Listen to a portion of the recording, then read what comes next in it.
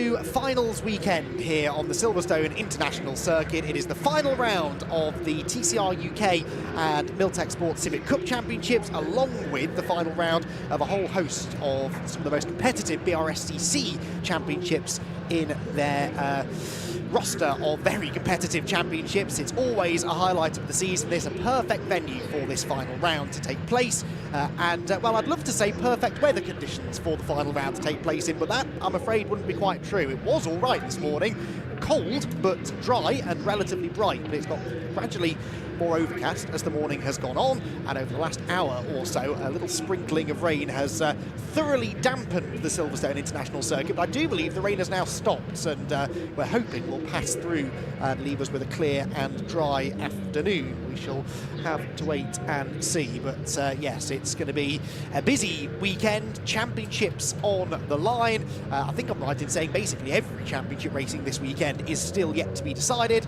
and it's my job in part, Andy McEwen, to talk you through all of that action, try and keep you up to date on the points situations and championship permutations with guidance from the various championships, of course. And I'll be joined over the course of the weekend by Richard John Neal, who will also be doing our post-race interviews down in the pit lane, Jack Oliphant, and tomorrow one and only Paul O'Neill. So a little bit of rain forecast apparently about 3 o'clock now. That's new, when the forecast I looked at before didn't have any rain coming later in the day.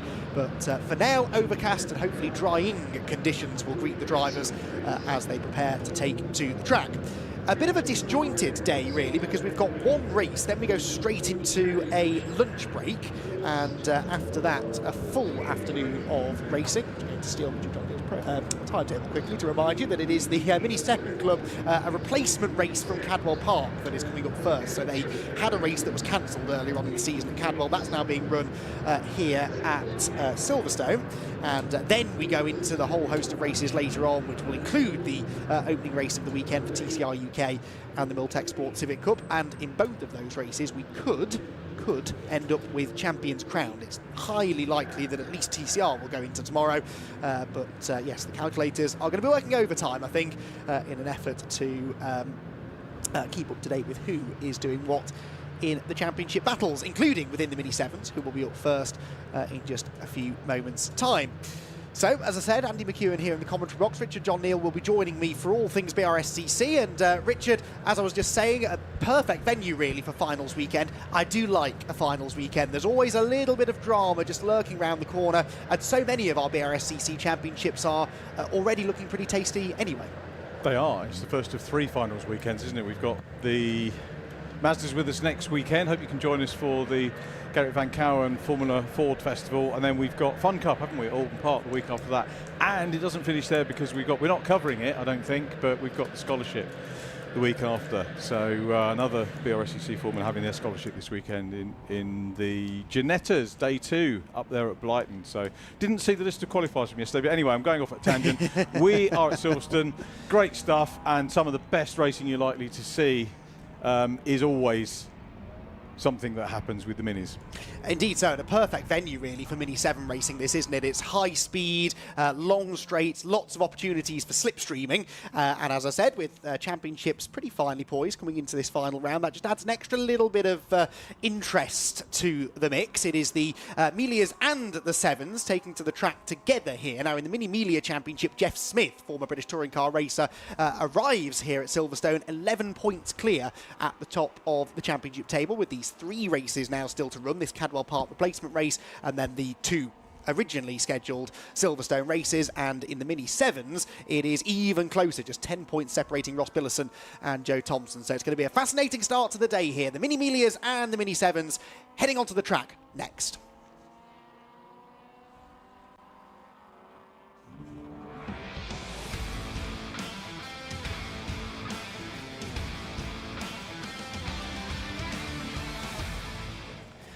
So damp, greasy, gloomy, overcast conditions. It must be a finals weekend in October, and the Silverstone International Circuit, what challenges will it present to our drivers in this first 20-minute race of the weekend, I wonder? Well, the Miglia's lining up at the front of the grid, the Sevens a little bit further back. As I said, championship situation pretty tight at the moment, and after this race could become even tighter, although the Miglia Championship leader Jeff Smith has at least managed to put himself on pole position for this race, with Kane Astin who is third in the championship, starting alongside him. So that is an interesting situation. Kane knows he needs to beat Jeff Smith really in this race in order to have a chance at the championship, and Aaron Smith, who's second in the championship, is even further back on the grid. We can take a look actually at how the grid will line up then for this first race of the weekend. Jeff Smith on pole, Kane Aston alongside, then Ben Colburn and Rupert Death sharing row number 2. Aaron Smith, the number 1 car, second in the championship with that 11-point deficit to try and overcome, starting 5th on the grid alongside Martin Wager. Then Colin Peacock and Ian Curley will share the 4th row of the grid.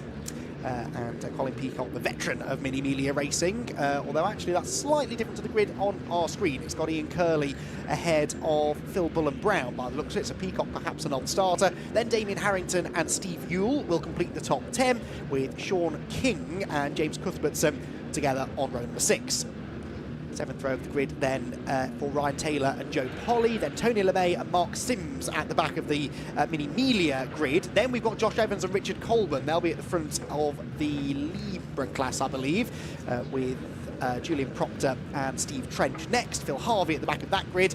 And then we've got Ross Billison with Damien Harrington, those two at the front of the Mini 7 class. So the 7s starting a little bit further back. They split the classes just to prevent too much confusion at the start of the races. So Billison and Harrington at the front of that grid, and then it will be Joe Thompson, yes, and Darren Thomas with Glenn Woodbridge and Phil Gillibrand. And then in the 7Ss, we've got Matthew Ayres and Michael Winkworth at the front of that grid. Row 2 of that grid for Andrew Hack and Callum Perfect, with Oliver Burkett, Bertie Willard and Dave Rees bringing up the rear. So yeah, 4 classes in total, 2 within the Miglias, 2 within the 7s, if you like. So you've got the outright Mini Miglia Championship, then you've got the Dunlop Mini Libras, followed by the 7s and the 7Ss. So slight technical differences in the cars, but no difference whatsoever in the competitive nature of the races.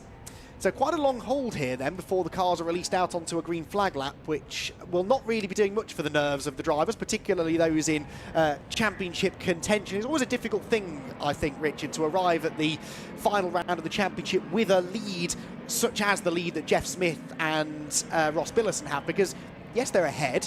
It's a decent little margin, 10, 11 points, but 10 or 11 points can evaporate very quickly with a couple of bad races. I sometimes wonder whether maybe the pressure is more on the leader than it is those who have the catching to do. Yeah, I think race-wise, generally what I found is people like to chase and grab the lead on the last lap. Points-wise, they like to have the lead in the points. Yes, absolutely. And certainly here at Silverstone, this is one of those venues, isn't it, where, to your point, being in the lead at the start of the final lap, not always the best place to be, especially with that long run down the Hanger Straight. Many a race over the years have been settled in the final few metres, even here on the Silverstone International Circuit, and these cars just made for good racing. They are absolutely brilliant, and it comes back to I think too many cars have got too fast and too big. Yes. And you can't, I mean, the new Minis are fine, but these are just great. They jostle, they work. If you saw them at Thruxton, we've had them guesting with us at the Brscc many times this year, and it's just great racing. You can't. They are fast, though. Having said that, are they too fast? Probably not. No, I think they've just about got the magic formula, haven't they? Really, and not a huge amount of grip either. Certainly in these conditions, short wheelbase, front wheel drive, damp, greasy conditions. We could see a few Larry moments, I suspect, at the start of the race. As I said, a 20-minute race this will be. Not sure whether they're going to be given 2 green flag laps here, because it was dry, I think, for the qualifying session earlier on this morning. So if they do blast past the pits at the end of this lap, don't be alarmed. It's just a second green flag lap that they may or may not be given. But we're getting our first view, as are the drivers, of the track conditions out there. And I'm not seeing, I know they're going quite slowly, I'm not seeing a lot of spray or standing water. It is just fairly damp and greasy, really. But these can sometimes be even more tricky than full wet conditions, really. Especially through corners such as Abbey, Stowe, these sort of medium high-speed corners. These cars can get a little bit twitchy.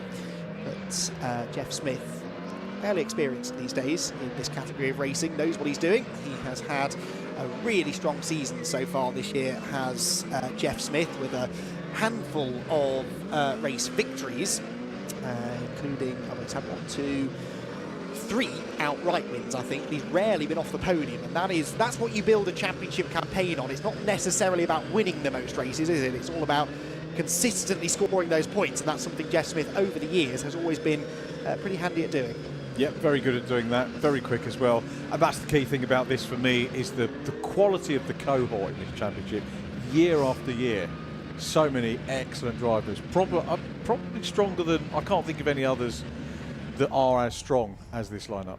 No, I think you're probably right. It's not an easy championship to jump into and win straight away, is it? So you're going to have to take on the established names. Jeff Smith, Kane Aston, Aaron Smith, all very experienced drivers. Ian Curley, former British touring car racer as well, fourth in the championship, Ian. He is out of contention, I think, now, at least realistically, perhaps not mathematically. He's on 185 points, which is 41 off the championship lead. So really it's Jeff and Aaron Smith versus Kane Aston for the Miglia Championship. The Sevens, Ross Billis and Joe Thompson, they are a country mile really ahead of Damien Harrington in third position.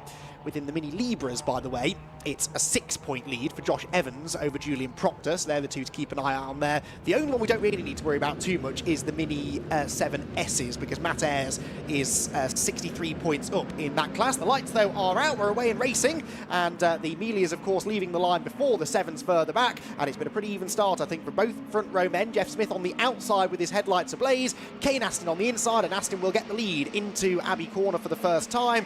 But on the exit of the corner, Jeff Smith's wide line in look has given him more speed on the exit. He's fought his way back over to the right-hand side of the road, and Aaron Smith, I think that is, trying to get involved. So Smith, Richard from 5th on the grid, already up there mixing it for the lead. They are. Ian Curley has a little wide moment there, put it all back on. Colburn in the mix as well. Ben Colburn needs to go and have a Westbourne chat with him a little bit later on. Bertie Woolard in 736.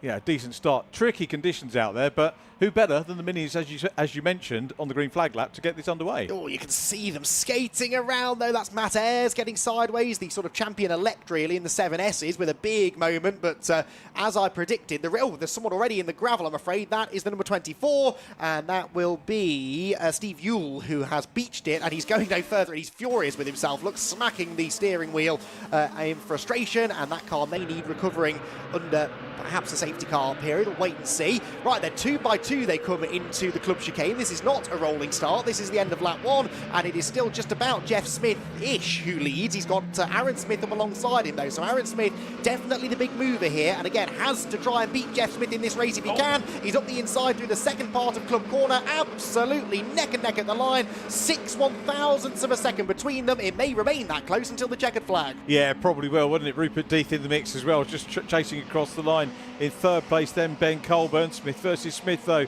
out front. Can Jeff 6,000ths of a second down. Absolutely nothing in mini terms, though they can all be glued together metaphorically, as Death has a quick look up the inside. This was not a Miglia, I have to say, but Mini was my first car. I've had 3 of them over the years. Super little cars. Too expensive now, though. Yes, not cheap, are they, really? But and yet this still remains a reasonably affordable way of going racing, and that certainly is the idea of the things like the 7S class, for example, which is supposed to be a more of an entry level into this category of racing, and you can then make the relevant adjustments to your car over the years to move up through the other classes. Yellow flags out at Village. That will be because of Steve Yule's car that's deposited itself into the gravel trap, but the 7 class led by Damien Harrington at the end of the opening lap from Joe Thompson's second position.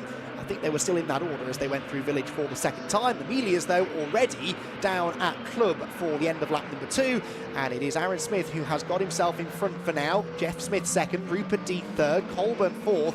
Kane Aston really the big loser, because he and Aaron Smith have had very differing starts to the race. Aaron coming from 5th on the grid to the lead, and Kane Aston, well, he's up to 4th position now, but having started on the front row, would have quite liked to be up there fighting for the race lead. Just goes to prove it doesn't really matter whether you're in the first row or the 4th or 5th row here. If you get a decent start, they can all mix it up and start to get stuck in. I forget, we'll see the Jordans later on. They weren't at CADWELL. It's only limited campaign for the Jordans so far this year. Hence, if you're wondering why they're not in this one, if you've looked at the entry list, as Colburn and Curley go side to side. 2 great family names, of course, from racing. Curley, the legend. I think I used to watch him back in the day, probably in the 90s. Was he going that long ago? Possibly. Just starting out. Early 2000s, I think he was in the BTCC, but he would have been racing other one-make categories in the 90s, definitely. So, yeah, definitely a name from the past, Ian Curley, but he's going well in that battle inside the top 6 at the moment.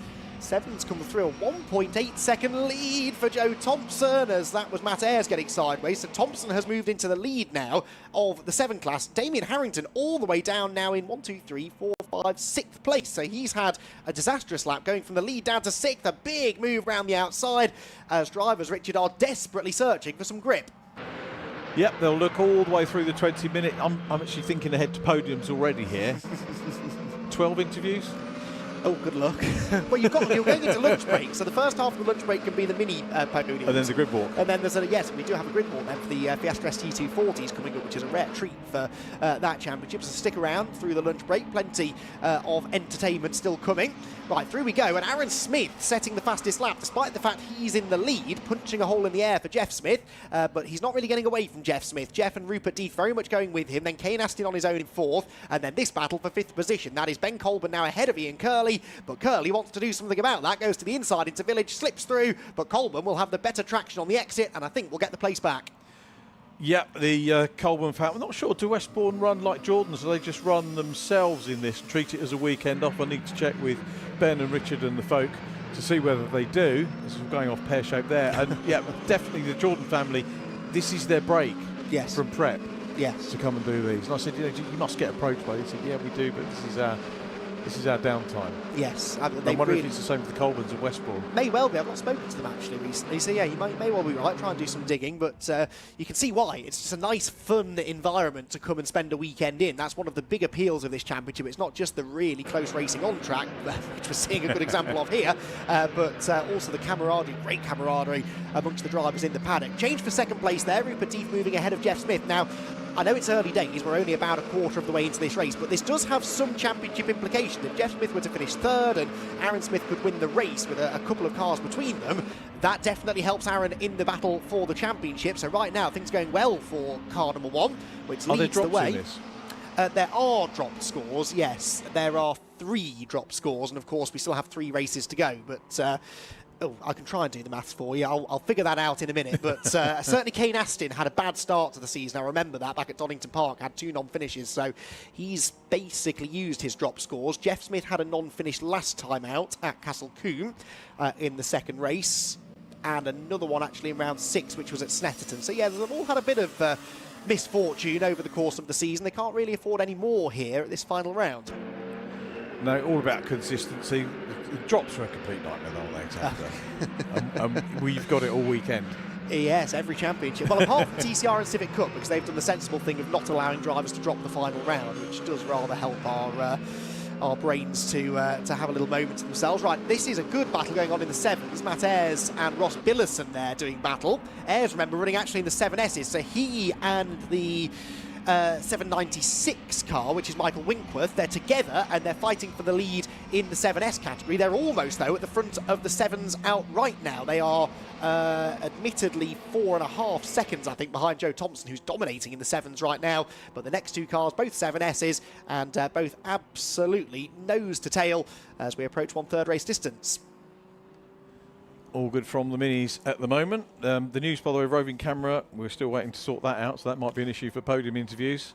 Okay. Which will be a pity. And grid walk. That would be a shame, especially as I didn't do any. They're working on it. Yeah, good guys, of course. Friends at Alpha Live, as ever, working hard to do it. I didn't interview any senior Fiesta drivers this morning because I thought we'll get them on the grid walk. Well, we've got plenty of time, and I've got faith in the Alpha Live crew that we'll get something over the lunch break. But anyway, we'll worry about that in 12 minutes' time or so, because that's how long is left in this race. And I think we're getting a bit of lappery already, aren't we? Yeah, I think the Miglias are now catching the back of the 7s grid, because of course some of the 7s started some way behind the Miglias, so they were already 10 seconds behind at the start of the race. They're of course slower than the Miglias and are now being reeled in pretty quickly, as here into Club comes the battle for the 7S lead, and that is a change, I believe. Oh, there's a big moment behind for the number 3 car. That was Ross Billison.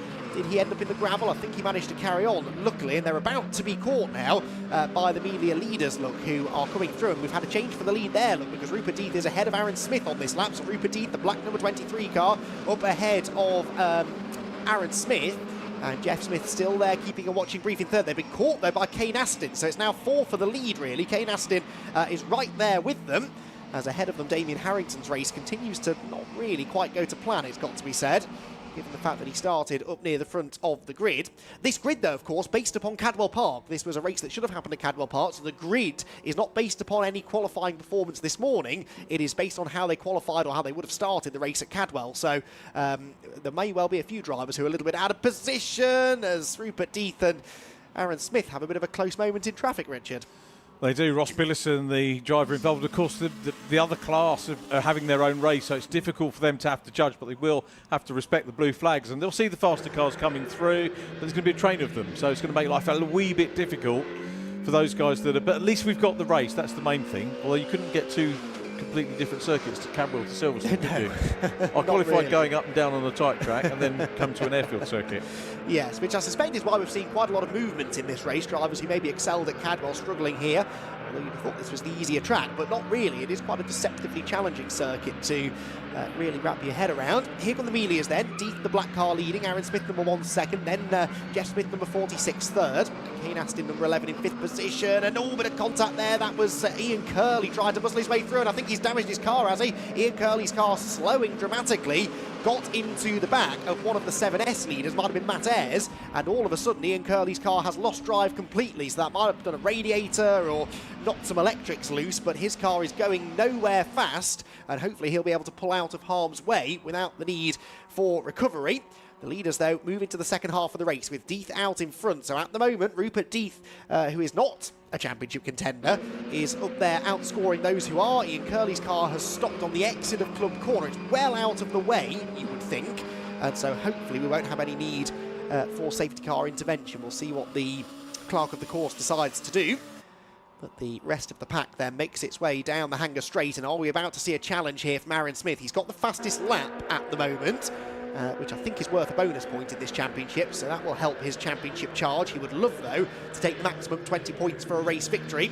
Is he about to make the move then? We wait for them to come into sight. Here they go. He is making the move around the outside at Stowe Corner, and he should have the traction on the run down the hill to move into the lead. So Rupert Death then loses the lead once again. But I would argue, Richard, that these two are slightly now detaching themselves from those behind, who themselves have swapped over and have changed for third. They have, but things could change up again. Still got 8 minutes on the clock, just under half the race remaining in this one. So Death, Smith and Smith. Jeff Smith, I think he's playing the waiting game here a little bit. He knows enough about this sort of racing to be able to pull himself back at the right time. But Aaron Smith's still the leader from Rupert Death in P2. Oh, Kane Aston now, isn't it? Up into third place as they cross the line again, with Jeff Smith down in fourth. Ben Colburn next up, a wee bit detached as well. Haven't spoken to Richard, so if I can, if we have got the mic working, we'll try and get our Libra class leader, assuming I haven't put the pen of death on him, writing him down on my Oh, you've not written him down, have you? Yeah. Oh, no. Yeah. Far too early for that, Richard. Rookie error. Speaking of the Libras, by the way, Julian Proctor is at the moment outscoring Josh Evans. Remember, they came into this race just 6 points apart in Josh's favour, while Josh at the moment runs third in the class, and Julian Proctor is in second, and there are nearly 10 seconds between them. They were just in shot there going across the line, so we're going to get that gap coming down slightly, it would seem, as the big slide there, that was Fraser Hack, wasn't it? Getting it all out of shape through the right-hand hairpin at Village. Difficult in this race with 4 classes to keep track of. The other one, of course, is the 7Ss, but that championship-wise was pretty much decided. Race, though, far from it, because actually Michael Winkworth and Damien Harrington still only a second apart at the front of that particular group. The Miglias, though, come out of Club Corner, and that is definitely a bit of daylight now, isn't it, between Rupert Death, who's back in the lead, and Aaron Smith, who's back down to second. How's he done that over a lap? Jump into the lead and whack a little bit of a gap, nearly a second. By setting the fastest lap, that's how. He was the only driver who improved on his personal best that time. Did a 1:23.5, 1.3 seconds quicker than Aaron Smith. So perhaps as the conditions are changing, maybe they're coming to Rupert Death more than they are Aaron Smith. Done that famous setup for the late in the race setup. Yep. Played for and got. They're not long races, but over 20 minutes, particularly on a damp track, the conditions do change quite significantly with so many cars, 30 cars circulating, clearing the water off the surface, laying down some rubber. Oh, Ross Billison isn't laying down any more rubber, though. His car is off in the gravel down at the club chicane, and Ross Billison had been running well, hadn't he? Yes, he was third of the 7s at the time. And no more. He's gone straight on by the looks of it, but luckily is a long way off the racetrack. Yep, so that won't cause too many problems, we hope. A lot of these drivers used to race in the Mighty Mini Championship, which was a Brscc staple before it moved onwards. And these guys weren't at the festival, the mini festival. Oh, were they not? Croft. Oh, right. When I looked at the... So, how you could have a mini festival without something at Miglia's? Yes, arguably the best supported mini championship in the country, but there you go.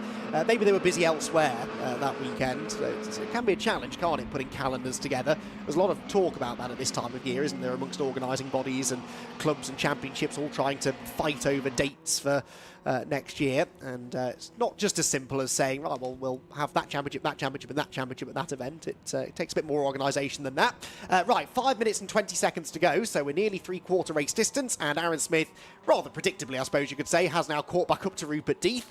I say predictably not because I think that Death is slower than Aaron, but just because that's the nature of this race, this kind of racing. It's never usually a done deal until the final few corners, and Aaron Smith right back on the tail of Rupert Death again now. So Death leads the Miglias, Aaron Smith second, Kane Aston third. The Libras still being led fairly comfortably, it must be said, by Richard Colburn, with Julian Proctor second and Josh Evans a distant third.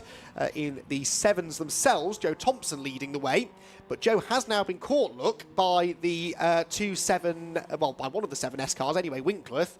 And so Winkworth, who was at one point, I think, 7 seconds behind Joe Thompson, has now very much caught up to him. Whilst finally in the 7Ss, yes, Winkworth leading from Matt Ayres, about 1.5 seconds between those two. So this is the closest of the class battles. It is between the Miglia front runners and Aaron Smith now getting down to the business end of the race, where if he's got a plan, it's almost time to act that out, because he's got a golden opportunity here, Richard, to really take some points out of seemingly a struggling Jeff Smith. Yeah, I thought Jeff was playing the game, as I said earlier on. Shows what I know, absolutely nothing at all. And he's dropped too far back, hasn't he? Unless we get a safety car or a miracle to pull him back in. If we get a safety car, it's going to finish under safety car at the moment. But Death coming, not doing himself any favours there, and Aaron Smith won't need a second invitation unless this is Rupert saying, go on, have the lead and I'll get you on the last lap in the game of proverbial chess. Well, if you're going to give the lead up strategically, that's a good way to do it, isn't it? Because that very much looked like it was unintentional, I have to say. You dressed that up nicely if that was all part of the plan.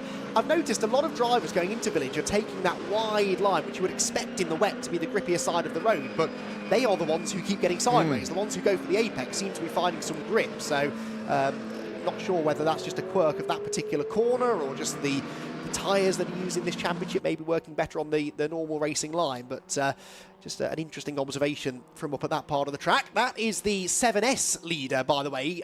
Winkworth getting ahead of Joe Thompson, the Mini 7 leader. So the 7Ss are now officially out in front. And in fact, the number 29 car, that is, look, no, it's not, that's the 89. Coming up the inside of Joe Thompson. 29 is Damien Harrington, who is second of the 7s. And he's not far behind these two now, as their battling has delayed them slightly. Yep, throwing it in. Real Italian job stuff, that, isn't it, as the leaders cross the line again. Now look at this. Jeff Smith's coming back into it, isn't he? I think he was listening to you, Richard. He fancies a podium. Well, he's definitely timed this well, hasn't he? Right back on the tail of Kane Aston. Did he go through at Abbey Corner? The answer is no, not yet, but he's trying into Village. See what line Rupert Death goes for this time. Yes, look, turns in earlier this time, realises that's where the grip is, seemingly. And Aaron Smith followed him in as well. But in the background, Jeff Smith, the championship leader, trying desperately to salvage something from this race. And Richard, 2.5 minutes, that's an age in Mini Miglia terms. He may yet win the race. Yeah, he could do. You've got to say the gap's probably a little bit too big, isn't it? But Death and Aaron Smith still very much at it. Fastest lap, Smith. Yeah, exactly. That was a 23.4. That was 1.5 seconds quicker than the leader. So that could be doable. He's 1.8 seconds back, so maybe he's got the long run setup on his car that's working well. So through come the 7s, still with Winkworth ahead of Thompson. Damien Harrington, though, has caught them. Now that might now be Harrington. No, Harrington's the green car behind. But he suddenly is knocking on the door of race leader Joe Thompson, who again seems to have faded as the race has gone on. Yep, maybe gone out with that perhaps wetter setup. The skies are clearing a little bit. It's touches of blue sky coming through, so circuit may be drying out a little bit, which could be handy for the lunch break. Having said that, still spray being kicked up. You can see some of the wipers working. Aaron Smith's wiper, interestingly, not working, and Dee's still there out front, but Smith could be timing this one about right. Jeff Smith, by the way, did get ahead of Kane Aston, so he's into third. It's now all the more important, really, that Aaron Smith makes a move on Rupert Deeth. They go either side of one of the back markers. Deeth is very late on the brakes into Village, but gets the car stopped, and then has to slip up the inside of Oliver Burkett's number 746 car, as Richard goes downstairs in the hope of being able to interview some podium finishes. We'll wait and see if we do get the chance to. A few technical gremlins maybe will prevent that, but we'll do our best to hear from some of our Mini Miglia and 7 podium finishers. We're going to have one more lap to go at the end of this one then, and Rupert Deeth with not a significant advantage, it's got to be said, over Aaron Smith. Down towards Stowe Corner they're about to go. Here you get a good view of that part of the circuit from up on the outside of Club Corner. Through comes Joe Thompson, look in the background, still actually now with a car between himself and Damien Harrington, second in his class.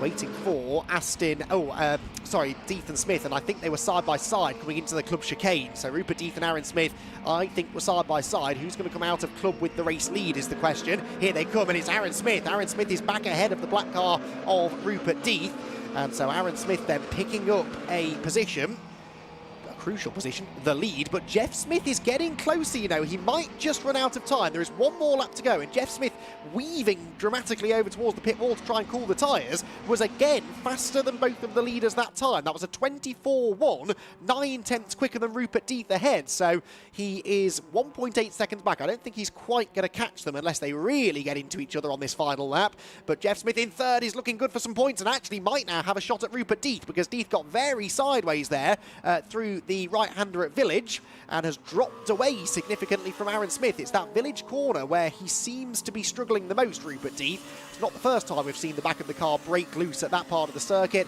and he has once again had a bit of a moment there, which possibly now has cost him any real chance of the race win. We'll see what situation they are in as they arrive down at Stowe Corner. Here they come. Well, no, that's the 7th, sorry. The next group behind will be the Millies there in the background. Rupert Deeth was closing back in slightly on Aaron Smith, I think. Joe Thompson will have another lap to do here as the leader of the 7s, because he's not quite been lapped for a second time.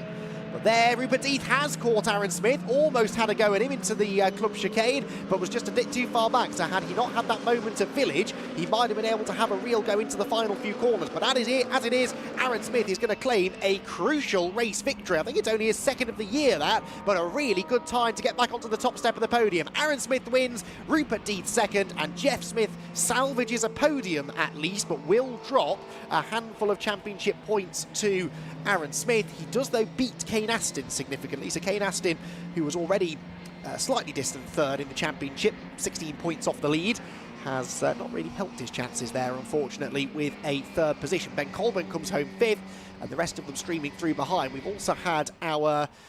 we haven't yet had the Libra winner, actually. That will be Richard Colburn, remember, as more of them streamed through. So that was a couple of the Libra cars, but not the leaders in the Libra class. Richard Colburn, number 219, should be amongst the next to come through, I think. But anyway, we'll get him across the line in a moment to win the Libra class. The 7 class should be won by Joe Thompson, although Damien Harrington wasn't far behind him, was he? That, I think, is Colburn. Yes, it was. So Colburn 219, then the black and orange car across the line to win in the Libra class. And that just leaves the 7s and the 7Ss. Now the 7 leader, Joe Thompson, and the 7S leader, Michael Winkworth, were together. Here they go, look, Thompson ahead of Winkworth. But where is Harrington? Where is Damien Harrington? Harrington is not in that picture. So Damien Harrington, second of the Mini 7s. Where's he got to on the final lap? I don't think he's got ahead of Joe Thompson. No, he hasn't. So Thompson gets the win in the 7s. Winkworth wins the 7Ss, but Damien Harrington has vanished on the final lap. So where he's gone, I don't know.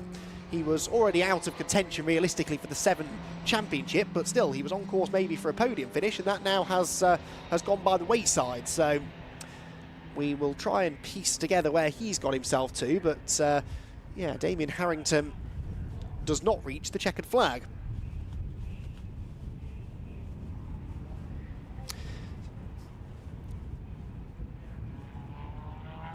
So Damien Harrington then the only one that hasn't made it around. Everyone else who was running at the time of the checkered flag has made it back, and Aaron Smith with a race win, as I said, hasn't done a lot of winning this year, Aaron Smith, but he has been a consistent podium finisher and has the best track record, I think, as far as drop scores. He's dropping more points than anybody else. And so we'll have to wait and see what the drop score situation is going to be. And I'll try and get some clarification from the Championship Mini 7 Racing Club, perhaps overnight, about the point situation going into tomorrow. So, Aaron Smith, a winner, and in very tricky conditions as well, getting the better of Rupert Deeth there, but Deeth will be ruining that moment that he had up at Village Corner, where a tiny mistake really, but a mistake he'd made a few times before, was enough to cost him the run down the Hangar Straight. He closed back in on the race leader, but ultimately just wasn't quite able to get close enough to find a way through. A reminder then of the schedule for the rest of the day. Oh, there is Damien Harrington's car. Where is that? That's at... is that at Abbey? I'm not entirely sure where he's gone, to be honest, but he's... Oh, it's at the end of the start-finish straight. Yes, so that's the old Abbey chicane that he's pulled over at. So that's the beginning of the final lap. He's, I presume, pulled off. It's a strange place to end up going off, isn't it? Yes, he's pulled behind the barrier. Look, so he has had a mechanical failure that's taken him out of the race. That's a shame when he was running second place in class. So it was at the first corner that he disappeared. And that solves that mystery. So good stuff there from the camera operator up at Abbey Corner, spotting that car.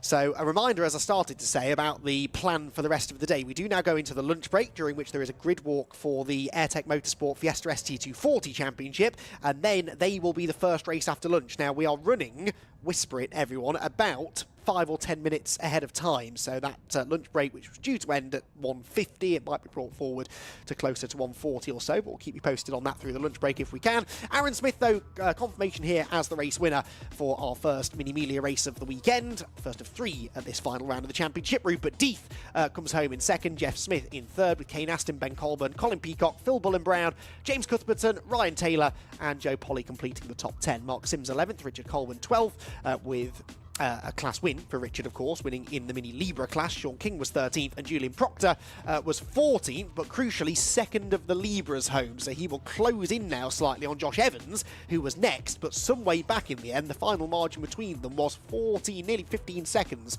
at the line. So Josh Evans will be hoping it's dry, I'm sure, tomorrow, in order to be able to go and defend his championship lead. Phil Harvey and Joe Thompson were next, also Mini Libras, ahead of Michael Winkworth and Matthew Ayres. Winkworth winning the 7S class and Matthew Ayres winning in the 7s themselves. Damien Harrington was next, ahead of Darren Thomas. Then it was Andrew Hack and Callum Perfect, with Oliver Burkitt, Glenn Woodbridge, Bertie Woolard and Dave Rees next. Followed by, in fact, that was the last car running, I think, because Ross Billison retired to the pit lane. Ian Curley stopped out on track. Steve Ewell we saw in the gravel trap at Club Corner, at the Link, I should say, on the opening lap of the race.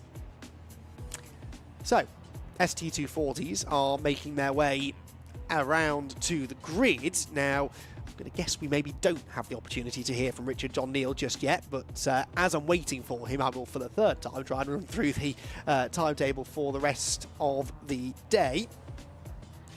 And we will see the Fiesta ST240s up next, as I said, with the Demon Tweeks Audi TT Cup Championship beginning after that. And by the way, I've just had official notification that racing will resume at 1:30.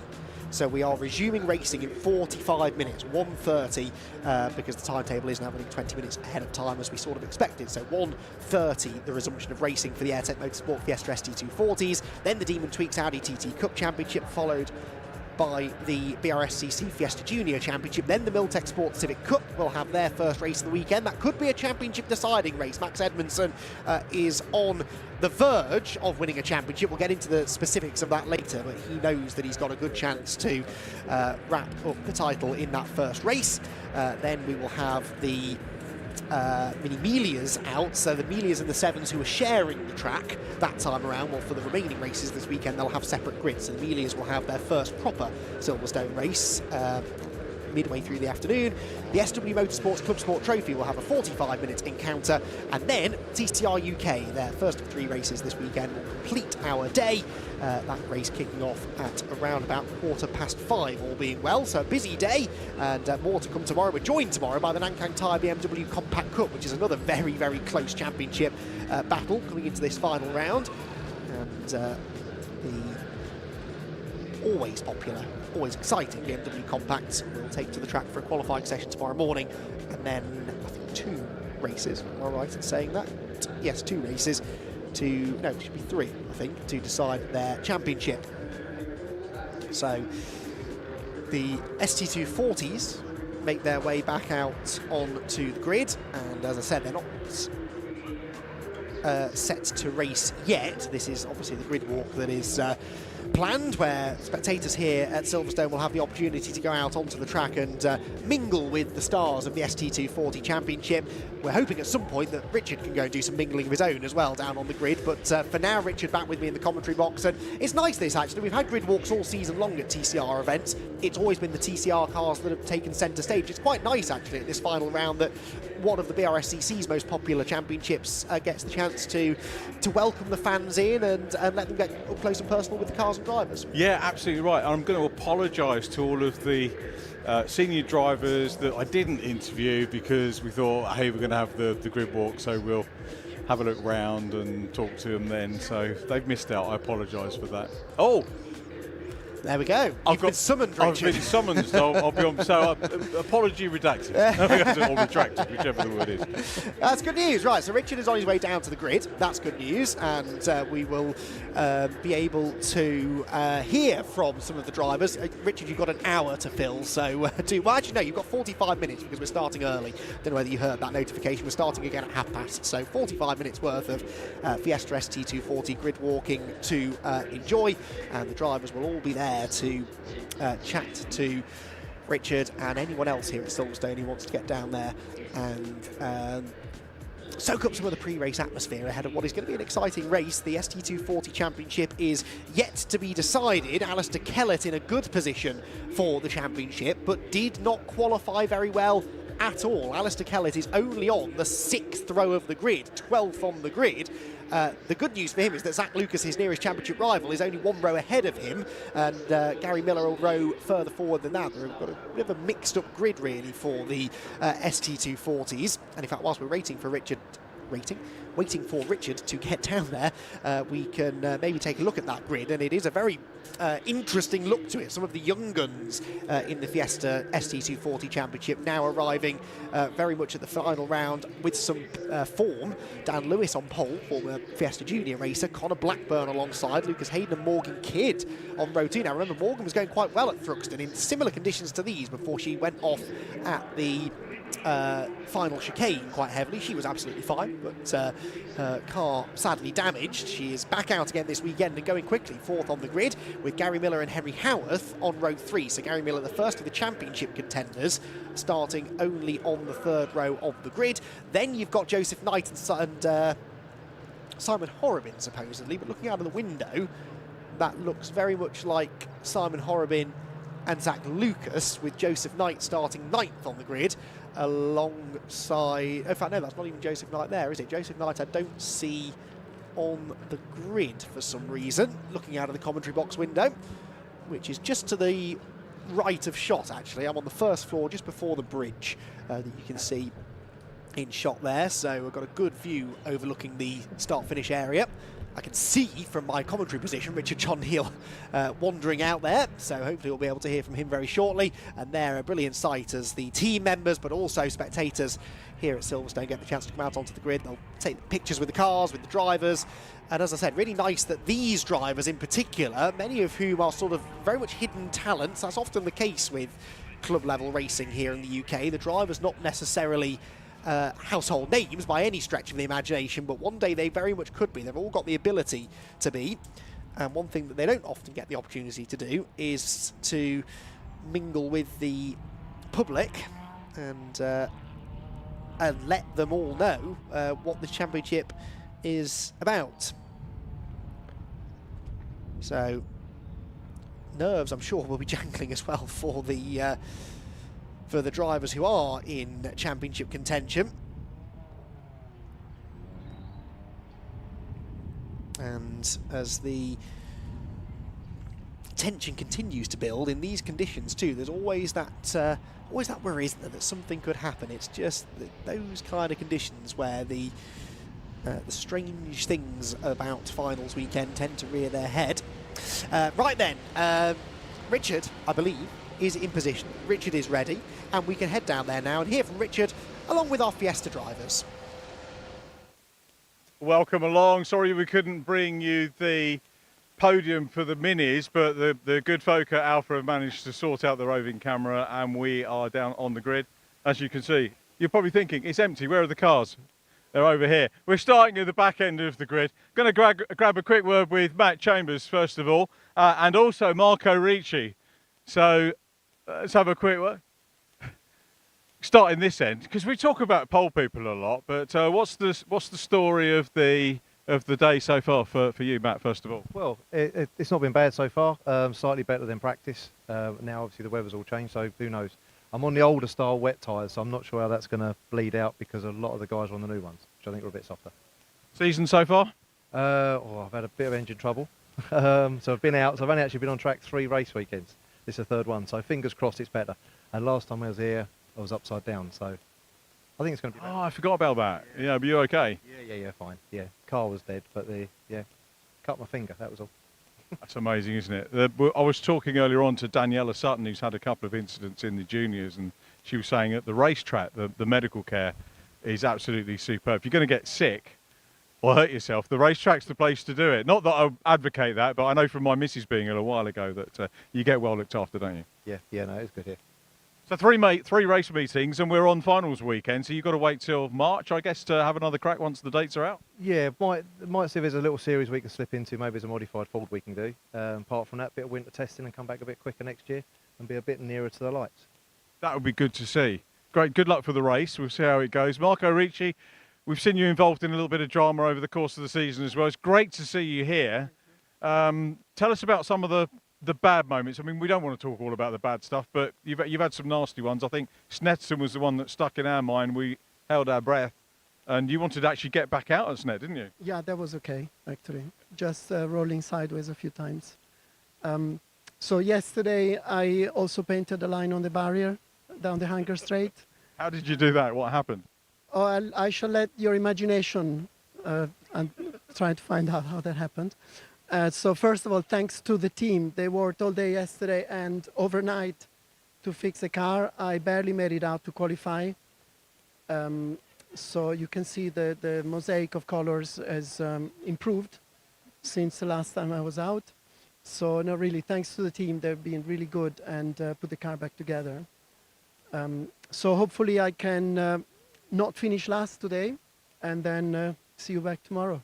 I hope so. You've been around the Fiesta Championship for quite a while. I remember commentating you back on the old AJK days, I think it was, when we used to go out on Motors TV, the edited highlights, and obviously still enjoy it. Yeah, I've done it for a few years. I'm here for fun. Obviously, if I had maybe more talent, I could be more at the front.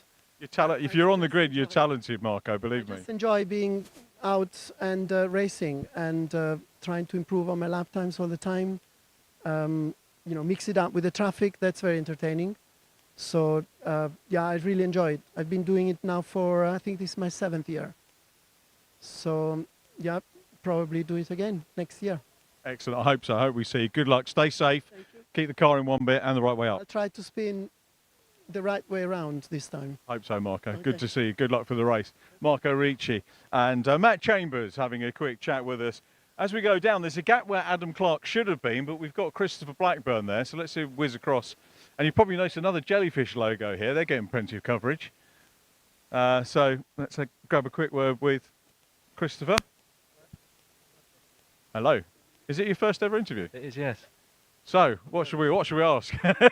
what should we be asking him? I figured out the greyest beards are at the back of the grid. So the greyest beards are back here, and all the young lads are at the front. I'd be even further back if I let mine grow, to be perfectly honest with you. How are you enjoying it anyway? Yeah, it's great. It's really good fun, really slippery conditions. I'll be honest, I've got the best seat in the house to watch Connor, who's my son, at the front, so I can see how he gets on.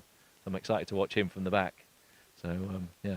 It's always great to see. We've had a number of conversations over the course of the season and indeed today about fathers and sons being able to go and race together, and it is a good thing, isn't it? Because you can go out and share the testing, the qualifying, share notes on the way home. I take it you both do go back to the same place and share the transport on the way back. We do. We share data. He obviously doesn't look at my data. I look at his. But now he's just proud father at the back watching your son at the front. If I was honest, I get distracted because I see him bumping door handles with other people, and I think I should be concentrating on where I'm driving, not watching my son bumping door handles. But yeah, it's really good fun to do it with your son. So. I've never really thought of it, but I guess it can be a distraction actually having a youngster, because as a father myself, I know you're concerned about your offspring, so you want to see what they're doing. So does it actually take your mind off, away from concentration that you should have? I go faster when I'm not concentrating on driving, so I watch him.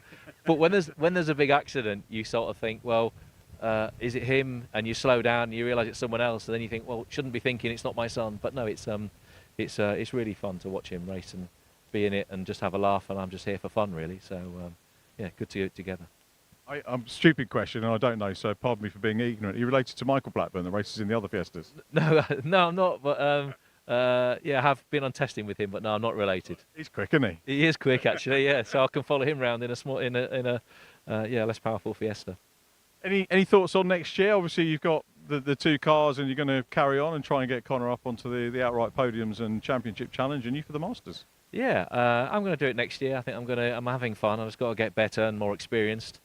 I've promised Connor, and you can ask him when you go and speak to him, but if he wins this race, then he might go up a series and do something else. So we'll see if he wins this race. He's got to win a race first. So. What are we talking about? Probably Mini, so yeah. Coopers, JCW Sport, JCW? JCW is probably, yeah, so we'll see. So he's got a bit of pressure on his shoulders to win a race today. So we'll see a bit more of you, and he'll be asking for the shout-outs on ITV, won't he, in that.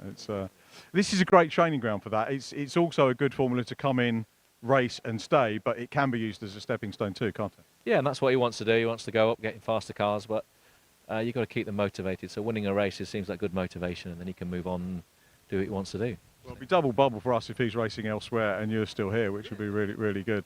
But great to see you. Good luck for the race. And the first interview went okay. Yep, thank you very much.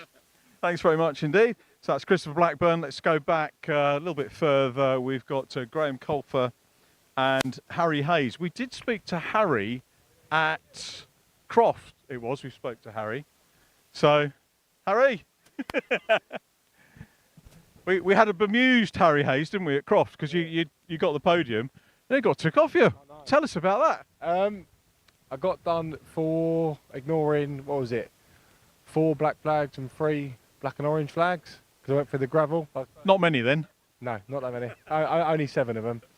So yeah, I went through the gravel at turn 1, went in a bit hot, and then yeah, bounced through the gravel, the front and the back of the car a bit damaged, and yeah, it got taken off me. When you say ignore, was it a deliberate ignore, or did you just miss them? Because I mean, you're new to racing. You came in, you were telling us as family sponsoring Toby Trice, who's now raced Ginettas and then raced in Porsche Sprint Challenge this year very effectively. So I'm guessing it wasn't deliberate. You didn't see it or didn't clock it? No, I didn't see it. I mean, the window was all, missed it up, and I couldn't see much. All the spray was coming up from the track, so I was focusing on really keeping myself on the track than, looking at the flags. Must have been good to get in a podium position, because regardless of penalties, you achieved that speed and got that position. All right, it was taken away, but you can do it. Yeah. So we know it's there. It's just piecing it all together and yeah, getting that podium again. That's the goal. Going back to the judicials, what was the clerk like? I mean, are they sort of fairly calm and keep it level? Because a lot of our viewers don't know what it's like to go to clerk's office. Yeah, I mean, I've been there a few times this year. Unfortunately. But yeah, it was okay. They got to do their job, haven't they? So, I've got to admit what I've done was wrong and take it on the chin and learn from it. Put it down to experience. It's part of the learning experience, isn't it? Qualifying today, good for you. How's it going? You've still got the yellow square on the back of the car, so you are a newcomer to racing. And there's such a mix in this championship of drivers that have done far more mileage than you, probably far more years than you as well. Correct, yeah. So, sorry, what was your last question? I was looking at the back of the car and you completely lost me. I've forgotten what the question was, but we'll go back to that. I was just going to ask, how was qualifying today? Oh, P17, happy with that, really happy. Yeah, definitely a few bits to work on, but yeah, really happy with that. The question I'm asking everyone, I get boring with the questions, but back next year? Absolutely, back for some more. Yeah. Excellent. Looking forward to seeing you. Good luck for the race. Thank you. Thanks, Harry. Good for that one. So Owen Colfer is next. Graham Colfer, I beg your pardon. Graham, you grab a quick word. Is this the first interview as well? He had a few before. I done a round last year in Alton Park. I spoke to you at the end of it. Ah, right. I was a class podium. Class podium, yeah. Yeah. Cool. How's we haven't seen? Have we seen a lot of you this year? A couple of times. First time out. Yeah, you can tell that I've rushed down there and left the sheet with the prep on out of the way. But good to see you. Yeah. Immaculate.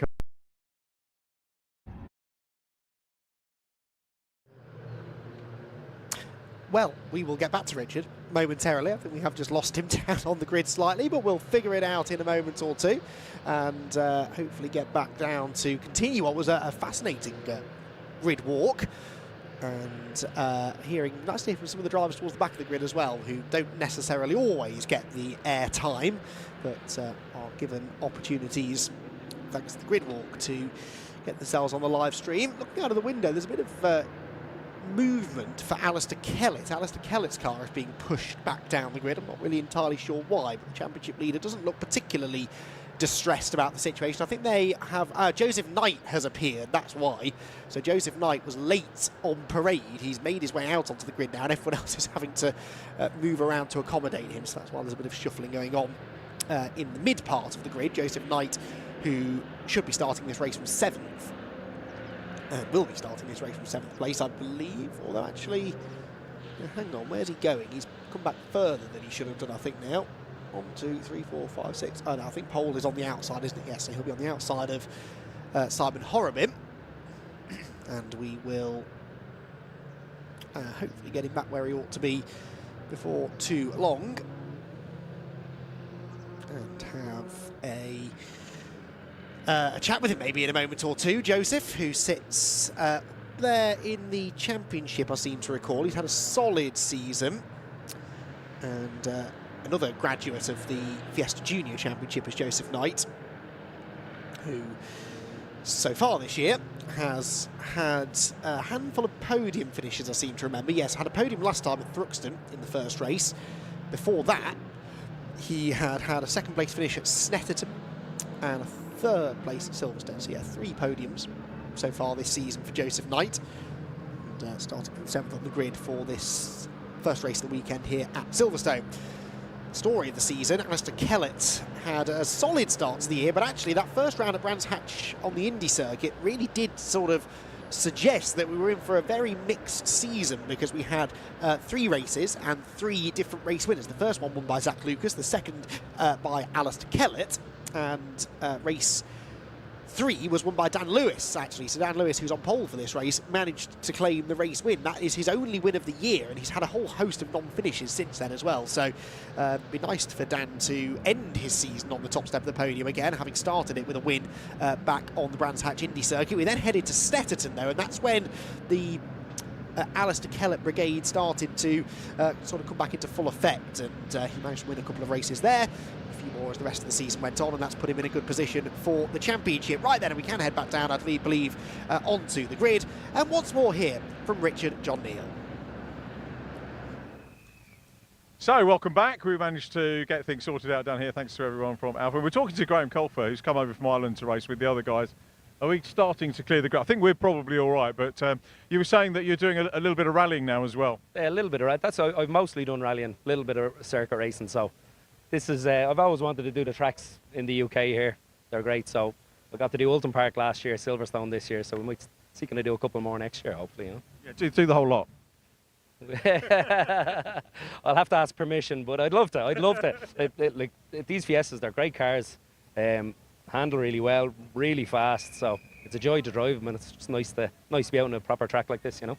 That's good. Wish you well. I think they're sort of blowing whistles. Does that mean they've got to get you in the car? A couple of drivers are not quite there.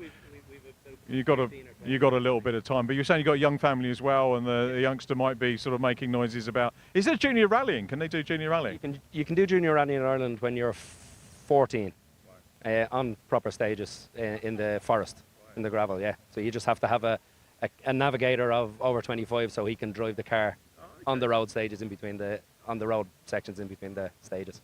Don't forget the Brscc Junior Fiesta scholarship for him in a few years' time.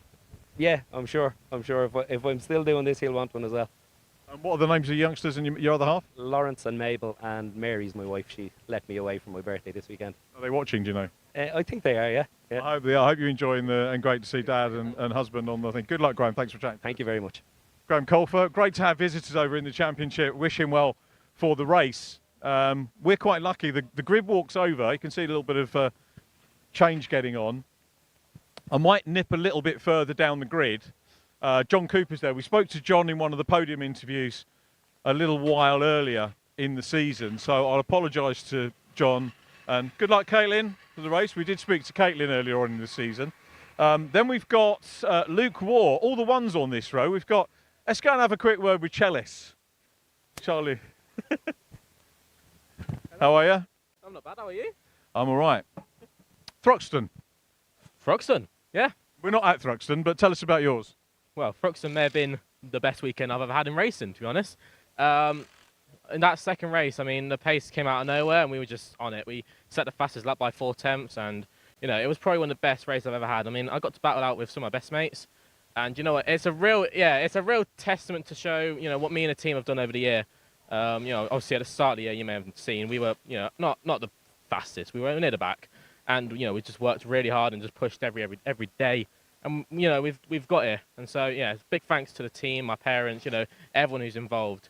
But, yeah, you know what? Thruxton was good, but, you know, we're here at Silverstone now. We've got to, you know, get cracking. They're all good. I'm going to stick with Thruxton for a minute and just say from an outsider looking at results, when somebody gets a breakthrough on a track like Thruxton, that means quite a lot. Yeah, I mean, I was really, you know, I wanted a weekend to go well. And when that just, you know, when that just happened, it was like a big, well, it was a relief, but it told me that I can do it. Because I can do it. It was just, you know, everything has to work together. And, you know, we chucked out some really old wets. We just randomly found 4 wets and went. And you know what? We did it. So, yeah, no, Thruxton was really good, but now, you know, Thruxton behind us, we have to focus on what's coming up next, which is, you know, the final round of the championship. We're in the battle for the AM championship, so that's going to be really fun. And, you know what, let's just see what happens, you know. Prediction for the race? Well, I think it's going to be a fun one, let's say. We've got some drivers on the new wets, and I'm sticking on the U's. Let's just see what happens, you know. Anything can happen in racing. I mean, you've seen it loads. Anything can happen, you know. So let's just see what happens. Hopefully it's going to be a good race. Hopefully you guys at home will enjoy it. And let's see what happens. Nice one. Well done. We'll give you the camera job. You're better than me on camera. Well done, Charlie. Good luck for the race. Well done on Thruxton. We're going to go down. The clearing the grid, we're just being told, was so that this work can go on. You can see the race car consultants team getting stuck in, getting the correct tyres on ready for the race. We've had a little bit of a chance to sort out what's what. Luke was ready to zap in. I was going to have a quick word with Luke. We did have a chat, didn't we? One of the rounds, was it Croft? I think we had a natter. Yeah. How are you settling in? Still enjoying it? Yeah, still enjoying it. We had a good day in testing yesterday. Didn't make the most of it in qualifying, so I'm going to take a bit of a gamble in this at the moment by the looks of it and put the slicks on, just because I think the orange wheels look better. They match, don't they? Yeah, that's it, yeah. I'll be driving around the back, you better get a good look at them till we see if we can build some temperature. Could try out, couldn't it? There was blue sky happening just as the minis were doing their last few laps, so yeah, fingers crossed. When we drove to the grid, turn 1, turn 2, there's a big dry line there, end of the straight, but the rest of it's quite wet. Could be sketchy. Go for it, Luke. Have a good one. All the best. Luke Waugh, who knows from... Let's have a quick word with Alistair Kelly. This is a little bit of a story. Alistair, you're always good for a word. A bit of a way back. Could you afford that? Yeah, Zach is here. That's my only saving grace, to be honest, because he was on pole, but it was disallowed because it was on the yellow flags. Other than that, it could have been a bit of a disaster. But yeah, sticking turbo valve, losing power, the power wouldn't come back onto the car. So it is what it is. We're here. So many things that can go wrong with a car when you're working as well. You prepare your own car, and as I say, so many components. I'd love to know what the count is of things that you could potentially have or go wrong on one of these cars. Yeah, thousands, I think, in any car, and like any car, even a road car, anything can happen at any time. You have no control over it, and that's the thing, you have no control over it. It is what it is. We're here. We're not too far behind Zach. Give it a go. Excellent. We're looking forward to the race, and wish you well. Thanks. Alistair Kellett had a good season so far. James Pope, he's already suited and booted in the car. James there in the nice Martini livery. So we'll go a little bit further up. I wanted to talk to some of the AM class drivers, if we can get up there. If possible, we'll try and get a couple of them together. Zach Lucas is in there. Should I stick a quick mic in with Zach? I'll go this side, actually, because then we can get Zach's side. Hi, Zach. How are you? Good, thank you. Alistair's not far behind you, but uncharacteristically, both of you a fair way back. Yeah, didn't have the greatest of qualifying sessions, unfortunately. But yeah, hopefully we'll pick our way back through. Much you can do in terms of the points over the course of this meeting? Just try and keep it on circuit and finish as highly as I can. And yeah, I mean, I'm just trying to secure second really, and if I can get a first, then I can, and happy days. But if I can get a second, I'll be over the moon. Well, good luck, wish you well, and all being well, see you on the podium. Thank you very much. Cheers. Thanks, Zachary Lucas there. In the, it was a change of number this year, 2, 3, 4. Let's go down a little bit further on. And we've got Simon Horrobin in 14, who took a race win last time out. Next to Simon is Joseph Knight. I'm going to head to Henry Howarth as well, who we can talk to. And you can see all the work going on. The Delphi car of Joseph Knight. Let's grab a quick word with Henry. I said we was going to grab a quick word with him as we came to the grid. Suited and booted, all ready to go. Henry Howarth. We had a little bit of a chat earlier on, but had the conversation with Charlie Ellis. He was happy with Thruxton. You were probably even more so. Yeah, no, it was definitely a good weekend. A bit unexpected, admittedly. We didn't expect to be that high up the grid, but yeah, no, it was really good to be up there. And, you know, again, a good performance today, third row of the grid. You're in the AM class, so that's effectively, it's not a rookie class, but it's the newer drivers to the championship, maybe the younger drivers that are looking to make their way up. And it's a great way of encouraging newcomers in, isn't it? Yeah, no, it definitely is. To have 2 separate championships, it gives the young guys a bit of a chance to get into the spotlight. Because obviously, if you have one championship with only one sort of area, which is just pros, and everybody's fighting for the same thing, the people who are new to the championship don't really get a chance to show what they can do and get into the spotlight. It's very hard. So having that second championship within the series really promotes younger drivers who maybe don't have as much experience to get into the spotlight and show people what they can do. So this race, obviously, third row of the grid. I think I'm just hearing, and I'm not hearing this properly, but we've got a minute silence coming up. Try and get the details, but we maybe come back to you a little bit later on, Henry. Yeah, all right. Okay, good luck for the race if we don't get back to you.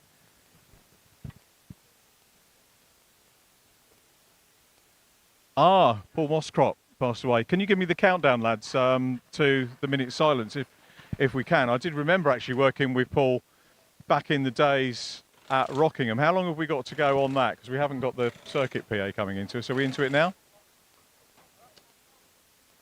Okay, so our thoughts with Paul and his family.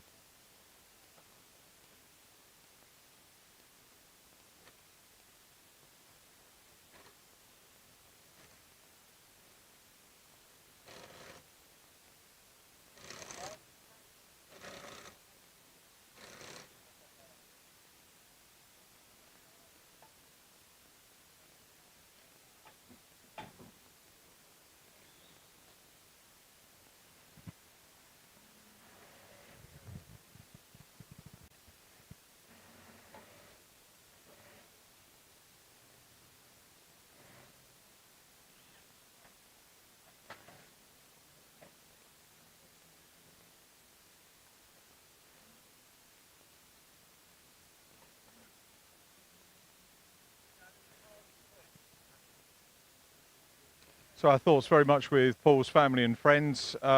Great guy. I hadn't seen him for a long, long time, but a really good technical guy who helped us out so many times at Rockingham Motor Speedway. We need that circuit back, don't we? So God bless Paul to you and you and your family as well. Let's continue our walk down the grid. One of the people we wanted to talk to this morning was this man here towards the front of the grid. Gary Miller in with a shout of the championship. What we'll do, we'll open the door and third row, so not too bad.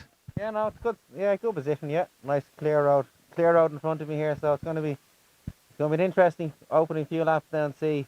I think everyone's made the jump to slicks and wet, so see where the grip is and see how quick the tyres come in.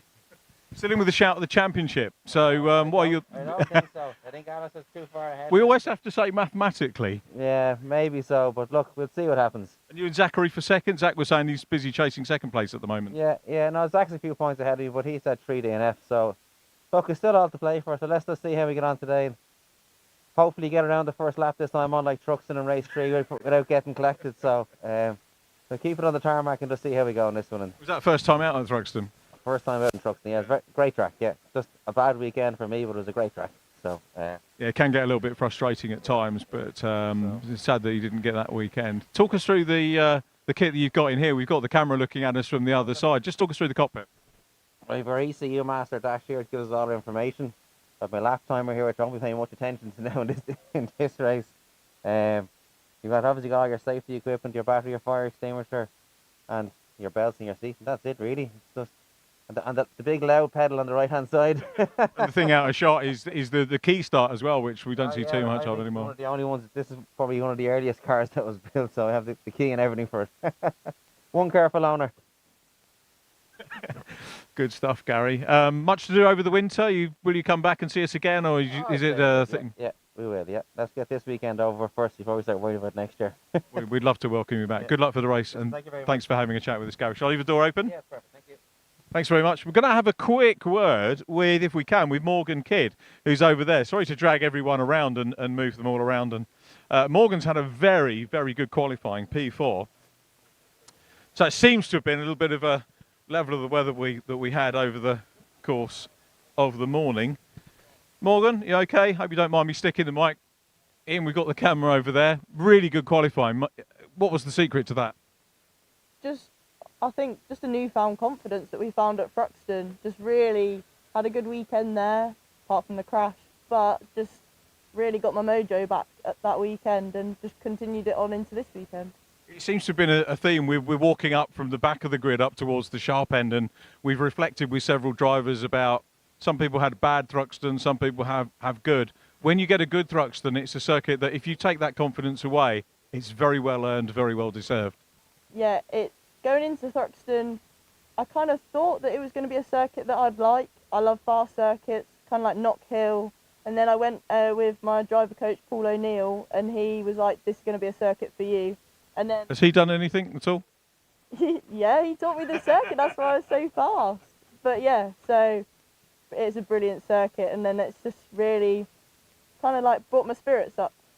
I'm delighted to hear that. And talking about fast circuits, obviously Silverstone's fast as well, and it must be mega starting where the F1 cars start. Yeah, it's brilliant. It's kind of crazy to see how many Fiestas fit in one garage where one F car will be. It's quite funny. Yeah, they have a lot of unnecessary tat with them, don't they, to be perfectly honest? Yeah, they do, to be fair. So thoughts on the race? Obviously Lucas Hayden alongside. We've got 2 more quick guys up front as well. Maybe a slightly different look to the grid that we've got this weekend. What are your thoughts on attacking the first corner and how's it going to go, do you think, with these guys? So we've stuck with an all-wet setup, whereas a lot of people on the grid have gone slicks on the front. So my plan is to attack from the get-go, put like a big gap and then manage potentially the tyre wear as the circuit gets a bit drier. But yeah, just go from the front and see where we end up. Thanks, Morgan. Well done on the Thruxton. Glad you got that confidence. And is Paul here today? I know he's here tomorrow for the TCR because he's our presenter for the grid walk, but he'll be keeping an eye, I'm sure, on the stream. Yeah, I'm not sure if he's here today, but I definitely saw him yesterday and I'll probably see him tomorrow as well. Yeah, I'm sure he's watching the stream. Owie, get yourself down here. And I think I don't know who owes who a drink. You probably owe Paul a drink. Yeah, probably. Yeah. Either way, good luck, Morgan. Have a great race and we'll see you a bit later on. So good performance from Morgan Kidd. Let's have a rundown. I'm going to go to pole just so that we make sure. Don't know how long we've got on the walk. 9, but we've got time to do all of the top 3. So we'll go back to Lucas Hayden in a minute. But I'm going to stick the microphone into Connor Blackburn, who is on the front row of the grid. How did you get here? I'm just quick. That's what it is. You know, I got a good lap in early before the yellow flags came out. Right. And then, you know, when there's yellow flags, no one else could improve. So luckily I ended up P2. I think you've been quite modest, but could you recall the specific lap? I think it was near the start, my 5th or 6th lap. But the race should be good. We've gone for the opposite of everyone else, full wets around me. So just try and get as much distance between me and them as possible at the start of the race. We sort of started the grid walk with your dad, who's a couple of rows behind, if I'm being generous. Great that you two guys get to go and race together, and I'm guessing makes the bond father and son stronger. It's a lovely thing to be able to do. Yeah, it's really good. It's nice having him on the grid with me. It would be good, hopefully in a few years or next year, if he can be up as well, up near the front. But it's lovely having him here. Absolutely brilliant. Good luck for the race. We're going to nip across and have a word with the pole man, but all the best. Thank you. Yeah. So that's Connor Blackburn in 664. Grids. Oh, I think we're going to be shushed off. We didn't get our pole man. I totally mistimed that, Greg Graham. Sorry. That's my fault. I should have done the pole man first, but there we go. Fine. We should have instructed you, let you know what was that. No, that's all right. Championships in fine fettle, though. It is. It's fantastic, and there's more coming next year. It's gathered a bit of momentum now, which is really pleasing. So, yeah. And the juniors are feeding it. Do you want to give a plug for the scholarship? Absolutely. Scholarship at Blyton Park at the end of this month. Anybody that wants to, that fancies Fiesta Junior racing, young drivers, it's a £65,000 genuine package that they're going to win if they come along. So they've still got a few places left. So it's worth going onto the Brscc website, looking at the scholarship, and come along, get signed up. Yeah, we'll both be there. We look forward to your company as well. So Fiesta Scholarship, half-term week. Make sure you are there. In the meantime, I think it's just about time now to look forward to the race and hand back to Andy McEwen. Thank you, Greg.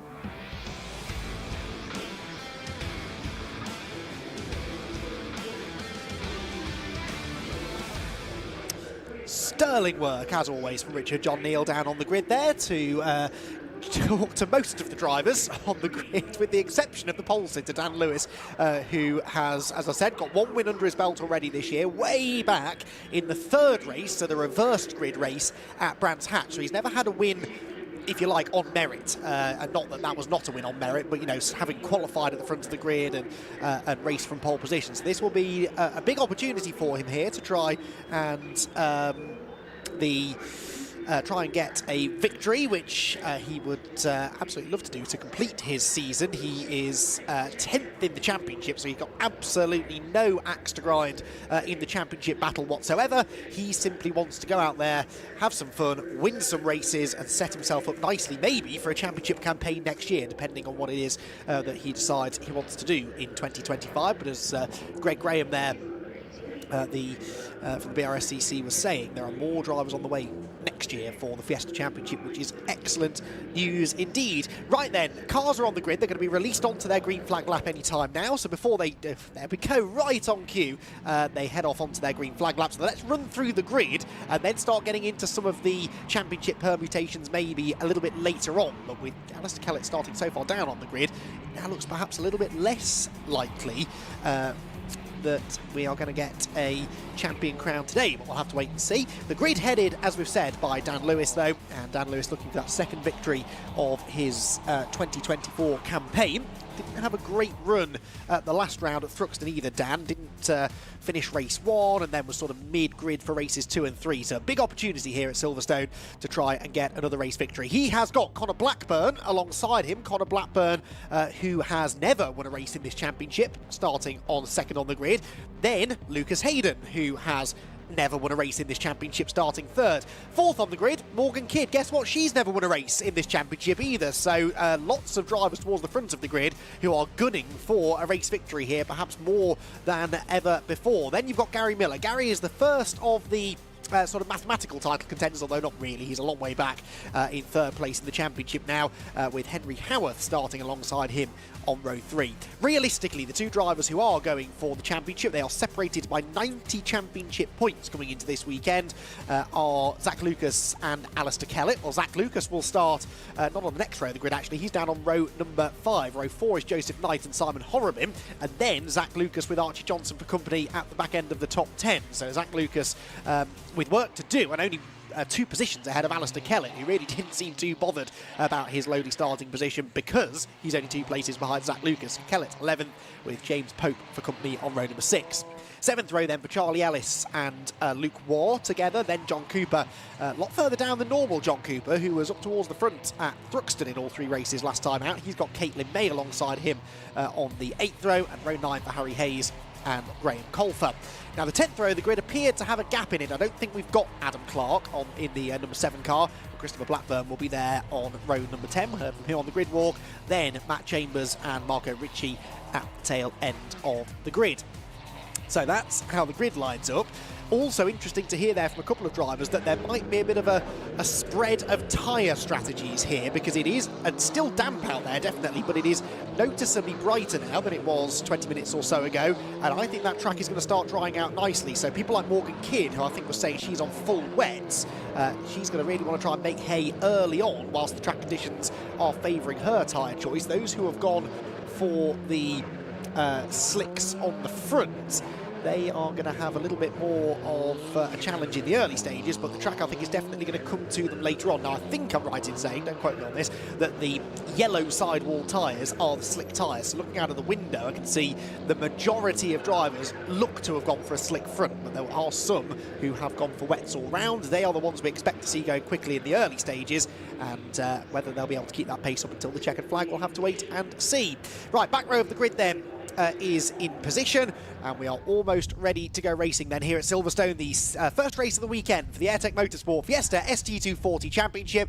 Red lights go on, and when they go out, we're away and racing for 20 minutes. Out they go now, and who is going to get the best of the starts from the front of the grid? It's pretty even, but it looks to me like Connor Blackburn has his nose ahead on the inside line, so Connor Blackburn with a better start holds the lead. Morgan Kidd up to 3rd, and Gary Miller up into 4th position. Keep an eye on Kellett, he's dropped backwards actually, I'd say, off the line, as there Simon Horriman has a bit of a twitch, presumably on slick tyres. Oh, and one is around already. James Pope heading for the grass, just manages to keep it out of the barriers, but this is the challenge. If you're starting on slicks, you're not going to have any grip, and that is Kellett, the championship leader, around into John Cooper, and Alistair Kellett is off the road. Does he get going? Yes, he does. There is no damage, I don't think, but Alistair Kellett nearly throwing it all away on the opening lap of the race. This is why we are not yet counting out Zach Lucas for the championship, because Alistair Kellett over the last couple of rounds has started to have a little bit of bad luck creeping into his racing. He had a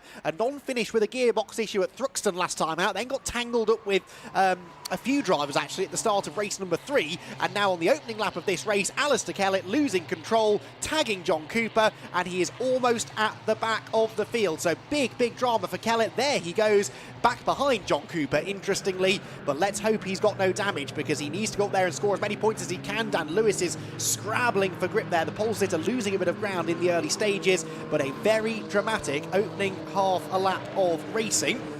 And the championship leader right at the centre of that, and Alistair Kellett's going very slowly as well at the back of the field, so I wonder if he's got damage. Here comes Zach Lucas though. Zach Lucas trying to make hay whilst the sun does not really shine. He's on the inside line here, going up the inside of Lucas Hayden, and that is Lucas into 5th position. We'll start working out the points a bit later on, because it is likely that Kellett will pick up a few more positions from where he is now, but Zach Lucas is also on the march towards the front, and well, Richard John Neal, what a dramatic opening lap. Drama for Alistair Kellett, not for the first time in recent memory, and the door perhaps still open for Zach Lucas in the championship. Could well be. Need to look at those scores, don't we? I think all that happened while I was walking up the stairs, as is typical. Yes, it was. Well, what happened was it was into Village, where we saw so many of the Miglias struggling for rear grip in the previous race. Kellett was on the inside, just looped it backwards into John Cooper. No damage done, obviously, but he is, well, 17 at the moment, Alistair Kellett, with a lot of work to do. And here, look, Zach Lucas has gone past Gary Miller and past Dan Lewis, so that puts him into 3rd place, although he now has contact with Miller, who is just desperately trying to find some grip. There is a real mix, I think, of tyre strategies. Richard, a couple of drivers mentioned to you that they were either on wets or they'd gone for the slicks on the front. At the moment, it's just wet and cold enough, I think, that the wet tyre is the right option, and those who are on slicks clearly are struggling. Yep, it could be all. Bit of a kiss and a cuddle there on Dan Lewis, and goodness me, yeah. Is it 2 drop scores for this one, I meant to ask, or 3? It's 3, I believe. Hang on, hold the line caller. So not a huge problem for Alistair Kellett if it's 3, because he's had two retirements, hasn't he? And other than that, I don't think he's finished lower than 4th. No, I think you're right. I think you're right. So he's not dropping too many points, but can't really afford another bad race. That's the issue. Yeah, he is on 631 points coming into this weekend. And it is then 560 for Zach Lucas in second place. Lucas Hayden there going past Dan Lewis meanwhile, so that's now for 5th position. And Lucas Hayden picking up another position, Simon Horobin in behind. But those who are on the slick fronts now maybe just starting to pick up the pace a little bit. Lucas is absolutely flying, and I think will be with the leaders before too much longer. As they're behind, look, Lucas Hayden has got Simon Horobin and Dan Lewis side by side. Horobin goes past Lewis and then tries to get up the inside of Lucas Hayden as well. He does some great Fiesta racing. You heard the buzz on the grid walk from the drivers that are here. Some of them using it as a platform to maybe move on to other things, but those that staying, happy to stay, happy to get more experience, or just maybe carry on if there are some of the sort of masterclass drivers happy to carry on and try and come back. And again, this is the great thing about Brscc. I've said this before, make no apology for saying it again. This is all of these formulas. You can be a master and win races against the youngsters. There aren't too many clubs that seem to get that and work it out that way, but it does happen here. Conor Blackburn, though, class at the moment. We heard his dad talking about him moving on next year. It'd be great if he can go out with a win here. Indeed so. So up towards Village goes Dan Lewis. Dan Lewis really struggling in these conditions, isn't he? Now under threat from the number 11. That is Ellis going through. Charlie Ellis picking up a place. Charlie started 13th. He's up now into 7th position. So he's going really well in the red number 11 car. Simon Horobin, interestingly, with the fastest lap. That is worth a bonus point in this championship. Fastest lap worth a point, so too is pole position. Well, that point, of course, went to Dan Lewis. Fastest lap now to Horobin, so neither of the title contenders picking up any of the bonus points, as Charlie Ellis now tries to complete this pass on Dan Lewis that I thought he had made, actually, but Dan sort of coming back at him down the back straight. In the background, look, there is Kellett. Kellett just isn't making any progress. He is stuck behind James Pope. He's in 15th position, but remember, you score points within your class, so that is 9th of the pro drivers at the moment. Oh, sorry, it's the overall finishing. Yes, it is. Sorry, yes, it's different to some of the other categories. So, yeah, it is your overall finishing position. So, actually, Kellett down in 15th position, 16 points going his way. That would, needless to say, become a drop score for Kellett. So, the gap is still coming down. But the point is, it puts the pressure on him for the races later in the weekend. John Cooper there slowing, coming out of club corner and then seemingly picking up the pace again. So, no, maybe not actually. He's sort of wandering offline. John Cooper, yes, is slowing down. And John Cooper's race, I'm afraid, coming to an end. I wonder whether that's a legacy of the contact that he had at the start of the race or not. I'm not so sure. But anyway, that opens the door for Kellett, who picks up another position now on the tail of James Pope. You have to wonder whether this is just tyre choice. Maybe he's gone slicks all round or something. Joseph Knight's also plummeted down the order, so we'll have to wait and see over the remaining 13.5 minutes. But as the sun now, Richard, starts to come out, those who are on slicks, that is exactly what they wanted to see. Yeah, they did. Circuit drying up, and I got my drop scores. But I was thinking Alistair had 3, but it's Zach Lucas with 3 drop scores, yes, isn't it? With, I think, a non-start and 2 non-finishes. Yeah. So he's the one that can't afford to drop. And I don't know if you heard the interview with Alistair, the turbo problems in qualifying. And yeah, just so many things. We'd be interested to know. I'm sure somebody on the stream will know how many components there are from the Haynes manual. Is there still Haynes manual? Are they still things? Haynes manuals? There might be. How many parts there are in one of these cars that could go wrong? Yeah, yes. I think Kellett's had most of them in these last couple of rounds, hasn't he? Had that really strained gearbox issue at Thruxton last time out that cost him. And Alistair Kellett now with work to do. Where's he going to end up at the moment then? Across the line goes Zach Lucas. Zach Lucas now has the fastest lap. That is worth a bonus point. This is all helping him to just try and keep those 2 bonus points, excuse me, to keep his title hopes alive. And as they head through Abbey, Kellett picking up another place now, 12th position, ahead of James Pope. So it's all just starting to come to Kellett a little bit more now, but Lucas 4.2 seconds off the lead. That last lap though, Richard, he was a full second quicker than race leader Conor Blackburn, so there's every chance here that Lucas could pick up a few more places. It could be. Yeah, the gap's coming down. We've got Morgan Kidd in P2. What a difference. I don't know what you heard of the interviews. What a difference Thruxton made to so many of the youngsters' lives going there. Whether we'll go back there next year or not remains to be seen, but it for some, heartbreak, for some, really good meeting. And as I said to them, if you do well at Thruxton, big confidence. Yes, big absolutely. Confidence. Well, and here she is now, all of a sudden battling with Zach Lucas, one of the championship contenders. So she'll learn a lot from this. Ooh, that wasn't the best line through club though, Morgan. Oh dear. And she bounces back onto the road behind Zach Lucas. That is what pressure will do to you, though, seeing one of the title contenders coming up behind you. And also, she was gaining on the race leader, so I guess maybe just a little bit of overdriving creeping in there, but she's back on the road, still in third position. But of course, now Gary Miller is looming in her mirrors, bringing with him the likes of Simon Horrobin and Lucas Hayden as well. As in the background, Kellett comes across the line, now in 10th position, so that is now 26 points that he's scoring. So he's picked up 10 points in the last couple of laps. And look, the next car in front of him, number 77, Graham Colfer, with that front splitter rattling around in front of him. And that potentially is going to slow him down, particularly through some of the high-speed corners. There you can see it, look, the splitter has become dislodged. And, oh, well, he's sliding wide anyway. Kellett slips through on the inside line. And another position, and with it, another 2 championship points gained. Colfer's a guest driver, actually. Scott Woodwiss is correcting me. So Kellett then doesn't actually gain any more places, but is now in clean air. It'll be interesting, Richard, to see what sort of pace he has. It will. I think he's getting into the territory where this may not, for Alistair Kellett, be a drop score at the end of this one. So we will see, and he'll be happy with that. But Conor Blackburn out front from Zachary Lucas, who needs every single point. He can't afford another drop. Morgan Kidd in third, still by far, as Luke Waugh has a moment. He's on slick tyres, obviously struggling with those, and he'll be hoping that they come back in. As you said, though, the slicks do actually match the car, because that's what they normally have on. Yes. Yes, that's right. Now, look, this for the lead. Conor Blackburn's been caught by Zach Lucas. So Zach Lucas about to try and get his way into the lead of the race. Conor Blackburn being reeled in.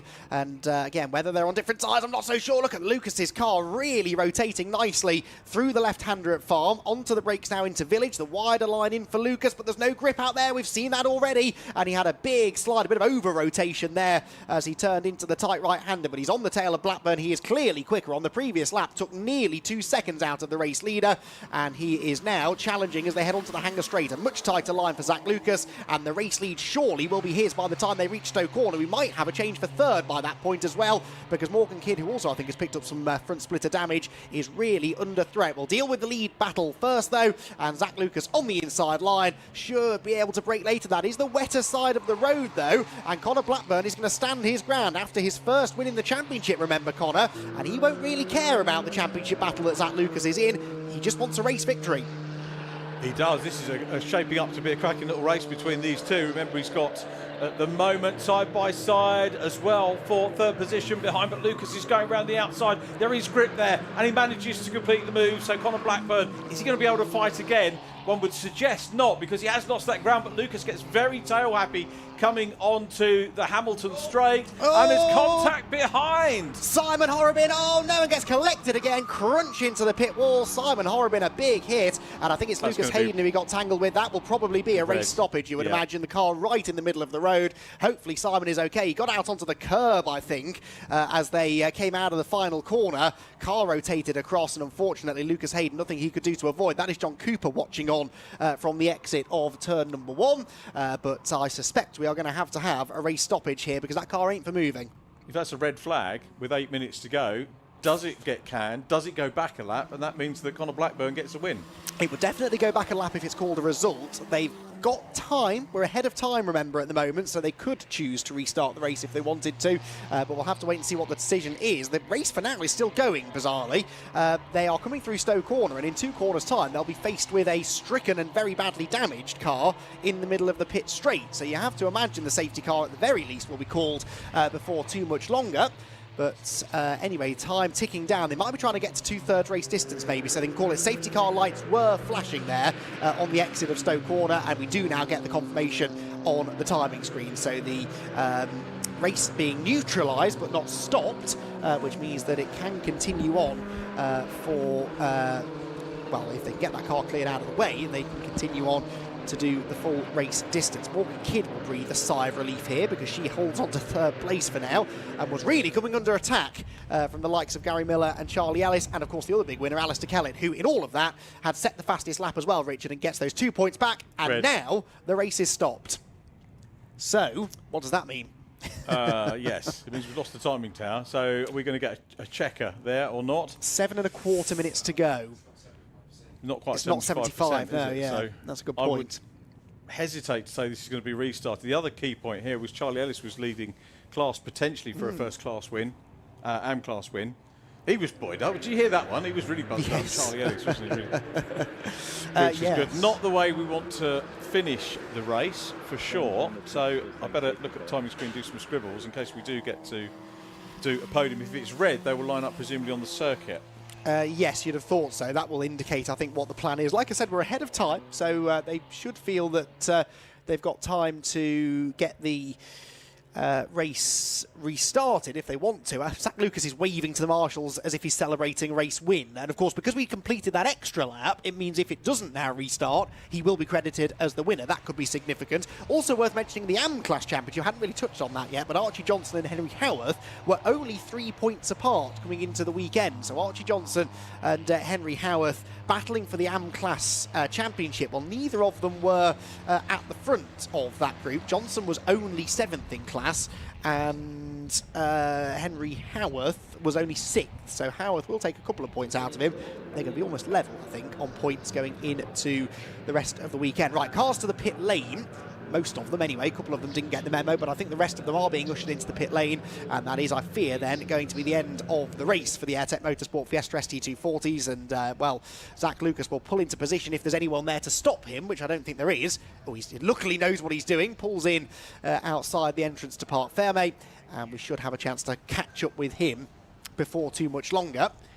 But Joseph Knight there, look, he's already in the pit lane, having presumably pitted them before the race stopped. Got a couple of them who have made their way around onto the start-finish area.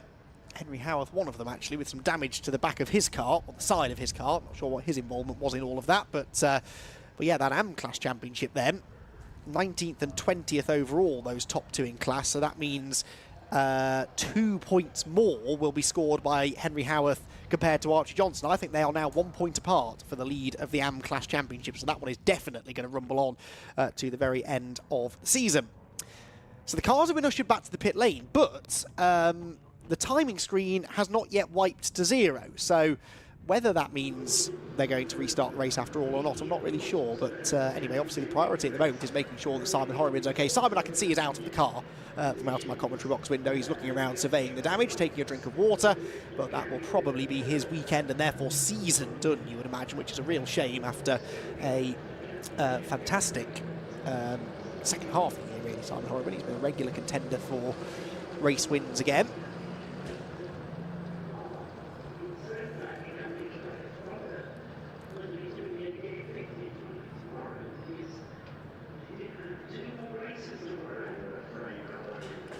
So Simon Horrobin's car needs recovering first, of course. Then they need to assess the situation with the pit wall, whether that needs looking into, and whether there's any debris or fluid on the track. So whilst we are establishing what's going on and whether we're going to get a race restart here or not, we're going to take a very quick break from Silverstone. We'll be back with hopefully news on what happens next in just a few minutes.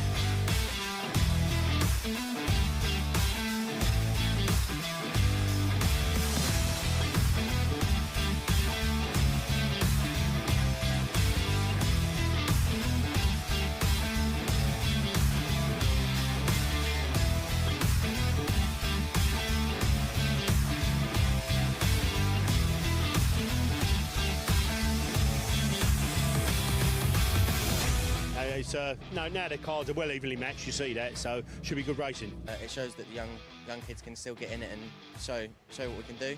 I'm feeling like I can really push it in the corners and get the most out of it. And these cars are just fantastic. They really are fantastic to drive. They're just coming out here, having fun, being fast, really.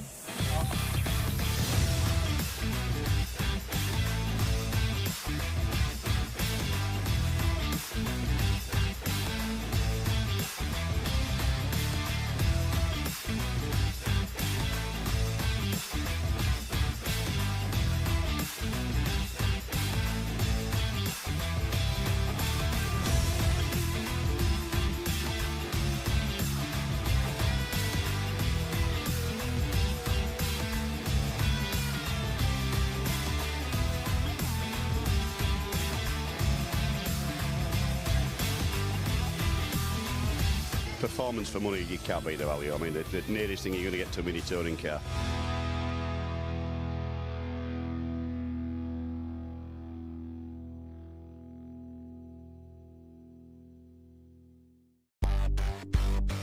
It's great to be able to welcome you along to Blyton Park, the first ever Brscc Fiesta Junior Scholarship.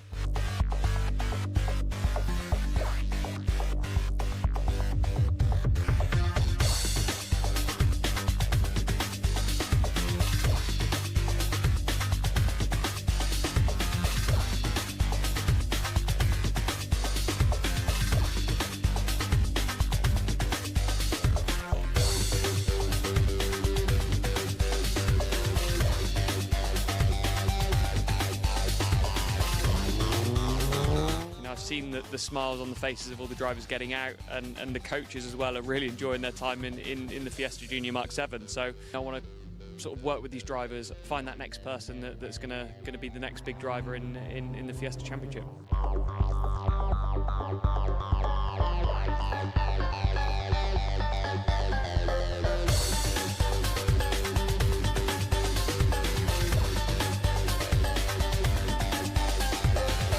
Scholarship like this, if I'd have had the opportunity, I would have been so over the moon. And you know, these lads and the girls are so humble, and they really make you feel privileged to sit alongside some of the best talent, I reckon, in the country, if not in Europe. It's good to see how much it means to some of them. I'm just loving being around it. It's really good.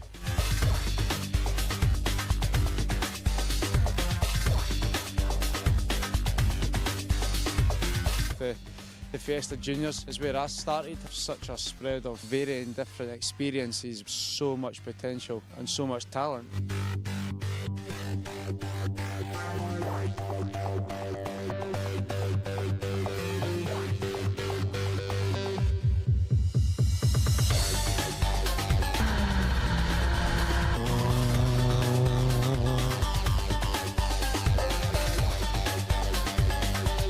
I've been a part of a number of scholarships over the years, and this has just been head and shoulders above the rest.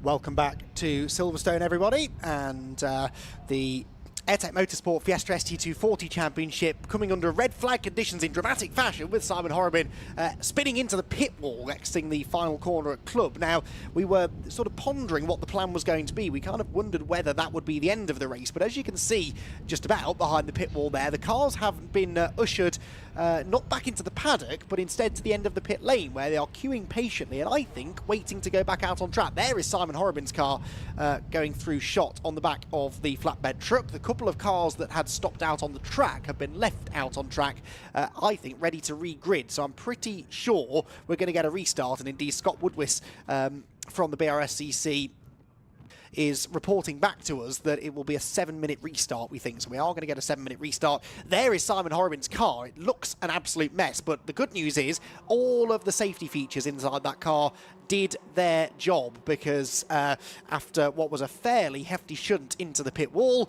he emerged absolutely unscathed. He was out of the car, walking around, taking a drink and counting the cost. This is what happened then. Look in the background, he has contact, look, with Lucas Hayden, and then as the car fishtails back across the road, they get together again and crunch straight into the pit wall, and Simon Horobin's race comes to a very abrupt end. And Dan Lewis, in fairness, did a good job there to avoid him, but as I said, he was absolutely fine. A great advert for the safety of these cars, and the fact that Simon Horobin was able to get out without a scratch on him is wonderful news. So yeah, Simon absolutely fine, but a scary moment there. We see that quite often here when cars get out onto the curbing, for example, on corner exit, and Loop It coming out of Club. That one looks like he was maybe assisted, but it's just close racing, tricky conditions, so easy to sort of trip over each other in those circumstances. And unfortunately, Simon the one that bore the brunt of it on that occasion, but the car has been cleared. The track is now being dressed, because obviously quite a lot of radiator fluid from the front of that car has been sort of deposited right on or around the front row of the grid. So it's going to be a little moment or two before we get the cars back out there. They'll have to complete an outlap from the pit lane, then there'll be another green flag lap, and we're anticipating maybe a 7-minute restart, we think, when we do get the race back underway, which is good news for us. It is absolutely terrible news for Zach Lucas, because Zach was in a position where he was winning the race, so he was on course for the 50 points. He'd already taken 2 points for fastest lap as well, and so he was on course for basically the maximum points haul for this race. Didn't get the point for pole, that went to Dan Lewis, but still running well. Alistair Kellett, meanwhile, down in 9th position, was on course for just 28 championship points, which I think was still going to be a drop score for him. And, well, Kellett's lead was going to shrink, but that now no longer really the case, and it looks as though he is going to have a little bit of work to do still. Right, let's head downstairs, shall we? And here, once again, from Richard John Neal. As Andy McEwen said, the officials will get us out racing if they can. Let's have a quick word with Dan Lewis. He's got the door open. We didn't get to chat to him on the grid. We might need a second just to have a quick look and sort what's going out. Dan, I'm sorry we didn't talk to you on the grid walk because you got pole position, currently P2 in the AM class. So first of all, congratulations on pole. But you left yourself with a bit of work to do. Was that tyres? Yeah, we had slicks on the front and wets on the rear, but with the slicks on the front we've got absolutely nothing. The way the car's set up, it's just, I can't turn through corners. It's just understeering everywhere. There's nothing to really play with. So it's just dropping us down the order, you know. But P2, maybe the circuit will be a little bit drier once you get out there, once the clear-up's done. I hope now it's drier, we might be able to make some places back up and get ourselves back at the P1. How far ahead was Charlie of you? Because he's the guy you're dicing for in the class. What, in the championship or? No, in terms of the race before the red. About a second or two, I think it was. Okay. Yeah. You get a second go at him. Yeah, I hope so. I'll leave you to it. Well done on pole. At least we got to have a chance to catch up with Dan Lewis. Let's go up here and have a quick word with Charlie Ellis. We heard how enthused Charlie was with the race at Thruxton. So, class leader. It's not very often we get a chance to have a word with a class leader in the middle of a race. They're hoping to get you back out. We'll listen for the whistle, but happy with the way things went in the first part of the race. Yeah, it's been a good start to the race. I mean, a lot of carnage at the start, I have to say. Not the nicest thing to see, but we made the most of it and, you know, worked our way through. I think I felt I held the fastest lap at the moment, so that's going really well. And, yeah, you know, it's going really good so far, but still 8 minutes left. Let's see what happens. What was your tyre choice? Well, we've gone front, slicks on the front and wets on the rear. So basically nothing on the front. You're underway, I've got to go. Best of luck, mate. Good luck, Charlie. Sorry to cut across from Charlie Ellis there, who is going out. As you can see, we're very rapidly cleared away. Let's go back to Andy McEwen to resume the commentary. Thank you very much, Richard. Yes, so good news. Cars released back out onto the circuit. They'll come around to the grid from where they will have a second green flag lap. And yes, at the moment then, Alistair Kellett with a bit of work to do still for the championship. I did sort of work this out earlier on. I think that if Zach Lucas wins the race, then Alistair Kellett does need to finish second, I think, in order to be able to mathematically wrap the title up today. They'd be in a position where they could still tie on points, but Kellett would presumably win on countback. So Scott Woodward is here to double check all of my maths this weekend, but that is how I'm seeing it at the moment. If Lucas had a perfect weekend, well, he can't quite have a perfect weekend because he didn't take pole position, but if he were to score 3 race wins, 3 fastest laps, and Alistair Kellett were to finish second in this race, then the best Lucas could do at that point is tie with Kellett, and Alistair would win the championship, I think, with 2 races to spare. But that is all provisional, and it is perhaps unlikely to happen, really, because Kellett is going to be taking this restart some way deep in the field. But it is now, look, a very much drier racetrack than it was when the race initially started. It's starting to get quite bright out on track at the moment, and the track will continue to dry over the course of the rest of the race. It might only be a 7-minute restart, but the conditions will continue to change. And if Kellett, as I suspect is the case, has gone for slick tyres, then that could well play nicely into his hands. And well, there is Kellett coming through. A couple of bullets dodged already in this race with that half spin at the start, which put him in a world of drama. But he has managed to come through the field nicely already. and is running, well, I think he's going to take the restart in 9th-ish. Now, the safety car has led them around. They're lining up at the moment on the run down into the club chicane. I'm not entirely sure why, because the track does appear to be clear over on the start-finish area. So we are reasonably confident we're going to get a restart, but they're just biding their time, sending the cars around to the grid, making absolutely sure, I suppose, that everything is in order. But the marshals have all cleared the track, and we should be good to get them around any moment now. Although the fact they've stopped them before pit entrance makes me wonder whether they are still deciding whether or not this race is going to be restarted or not.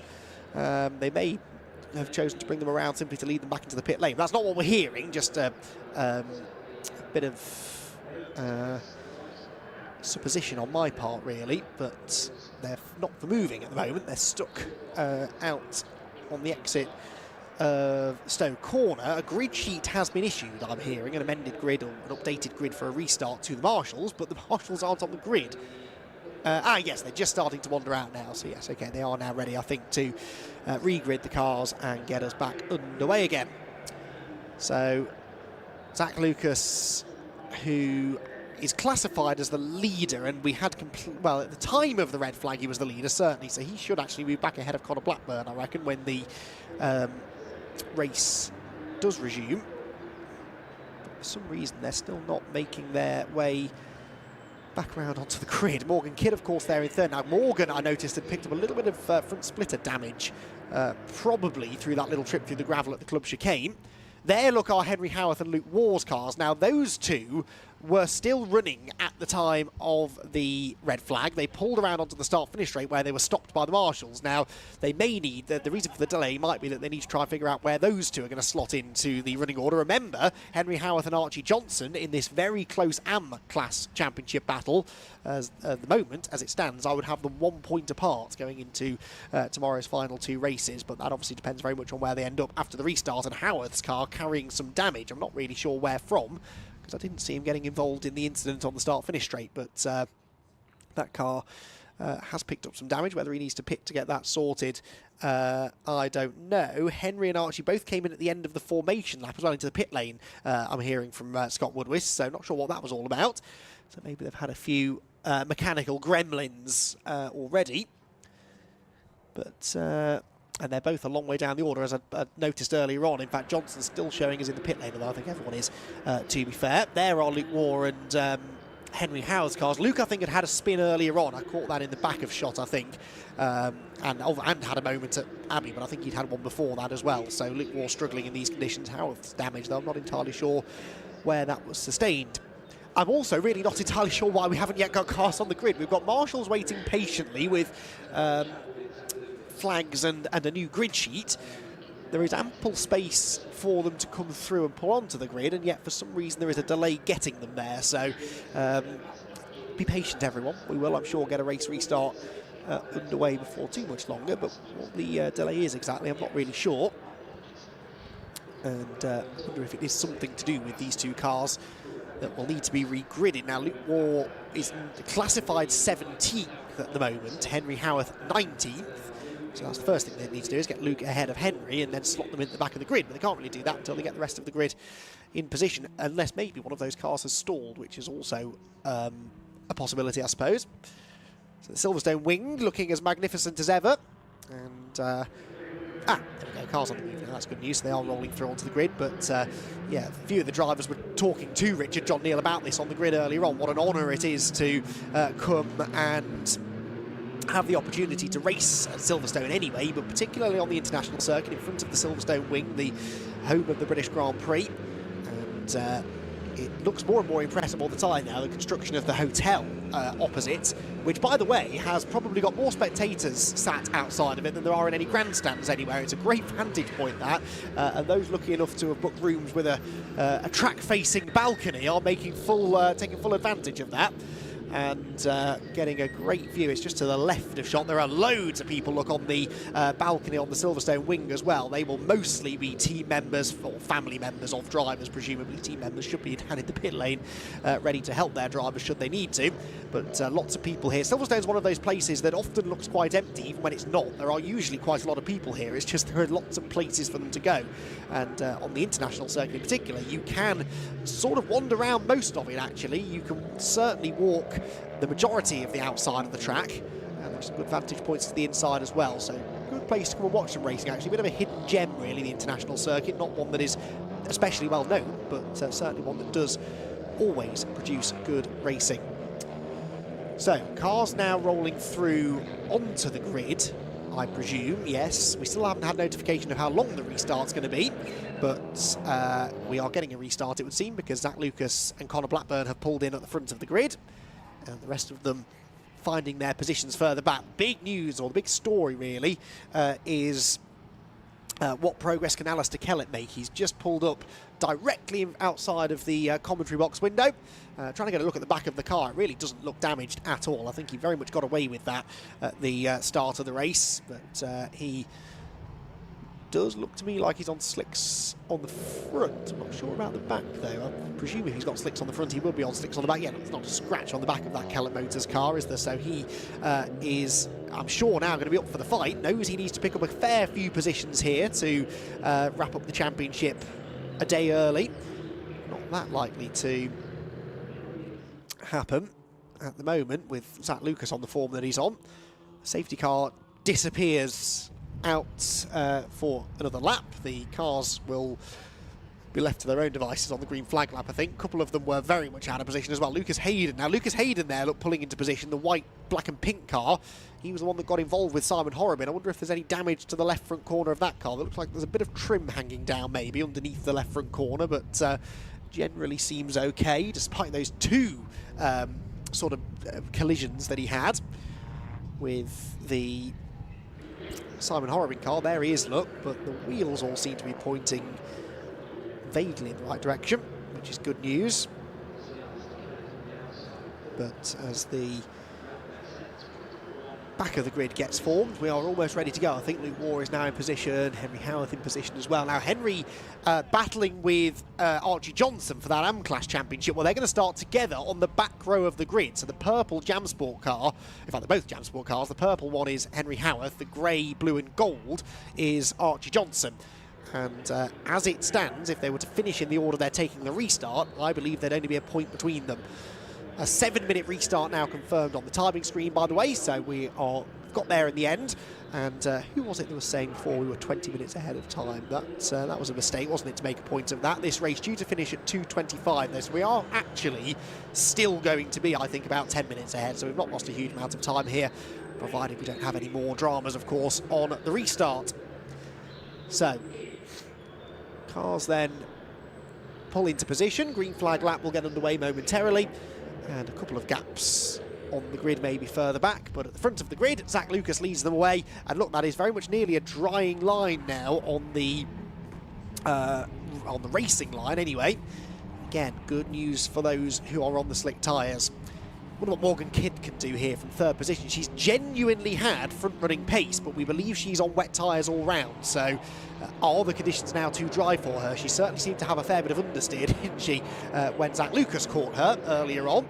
So is that going to hinder her chances of grabbing a podium? I'm going to double check here, but I'm pretty sure she's not had a podium yet this season, has she, Morgan Kidd? No, she's had a best finish last time at Thruxton, I think, of 6th. So she's not even had a top 5 yet, let alone a podium. So let's see if she can pick that up. A much improved Morgan Kidd, though, it must be said, as the season's gone on. And really the big turning point seemed to be here at Silverstone last time. She managed to pick up 3 top 8 finishes. It was her most consistent weekend of the year. And then backed that up with the top with the 6th place at Thruxton, but then unfortunately didn't finish race 2 with that accident at the chicane, and then wasn't able to take the start of race 3. But the team have done a brilliant job to prepare the car immaculately again for this final round, and she is delivering good pace. That damage splitter won't be helping her particularly. You can see there, the right front corner, that's the corner that she dragged through the gravel down at the club chicane. And that's just detached itself slightly, but it's the right-hand side. It's not the side of the car that gets leaned on the most, so hopefully she'll be all right. And can she bring home a podium finish? That would be a great beginning to the end of her season. So cars then rumble around through the club chicane, and as I said, a 7-minute restart incoming then. With there, Alistair Kellett, perhaps the one to watch, the bright yellow and blue car coming through from, I think, 9th on the grid for the race restart. What can he do? What progress can he make? Can he get into the podium places? And if he can he do enough to win the championship with 2 races to spare? So, onto the grid they go. Lucas Hayden's car pulling in just in front of me. A little bit worse for wear. He's got Kellett and Dan Lewis. Dan Lewis wants to watch as well as it dries out. I do feel like he was just on the wrong tyre that first time around, but as it dries out now, I think he's starting to maybe feel a bit more confident. Gets another go at this, having started on pole position, remember. Winner at Brands Hatch at the start of the season. So Zach Lucas and Connor Blackburn, front row of the grid. Blackburn, who led the entire race until just moments before the red flag came out. Can he now find a way back ahead of Zach Lucas? He had a good start from the outside of row 1. Now, the outside line is a bit drier. That might benefit the likes of Zach Lucas, Morgan Kidd and Lucas Hayden, who are the first 3 starting on the outside line when we get the race restarted, which is imminent. The 5-second board's been shown. The red lights will go on now.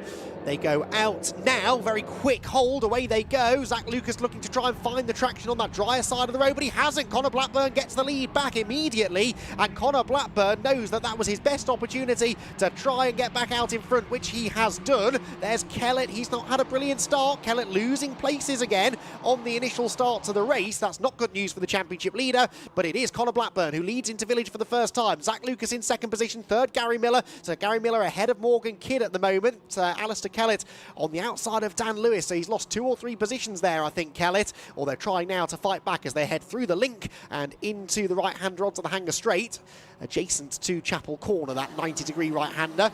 And they accelerate away down the Hanger Straight itself. Dan Lewis does now fall in behind Alistair Kellett, but a good start made, really good start by Connor Blackburn, but no, he's lost the lead. He's lost the lead. Lucas has gone back through, and Gary Miller coming through to challenge maybe for 2nd place. So I don't know what happened there to Connor Blackburn. He lost some momentum coming out onto the Hanger Straight maybe, and he has lost the lead. So Lucas back through, Blackburn 2nd, Miller 3rd, then I get back to Morgan Kidd, who I think is still in 4th position as they drop downhill towards the club chicane.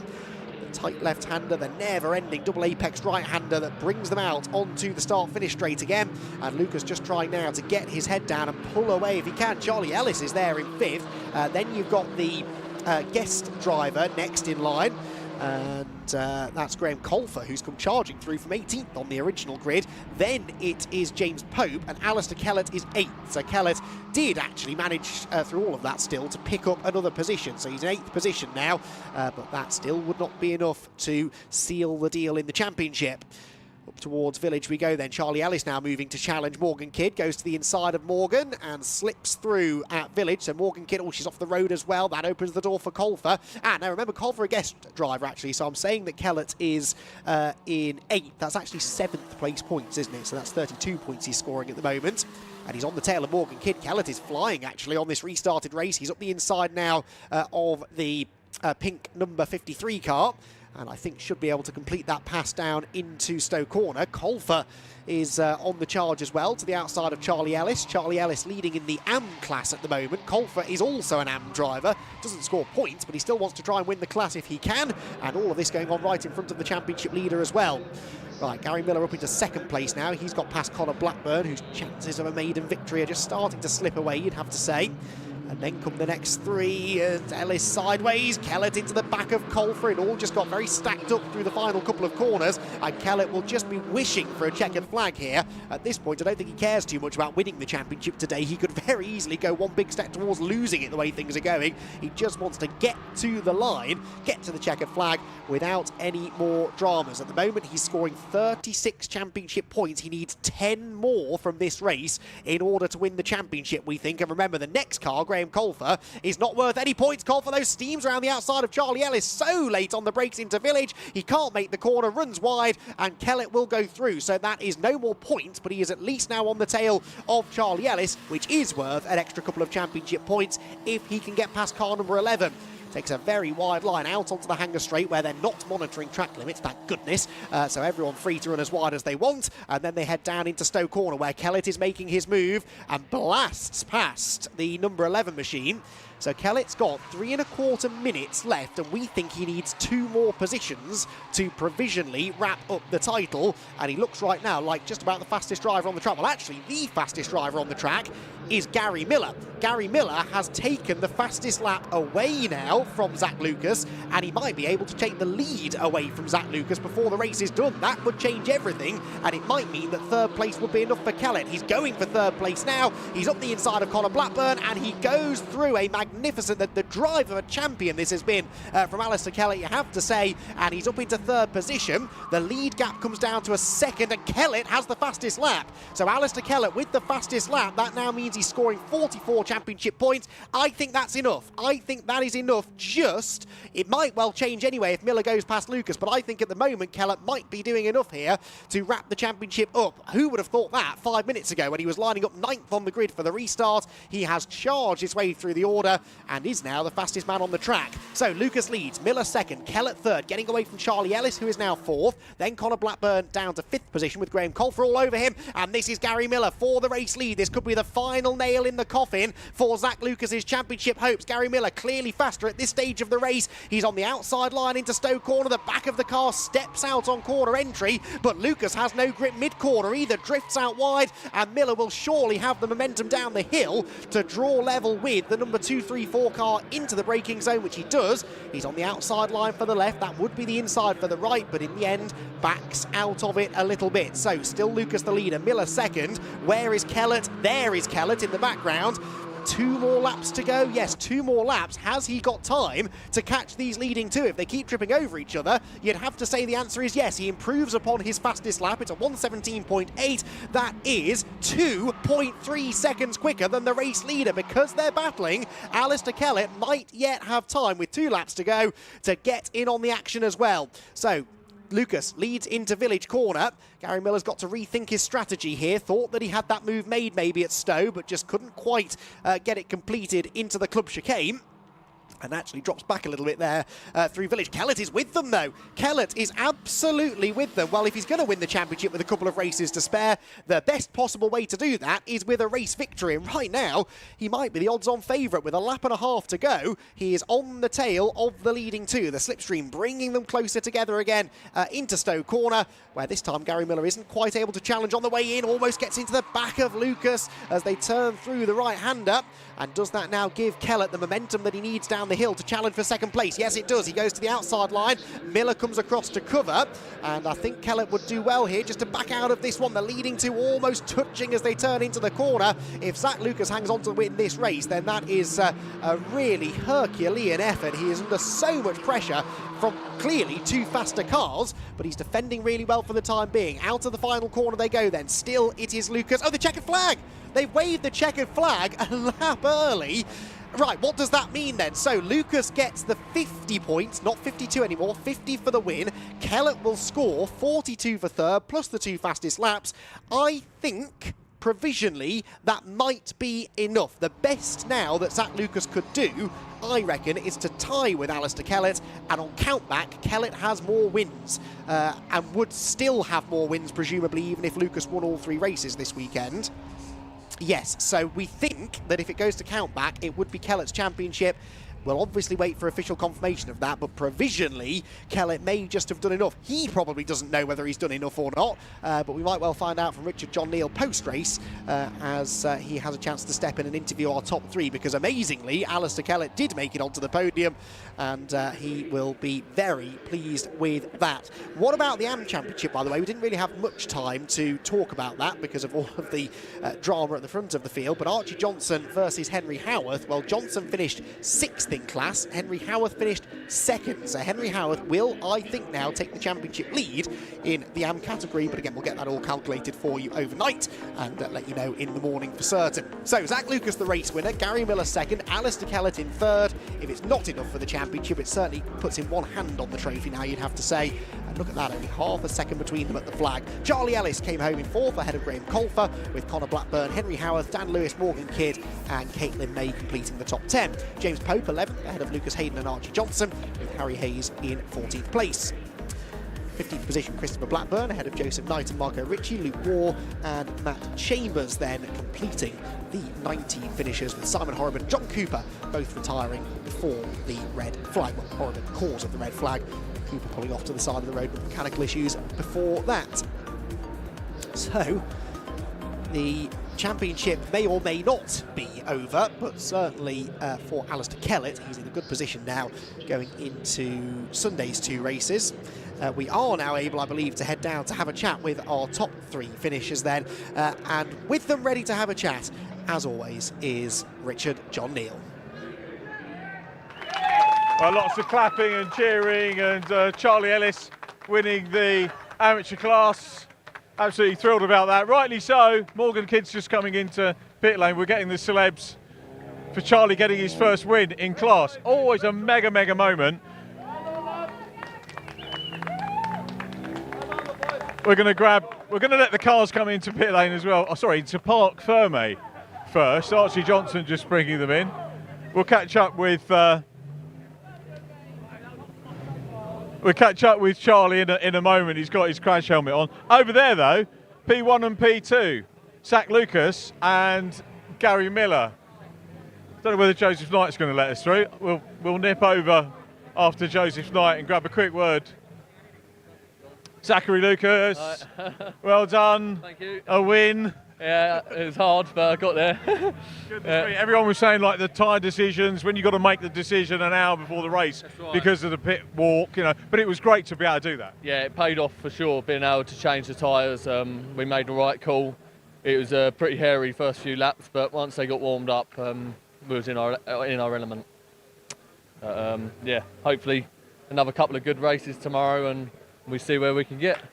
Good stuff, good stuff. We're still working out points and things like that. I'm hearing different things coming through, but P2 obviously got the better of Gary in that one, so that was a good close race between the pair of you. It was a very close race. Yeah, I had a bit of damage, and the rear end on it was very loose towards the end, so I'm going to have to get the team to have a look at that. So, but yeah, all good. Thank you very much. Have a good evening. We'll see you tomorrow. Zachary Lucas back on the top step off the podium. Let's have a word with Gary Miller, P2. Gary, well done. Thank you very much. Closing up there. Yeah, I had him at the end. The back tyres just went off, but it was trying to get him moved on clean, and I just couldn't quite get there. And the next thing, all of a sudden, Alistair was there, and I think three of us were side by side on the last lap coming down the last corner. But yeah, no, delighted. Back on the podium now, it's brilliant. It was that was a good race. Good stuff from the organisers to get it back out. You know, you've been at other things where they get canned pretty early on, but no, it's great to get back out there and get a good race. And the top 3 in the championship were door to door again, so that was brilliant. So no, well done to Zach. He drove well. He hung on to it at the end. It's just Morgan Kidd and Blackburn were just unlucky. If the safety car hadn't come out, they had the makings of you in the first race, to be fair, even though their wets had gone off. So their gamble didn't pay off and ours did. So look, it's a good day. Nothing to do to the car, so I'm happy. Go again tomorrow. Nice one, Gary. We'll see you tomorrow. Have a good evening. Very quick, we've got Audis on the grid. I apologise to Audis. Alistair, P3, but we reckon on countback, we reckon you've got the title. Haven't a clue. Well, because the points go, we're hearing that if Zach has a perfect weekend, you tie on points, but you've got more wins. News to me. So if that's the case, congratulations. If not, we're going to go again anyway tomorrow. We're going to go tomorrow anyway. But what about that? Rod, a story for the race, coming through from the back and up onto the podium. Mega drive from you. Yeah, the initial start, I got boxed in on the inside, turn 3, brake there, they made touch the brakes, just wouldn't stop, had to pull the handbrake. Unfortunately, I collected John. The safety car, or the red flag, restarted. Blessing the skies. I was so careful. I lost a few places at the restart, but once the tires switched on, the car was mega, absolutely mega. If it is, congratulations. Congratulations. Well done on the great. So, well, with this guy, got his first class win as well. So from one champion to another potential champion. We've been having a lot of chats this weekend, haven't we? How about that? You happy? Well, I'm really happy to speak to you, to be honest, because that means obviously means I've done something good. You know, a win is brilliant. My first win in the AM class is just outstanding. You know, nearly having that podium, nearly got it, but, you know, Alistair's a bit too good for me.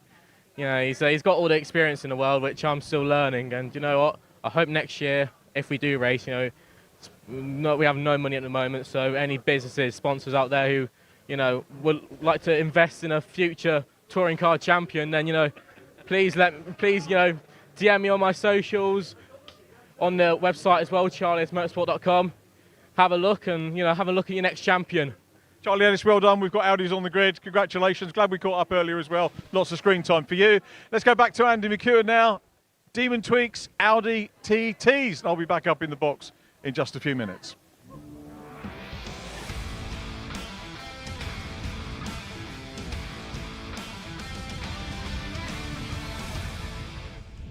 Yes, thank you very much, Richard, where another championship is coming to a thrilling conclusion here at Silverstone, the Demon Tweeks Audi TT Cup Racing Championship in its debut season as a championship, a fully fledged championship, the title going right down to the wire between three drivers really, Bradley Burns, Matt Luff and Carl Swift. Carl Swift a bit of an outsider, Matt Luff is 14 points adrift of the championship lead, and actually the race getting underway here. I thought they were going to get a green flag lap, but the race is starting, and it is Matt Luff who took pole position after qualifying earlier on today. Brad Burns, though, the title leader, is past him already into turn one. So Matt Luff, all of that hard work done in qualifying, well, he's now going to do it all over again, although he's gone back past Brad Burns already. So Luffy back into the lead. Burns wants the lead back into Village, can't get it done on the way in, and Matt Luff stands his ground as the race leader. Oh, that's Swift sideways. Carl Swift had qualified fifth on the grid. I think he's still fifth as they head out of Village and down towards Chapel, but it's Luff that leads. It is Burns in second place. It's side by side then for third between Sam Heading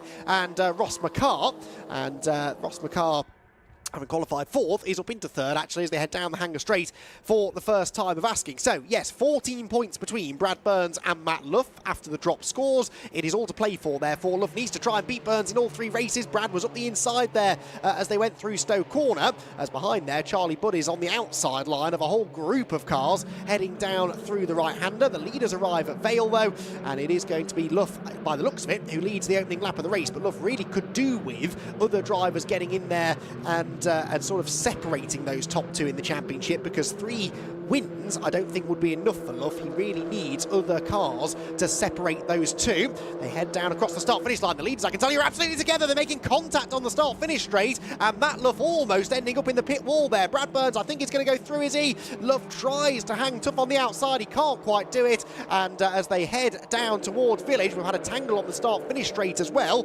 That is the 113 of Andrew Rogerson, and the number 78 also involved there, Richard Forber, both of whom are getting going, but Matt Luff loses the lead to Brad Burns after a very, very physical tussle going down the pit straight, but Luff knew that he had to try and hold on to the advantage as long as he could, and Brad Burns it is who has managed to find a way through. So Burns leads, Luff second, third for Sam Heading now, fourth Carl Swift. So Ross McCarr has slipped down the order. He was third at the line. He is sixth now as they head down towards Stowe Corner, where Matt Luff might be about to try another move here maybe. No, not quite close enough in the end on the way into the turn. The trouble is there is one sort of drying line now. That is quite clearly going to be the grippier and quicker line. To overtake, though, you have to go off that onto the more slippery side of the road, and that is going to be tricky to do.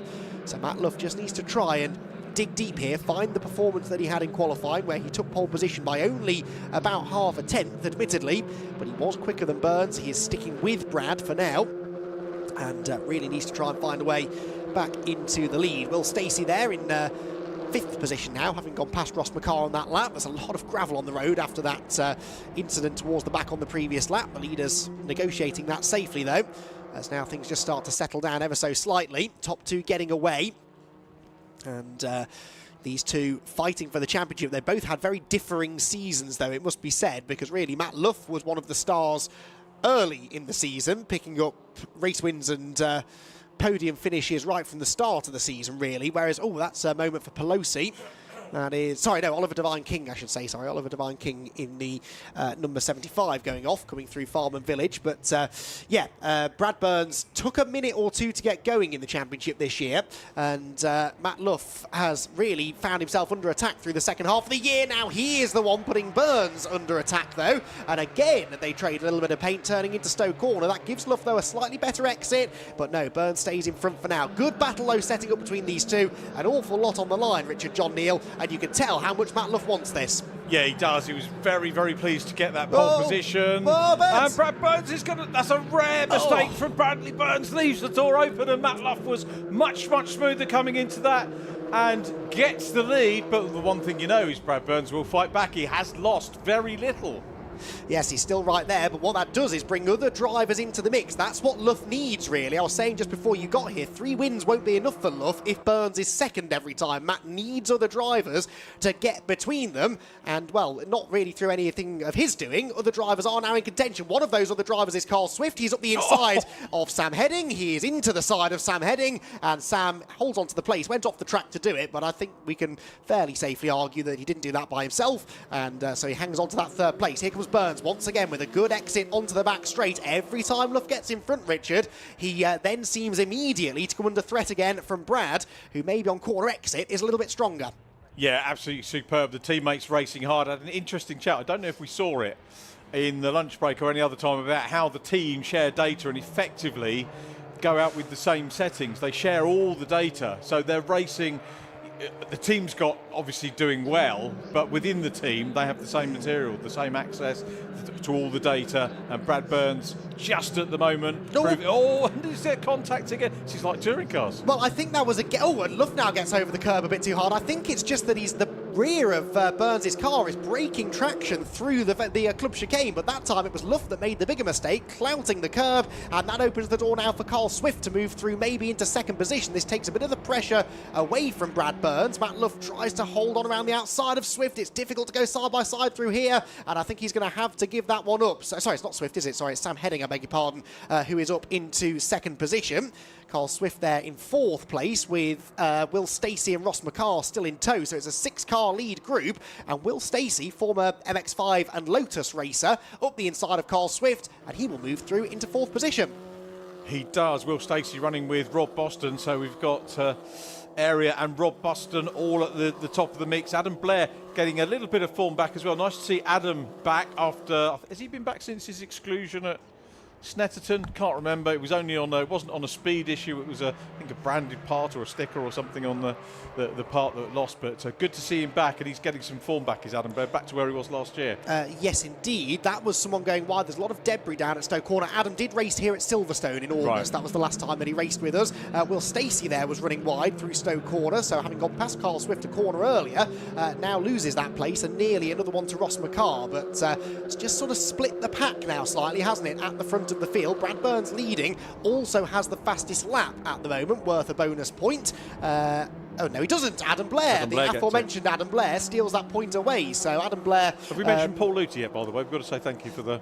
Yes, he brought us a very thoughtful gift. Yes, earlier on, a dark chocolate caramel wafer biscuit, pack each for us. Clearly realised we were going to work up a bit of an appetite today with all this racing to talk over. And yes, thank you very much, Paul, who has treated us very well all season long. Come back next year. Yes, please do. We don't have favourites, but we do like Paul Luty because he brings us chocolates. It's an easy way to our hearts, isn't Sorry it? to do that as a tangent, but no, absolutely. Where is Paul then at the moment? He is... Not that far away. He's in 11th at the moment. There's David Robb, who we had a nice chat with this morning as well. Yes, absolutely. So both of them knocking on the door of the top 10.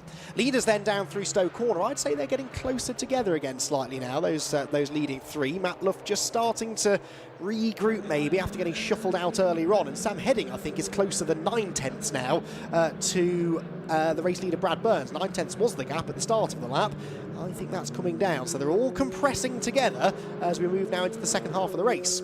Yeah, looking good for Bradley Burns at the moment because Sam Heading might be just looking behind him and seeing Matt Luff closing in. Carl Swift, who was the foreman at the start of the year, still back in fourth position. Fifth position, Will Stacey. Lovely to see Ross McCarr up there. Adam Blair fastest lap, 1:16. 5.73 for the man in 7th place, trying to close up on the lead 6. And he's with them now, look. He's with Ross McCarr and Will Stacey. It was briefly Matt Luff who had the fastest lap. The track clearly getting quicker. Every single driver in the top 13 set their personal best lap last time around on lap 6 of the race. So the track conditions clearly starting to improve quite significantly as the sun does now break through the clouds. There was, I'd heard, a threat of more rain at 3 o'clock. At the moment, though, I'd say blue skies ahead mean that we should hopefully have fairly consistent track conditions again before too much longer, as the leaders accelerate down towards Stowe Corner for the 7th time. We have 6.25 minutes to go, and Matt Luff had better get a bit of a wriggle on here if he's going to have a chance of challenging Brad Burns for a race win. Still some good battles to be had further back. There is Adam Blair, who turns his way through. Adam had a best finish, I think, of 5th in one of the races earlier on this season, that coming at Snetterton. And here he is trying to get into 6th position now around the outside of Ross McCarr, but that's a difficult move to make. The outside through the left, the inside for the right. It looks like it might work though, and Adam Blair's car working well. It is working well, and both of these guys, of course, were front runners last year. Much bigger field this year. Arguably, we've got more quality is the wrong thing to say, but lots of quality drivers coming in. Certainly nothing wrong with the quality of the likes of Adam Blair and Ross McCarr, and all the drivers that were in it last year. Charlie Budd up to 9th. He's having a decent run here as well. Yes, he is, and the top 10 completed by Morgan Root as Carl Swift gets a bit of a tap in the tail maybe there from Will Stacey. Will Stacey trying to break through into 4th position. The lead gaps, by the way, came down again slightly that time, and so Sam Heading certainly matching, if not slightly quicker than Brad Burns that time around. Sam Heading, who has been a bit of a revelation really this year since moving into the championship, with more rear-wheel drive experience than front-wheel drive coming into this year, but he has been extremely quick. And yeah, he is going to be a threat next year if he decides to do a full season. Got that win here, remember, on the national circuit back in August, and would like to get another one if he could. He's chasing down the race leader Brad Burns. As here, Will Stacey does the same sort of thing to Carl Swift, whose championship really unravelled at Alton Park, didn't it? He qualified on the front row of the grid, got caught up in that start line incident, didn't take part in race 2, and from that point on really hasn't ever looked quite as competitive as he did at the start of the season, where he won the first 4 races of the season on the bounce. Carl Swift, he really looked like he was going to dominate this year, but it just hasn't quite gone to plan through the second half of the season for him. Sam Heading now takes the fastest lap meanwhile, and that was only fractionally quicker than the leader, half a tenth or so, but he's keeping the pressure on, isn't he? He is keeping the pressure on. Just having a quick look down for Masters, because we've got Patrick Booth heading that one. It's one of our podium things, one of my podium duties to have with that. Sean Smith is here but not racing. Both of his cars, his and Ruby's cars, sold. Oh, really? Yep. Oh, interesting. Okay. Shame to lose them from the grid, but might it sounds... be back. Oh, okay, okay. Might be back. We'll see. Hopefully they will. I know a lot of people have really enjoyed their season racing here in the TTs, even those who maybe, for whom things haven't quite gone to plan. They even, I was chatting to Steve Foden earlier on this morning, said, oh, I've had a rubbish season. It's been a real nightmare, but still learnt a lot, you know, and he was sort of accepting, I think, that it was never going to be easy stepping into a championship like this. No front-wheel drive experience ever for the reigning Mazda MX-5 champion, and well, he qualified for this race 15th. He is running in about that position now, I think, yeah, 16th position, but even he admits that he's learnt a lot and it's still been worth doing, even though the results haven't necessarily been exactly what he was hoping for. But when he does get going, watch absolutely, out. Absolutely. Really talented driver. We rub our hands driver. together with anticipation for that, we really do. We definitely do. Now, Matt Luff rubbing his hands together maybe because he's just set the fastest lap of the race. That is worth a bonus point, but also it means he's closing back in now slightly on the leading 2. Here, meanwhile, comes Adam Blair, and he's closing in on 5th position, goes up the inside of Will Stacey into Village. Will wanted to close the door, but couldn't do it on the way in. Instead, concentrates on the switchback on the exit. Look at Will's hands working away on the wheel there. He's back to the inside into the right-hander that leads onto the hanger straight, and I think he's going to go back 3 shovels Adam Blair wide. Adam, in fairness, keeps on coming though, keeps his foot in it, and they're still side by side as they head down the hanger straight, with Ross McCarr looking to make it 3 wide. He goes to the inside of both of them with all of the momentum in the world, and that is the wetter side of the road, but it's the shorter distance into Stowe Corner. Stacey backs out of it. He doesn't fancy it. Adam Blair keeps his foot down though and manages to move through into that 4th position, with McCarr, I think, coming with him. He is. Cracking races. We'll have more of this next year as well. Bigger numbers. There's lots of people talking about coming into it. Stop the talk. Get out there. Get on the grid. Andrew Rogerson is in the Sean Smith car, by the way. He's one of the new ones this year. wanted to have this meeting, had a misfire on the car, but said, get that out of the way, just use this as a shakedown, looking forward to a full season next year. New fastest lap now for Brad Burns as he responds to Matt Luff closing in last time around. So the top three pretty even at the moment. Carl Swift here nipping around the outside of a slower runner. And the next group of cars coming up pretty quickly behind them as well. Into the braking zone at Village they go again. And they all take a tight line on what is now pretty much a bone-dry circuit, I think, up there. Drying out remarkably quickly here. 1 minute and 20 seconds to go, so time for 2 more laps. Well, a lap and a half now, I suppose, really. The leaders already well on their way down the Hanger Straight. And just 0.8 of a second between the top two. Another 0.8 of a second then back to Matt Luff in third. And then 4.3 seconds, the gap back to Carl Swift, who's a bit lonely in fourth now. Adam Blair might not have enough time to catch him, I don't think, before the end of the race. Then Ross McCarr, Will Stacey and Jason Pelosi, and someone was backwards on the Hanger Straight in the background, weren't there? There was a lot of smoke as someone had either had an engine blow up or were pointing the wrong way. I was pretty sure I could see the back of an Audi TT coming towards me then, though, rather than the front. And yes, maybe it was engine there. Morgan Root there slowing, and yes, that is actually just a lot of smoke coming from the back of the car, and that is Morgan Root's day done. Shame for Morgan, not having the rub of the green, but he was in the top 10, so decent-ish performance there for Morgan, but all goes to pot. He'll have to do more in the later stages with 26 seconds, less than that now. Bradley Burns, first again, doing all that he can here. A little bit of... Paul Luty. And Charlie Budd. Charlie budded. Yeah, that's for 9th position. Paul was actually trying to get past Charlie, I think, there, but found that the outside line at Abbey, not necessarily the best place to do that. The leading three remarkably evenly matched. Brad Burns was 6/1000ths of a second slower than Sam Heading on the previous lap, and Sam was about 1500ths slower than Matt Luff behind. I think Heading is closing in slightly on this lap, though. So as they head for Stowe Corner, Burns needs to just be a bit careful not to take his eye off the ball, but this could be a crucial race victory here for Brad. He's got the fastest lap of the race as well, unless anybody else can beat it on the final lap, and this will put him very much one more step closer towards the championship. Through the club chicane he comes then. The time has ticked to 0. It's going to be another race win for Brad Burns. He's won already on 7 occasions this year. It's win number 8 for Brad Burns, and a big step towards the championship title. Sam Heading second, and Matt Luff will be very disappointed, I think, with third place, having led early on. Carl Swift comes home in fourth, and Adam Blair takes the fastest lap on the last lap. So in doing so, takes a point away from Brad Burns. The Morgan Root car, meanwhile, continues to expire ever more smokily. I think they need to get a fire extinguisher on that before it gets any worse. In the Masters class, by the way, Patrick Booth, well, had been caught actually in the closing stages by Jonathan Williams. Did Jonathan manage to get past him? They'll be the next two here. They're coming up to the line, and is that still Morgan Root ahead? I think Patrick Booth ahead. Yes, it is, by 1/10.5 in the end, just in the Martini livery number 33 car, similar livery to Ross McCarr, of course, who was up there towards the very front of the field. But it was a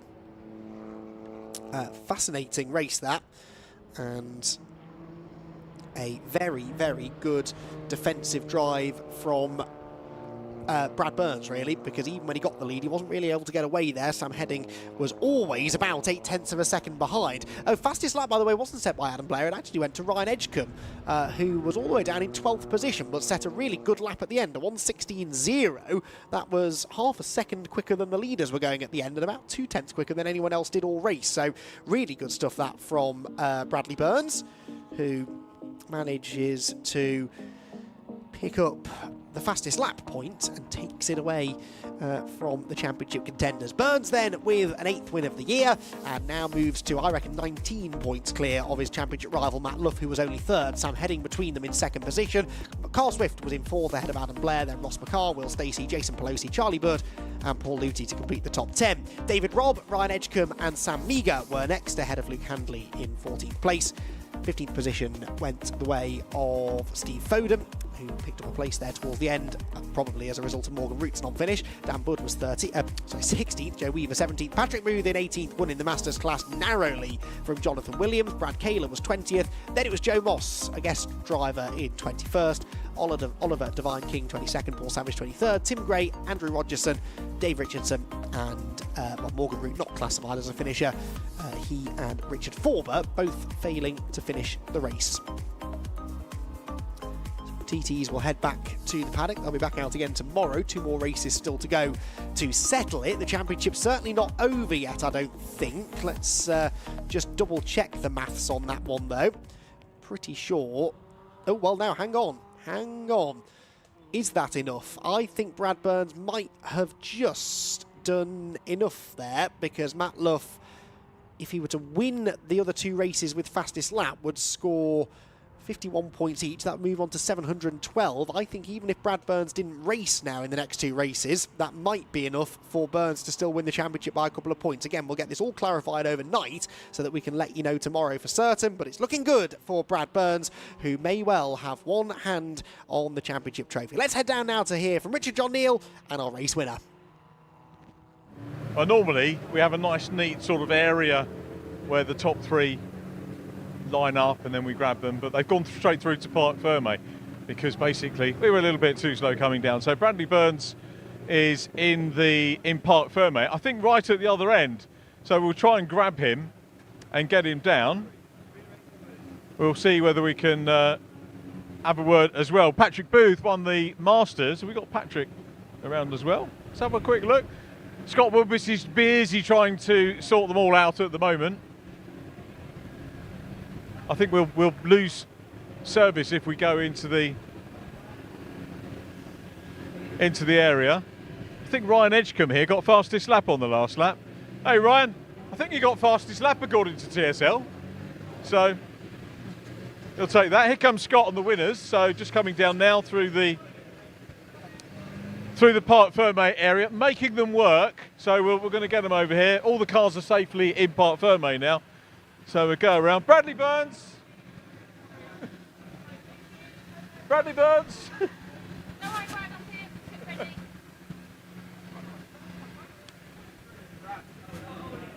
So our top 3. Bradley Burns. Here we go. Let's have a quick word. Congratulations. Cheers.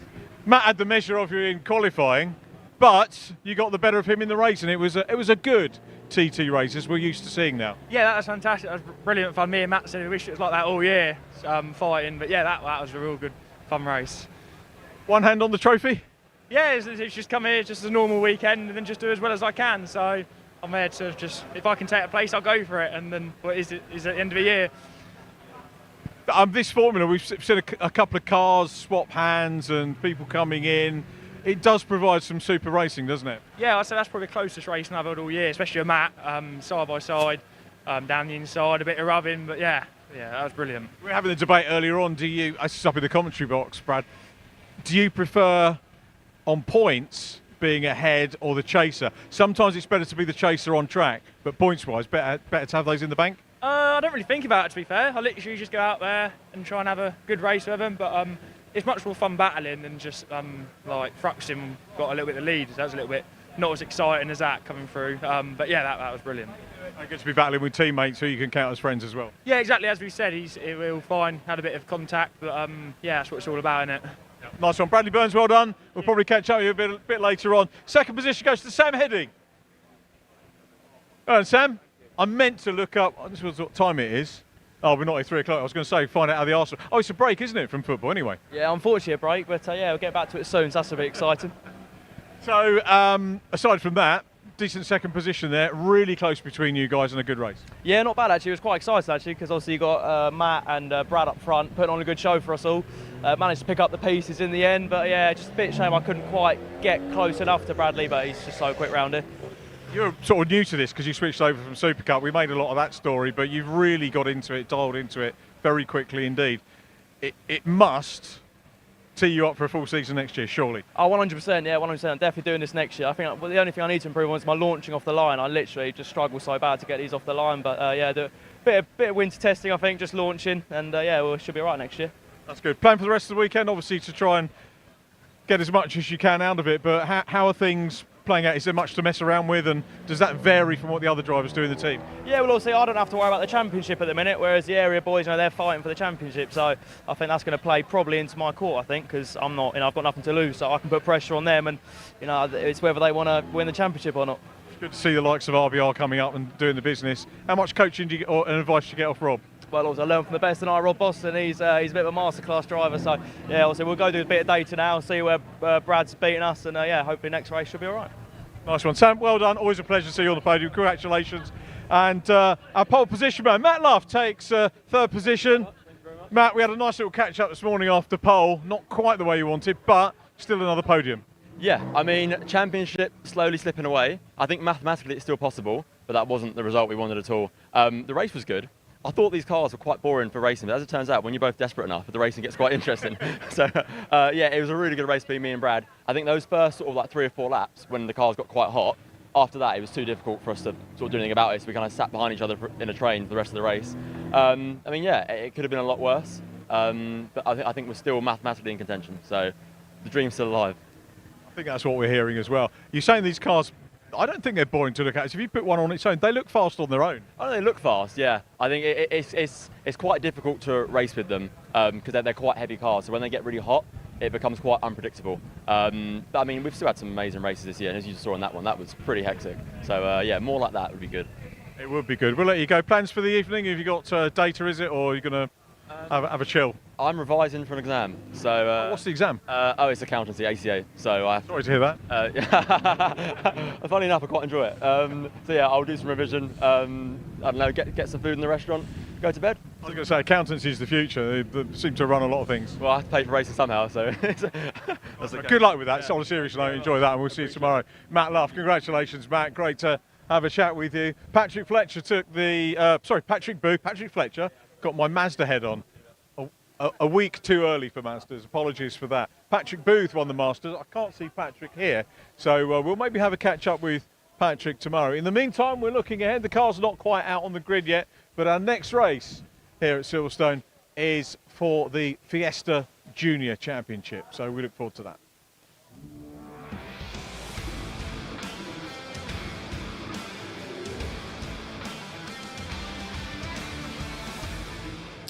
Yes, thank you very much, Richard. Well, the jury out maybe on the TT Championship as to whether the title has been decided or not, but certainly in the Fiesta Junior Championship, it could well be decided inside the next 20 minutes or so, because the championship leader, Jenson O'Neill Going, arrives here at Silverstone with a very, very healthy lead in the championship. He is some 80 points clear of Finn Leslie after the drop scores have been calculated. He's had a brilliantly consistent year as well, Jenson O'Neill Going, more race wins than anybody else, and he really is in a good position coming into this final round of the season, where really just finishing the race should guarantee him the title. However, he's not always had things his own way this year, Jenson O'Neill Going, including here at Silverstone, where he had a mechanical issue in the third race back in August on the national circuit. That definitely didn't help him, and that will count as one of his drop scores, actually.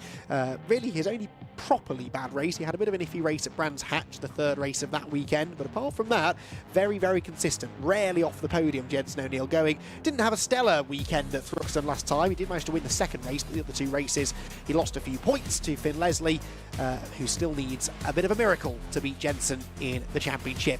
Pole position, though, stealing the headlines away from all the championship contenders, was Maggie Webster. Maggie Webster, who was in the gravel here on the international circuit in the non-championship round at the start of the year, now on pole position. So brilliant effort in qualifying for Maggie, who took pole position by 5 1/1000ths of a second over title contender Finn Leslie. Row 2 then for Jacob Hodgkiss and Alfie Garford, with the championship leader Jenson O'Neill Going starting 5th alongside Tom Merritt.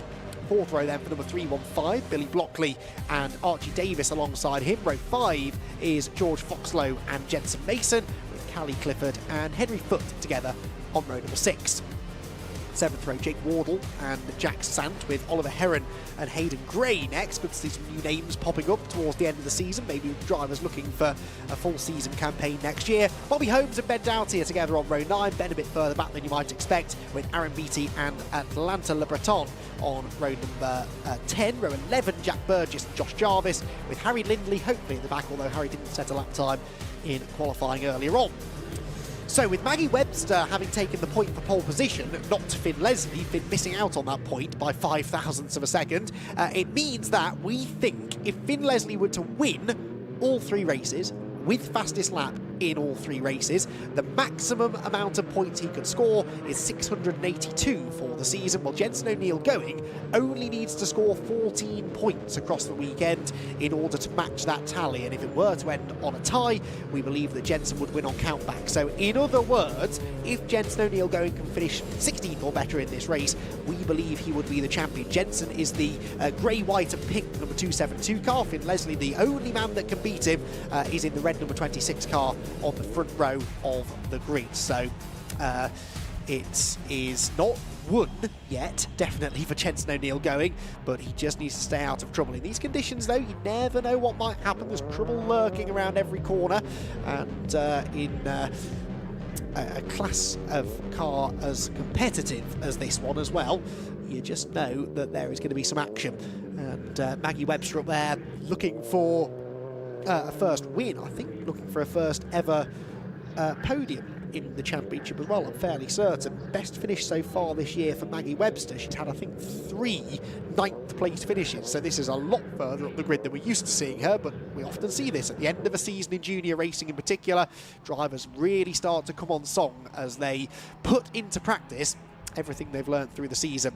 So, rev starting to rise then, the race about to get underway, green flag waved at the back of the grid. Maggie Webster and Finn Leslie together on row number 1, and Finn Leslie knows he needs a bit of a miracle here to keep his title hopes alive. Right then, we are ready to go very shortly, I believe. 5-second board has been shown, and the lights on the starting gantry will go red. I think they've given Luke Souch from the Brscc this very big responsibility. I'm not sure I'd have trusted him with this, but anyway, the lights go out, away they go, and Maggie Webster makes a really good start from pole. Look at Jenson O'Neill Going as well, though, in the 272, coming up the middle of everybody. Jenson will want to go out with wins here, but doesn't really need to. He's into 2nd place, though. He's 2nd already. Jenson O'Neill Going with a demon start from 5th on the grid, is challenging for the lead as they go up towards Village for the first time. What a remarkable start that was. He goes to the outside of Maggie Webster now through the right-hander at Village and challenges for first position. He's a bit wide over the curbs, but he will go through. So Jenson O'Neill Going from 5th on the grid to the lead as they head out onto the back straight for the first time. That is absolutely astonishing. Maggie Webster slots into 2nd, 3rd is Hodgkiss, 4th Finn Leslie, so it went completely wrong for Finn. Not as wrong, though, as it has for Ben Doughty and Jake Wardle, who appear to have tangled at Village on the opening lap. But Jenson O'Neill Going, championship leader, is the race leader as they head down towards Stowe Corner for the first time. Now, how hard will Maggie Webster race him? Because Maggie will know, I'm sure, that Jenson O'Neill Going is going for the championship here, but Maggie really, really wants a race win, and she knows she's got the pace to do it perhaps this weekend. As they drop down the hill, though, she's dropping away slightly now from Jenson. Jacob Hodgkiss there in 3rd. Maggie just snatching a break as she turns into the club chicane. Oh, and more drama further back. Someone off wide. That's Foxlow, I think, who shot straight on. Not sure how he did that, but hopefully kept it out of the gravel and continued. Oh, digs his way out of the gravel and does get going once again. Right then, out onto the main straight we go. Callie Clifford there getting elbowed a little bit wide. O'Neill Going leads by 8.5 tenths then. Webster 2nd. Hodgkiss in the end, actually 1.3 seconds back. Didn't have a great run through Vale and Club that time. The first side-by-side battle is this one a little bit further back, and that is the 85 of Jensen Mason on the inside line, and a big dive here from Alfie Garford trying to find a way past Finn Leslie. Now, Finn Leslie 2nd in the championship. He is only 11 points clear of Jacob Hodgkiss. So Jacob Hodgkiss, who is ahead of Finn at the moment, he'll be definitely gunning for that 2nd place in the championship if he can get it. And at the moment, going absolutely the right way about doing that. Down the back straight they go, and Finn Leslie in big trouble here, really. He's got Alfie Garford up the inside. He's got Tom Merritt to the outside. They're 3 abreast heading down the hanger straight, and Finn Leslie's caught in the middle of it. Now, how's this one going to sort itself out? Down into Stowe Corner. Somebody will have to give way. Who's it going to be? Well, perhaps predictably, it's none of them, really, but Tom Merritt on the outside line has to duck back in behind those other 2. Through will go Alfie Garford, and Garford into 4th position, but Finn Leslie's championship hopes, as slim as they already were, are evaporating right in front of our eyes here. He clearly doesn't have the pace early in the race. Oh, he's late on the brakes. There was a big moment for, I think it was Jensen Mason behind them, but they're all still there somehow as they come out the other side of the club chicane. Down to the pit straight they go. Oh my word, that's Jacob Hodgkiss banging doors with Maggie Webster, who forces him off the edge of the road, and that all got a bit silly down the pit straight. There's damage, I think, perhaps to Jacob Hodgkiss's car, and Jacob did not appreciate that. Steams round the outside of Maggie Webster and goes into second position, but that was all a little bit unnecessary, really, down the Sir Lewis Hamilton straight. Alfie Garford is up into fourth position, and Finn Leslie here desperately trying to hang on to fifth. That is now Archie Davis, isn't it, coming up the inside. Tom Merritt's lost a place. Billy Blockley getting up the inside of Jensen Mason, who is, again, just trying to get into this fight if he can. The lead, though, held by Jensen O'Neill going by 2.5 seconds, and needless to say, a race win would be enough, we believe, to wrap up the championship with 2 races to spare, especially with Finn Leslie's race just unravelling. He's now getting into it with Archie Davis down the Hanger Straight, and just slipping backwards. Tom Merritt buying into all of this as well. He's on the inside line as they turn towards Stowe Corner and head down the hill through the Vale into the club chicane. Maggie Webster back ahead of Jacob Hodgkiss, by the way, so Webster back into second place now, not going down without a fight, as again that unloaded left rear wheel just snatches across the ground into the club chicane. Over the curbs they all go. Billy Blockley there with Jensen Mason behind, and Callie Clifford with a bit of schmozzle there she was involved with. I'm not sure who that was that she was getting tangled up with through the final couple of corners, but anyway, they're all still there as they come out the other side. Bobby Holmes, I think that might have been in the number 55 on the outside line. Lead gap nearly 5 seconds, though, as these two continue to battle over second place. Now, let's keep it clean, please, Maggie and Jacob. It's a good battle in the making here. They round the right-hander, Hodgkiss to the outside. Maggie again shovels him off the edge of the track. Jacob forces his way back onto the road and then drags across the front bumper of Maggie's car as well. But by going in on that tight line, look, he's run a lot wider than Maggie Webster on the exit of the corner. He's all over the grass and the runoff area, and Webster gets the run. But look, Alfie Garford now joining in the fun as well. Garford with a double slipstream here will be right with them by the time they get down to the end of the Hanger Straight. Webster back through into second position, and Hodgkiss now could be under attack for third as they head into the braking zone. Late on the brakes goes Garford. Is Hodgkiss going to be able to hang on? Yes, he does, I think, on the outside line. And Jacob Hodgkiss at least hanging on to third, but all of this fighting is allowing Jensen O'Neill going to streak away in the distance. He's got the fastest lap point in the bag at the moment as well, and that would definitely seal the deal in the championship. Battle here further back, Finn Leslie involved in this. Tom Merritt goes past, but then Finn Leslie with a brilliant cutback sweeps back through. Richard John Neal rejoins me in the commentary box, and Richard, we've had some terrific racing so far. A little bit of touchy-feely stuff there through the final quarter, but Tom Merritt and Finn Leslie absolutely neck and neck. They were, yeah. So is this going to put Jensen back in the mix for the Silverstone Championship as well? Yes. We've got 2. Yes, it will. That will keep a little bit, because obviously the overall championship is absolutely key. But Maggie coming under a bit of pressure here, locks up. What a send-off for the Mark 6s. It's been such a great car for the Fiestas, but the future has been with us now for 2 seasons, and these are great cars, the Mark 7s. They absolutely are, and that Mark 6 that Jensen O'Neill going is in, by the way, is the very same car that Aaron Thompson won the championship in nearly a full decade ago, back in 2015. I'm glad you said that, because I nearly said Bobby, only because I saw him earlier on. Yes, I nearly made the same mistake as well. Yeah, it's exactly the same chassis, and of course Jensen O'Neill going as an even younger youngster back then, watched Aaron win the championship in that very car. That's why he specifically wanted to race that car this season to try and win the championship again. Now, look at this mess going down into Stowe Corner. Callie Clifford on the inside line is about to pick up at least 2, maybe 3 places, and one of them at the expense of Finn Leslie, whose pace has just deserted him. It has, isn't it? Finn dropping back. That's not good for him. He was relatively confident when we spoke to him this morning. And, well, it's a big ask to be able to claw down the points lead that Jensen O'Neill going has at the moment. But he will try nonetheless. And once the championship is done, if indeed it is done in this race, it frees up the other races for the weekend to be for their own right, and the championship of Silverstone as well. Exactly, which is a 3-round championship within a championship. They had a non-outright championship round anyway here on the international circuit at the start of the year. Of course, they raced on the national circuit in August, and now here again at the end of the year on the international circuit. We'll talk about that when we can. For now, Jacob Hodgkiss is round the outside of Maggie Webster again. These two I don't think will be exchanging Christmas cards at the end of the year. They've got into it a few times in this race already. Jacob Hodgkiss goes through, but I'm not convinced was on the track at the time, Richard. Very possibly not. They're having a good run at the moment, and I love Jacob Hodges. Heart on his sleeve, that lad. Every time, really, you can see the emotion, can't you? Good or bad, yes, from Jacob when stuff like that's happened. But he's getting under pressure here from Alfie Garford, and apologise, I was calling it Weratools, it's Weratools because it's German. Yes, it is, yes. I think I have been told that and forgotten it yep. as well. So anyway, the Weratools car on the inside line, not able to go through. The inside at Stowe should be the place to be, but I think it's still a bit damp up on the right-hand side of the road there, so he's not made the move stick yet. He's on the outside through the Vale and into the club chicane, where again Maggie Webster is just dragging that left rear wheel along the ground. Hodgkiss fending off Garford for now.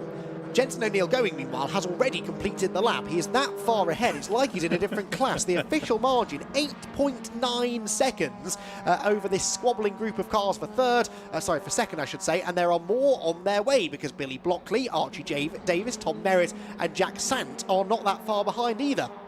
They're not. You know, Jensen's almost into next season. What does he do next season? Because he could come back, but he'd be on a little bit of a hiding to nothing, wouldn't he? If he came back to do it in a Mark 7, if he didn't win it, people would moan, and if he did, they say, well, you know, he's. Yes, I don't know what his plans are for next year. Actually, I don't also know what's happened here at Abbey Corner. Someone going straight on, having to run through the runoff area. That car was 194, which was Jack Burgess, wasn't it? Yeah, Jack Burgess, who had made a bit of progress from 21st on the grid. That progress now undone, as once again it is Jacob Hodgkiss in the thick of a battle. He's waving at Alfie Garford. Whether to say work with me, I don't know. It almost looked like he was pointing him to the outside line. Garford did go to the outside and wasn't, at least on corner entry, able to get the move made. Then you've got Blockley, Davis and Merritt, who I think are closing, but they've now kind of started battling each other as well. Is Maggie Webster safe in second place? That's the question. I fear the answer might be no, because Hodgkiss and Garford, despite their battling, are not really dropping away, are they? They're not, and she's got 5 minutes to hang on for a first podium. She's used to winning trophies in autograss, which is quarter-mile short oval racing on the dirt. So, obviously, was happy to work with the others this morning, the Mark 7s, get a tow. Tow or not, it's some achievement, isn't it? Everyone had equal opportunity in qualifying, and I've said, whatever happens in the race, Maggie, that's with you for always, that pole. Oh, second place might not be with her for long, though. Jacob Hodgkiss almost up the inside. Now, look, that has opened the door nicely for Alfie Garford to go to the outside. He is desperately late on the brakes. Webster on the inside will lose the momentum on corner exit. Through goes Garford, through goes Hodgkiss, and just like that, she's off the podium. But I think she's got good pace. She might yet get stuck in again here. Looks to the inside, through the right-hander onto the hanger straight. They all run wide. Maggie's on the grass, Garford on the grass as well, and that could bring Hodgkiss now onto his tail again as they head down the straight. It's 3 abreast, is it, behind? Yes, it is. Billy Blockley on the outside, Archie Davis in the middle, and Thomas Merritt on the inside. You don't know where to look, Richard. We don't know where to look. Billy Blockley trying to work his options out for next year. Bought a Ginetta with his dad. Really? What they're going to do with that, I don't know, but they're going to have a lot of fun, that's for sure, as they go side by side. So it's O'Neill going still clear. Maggie Webster down behind the battle for P2. They're all trying to sort it out, but at the moment, Garford hangs on to it. Maggie dives hard on the brakes. What a move. Fantastic move. She got the run. She saw the gap. She committed. It was squeaky clean, and she's back into second place. That was one of the moves of the day from Maggie Webster. Took full advantage of the side-by-side racing in front of her, and that's racecraft. That is good, proper racecraft, and that's what they've been learning over the course of the season. As I said before the race started, you often get this at the end of the year.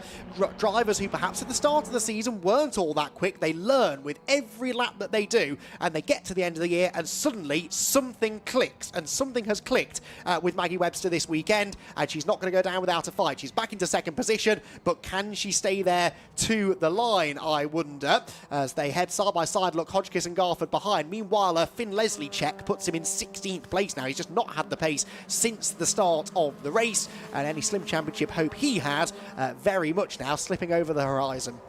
It is, isn't it? Yep, sad to see, but he'll bounce back. The one thing I know about Finn Leslie is that he will give it his all in the remaining 2 races for sure. But this is the battle for second position. Maggie Webster, what a move that was. You know, anyone who thought that it was all done and dusted, forget it. Did she do karts before? I'm not sure, actually. I'm I'd not sure imagine you she get probably into did. using brakes like that on the dirt track ovals. But, No. so where she learnt that from, I don't know. But it was a great move and good driving from the others involved as well. It's a good racing family, isn't it, the Webster family? So I'd be surprised if she hadn't done a bit of karting, whether that was at a professional level or not, I don't know. But Scott Woodward doesn't think she has. Anyway, regardless, this is very impressive stuff. She is still in second position, and she's going through now onto the penultimate lap of the race with an ever-extending queue of Mark 7 Fiestas in her mirror. We've got Hodgkiss third, Garford fourth, Merritt fifth, Davis sixth, and Billy Blockley in seventh position. Then a gap back to Henry Foote in eighth, Jack Sant in ninth, and Jensen Mason completing the top 10 at the moment. They stream through the left-hander at Farm onto the brakes into Village. Again, defensive line from Webster. Hodgkiss tries to go right round the outside. Is this one going to work? It might do. He's squeezed predictably over the exit curb again, but Maggie Webster will still have, I think, a bit of an overlap here heading into the right-hander. She will, I'm sure, try and take full advantage of that, but watch the cars behind. They will have a better run now onto the back straight. Hodgkiss goes through, and that might not be the only place that Maggie loses here. She's on the outside looking in, and she might get freight train down the hanger straight. She may well do, and if it's going to happen, it's going to happen here. Look at this, they're all jockeying for position. So here they come. What's going to happen? Maggie on the outside run. Jacob Hodgkiss is there in P2 at the moment. Maggie does get squeezed through. Archie Davies through on the inside now. Yes, he is. So that's all really gone from hero to zero a bit for Maggie Webster, but she's got another lap and a bit to try and fight back and get back onto the podium, which the way that these positions are shuffling could still be a reality. Hodgkiss then second. Oh, and there's contact further back. Merritt is sideways. No, and Maggie, I think, has maybe picked up, yes, damage steering. And Maggie Webster's race is over. What a shame. Didn't really see how that started. Tom Merritt's car undresses itself right on the racing line, but Maggie Webster is out, and that car, I don't think, is going to be able to recover itself under its own steam. We've got one lap to go. It will at the very least be yellow flags at the club chicane.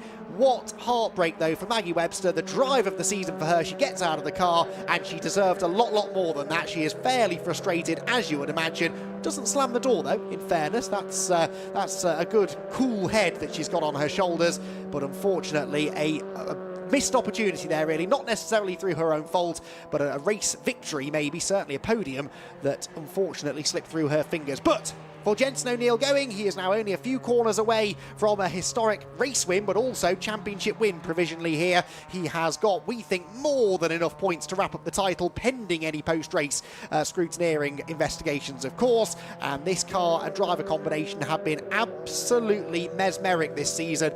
He, we think, is going to have more than enough now to wrap up the title with 2 races to spare. He picks his way through the bits of debris that have been left at the final corner. Jensen O'Neill going, though, comes off the final turn, sees the checkered flag, and provisionally wins the 2024 Brscc Fiesta Junior Championship, and in magnificent fashion, in the car that carried Aaron Thompson to a title all those years ago. And Jensen O'Neill going gives it its second championship in just under a decade. Jacob Hodgkiss comes home in second. His chances of finishing second in the championship have just taken a big boost as well, with Alfie Garford coming home in third, and the rest of them streaming through behind. Where is Finn Leslie, I hear you ask? Well, he's not made it to the line yet. He was running in 16th position last time I checked, and unfortunately that is going to pretty much end, well, certainly end his championship hopes. Will he even now be able to hang on to second in the championship, I wonder? We'll have to wait and see.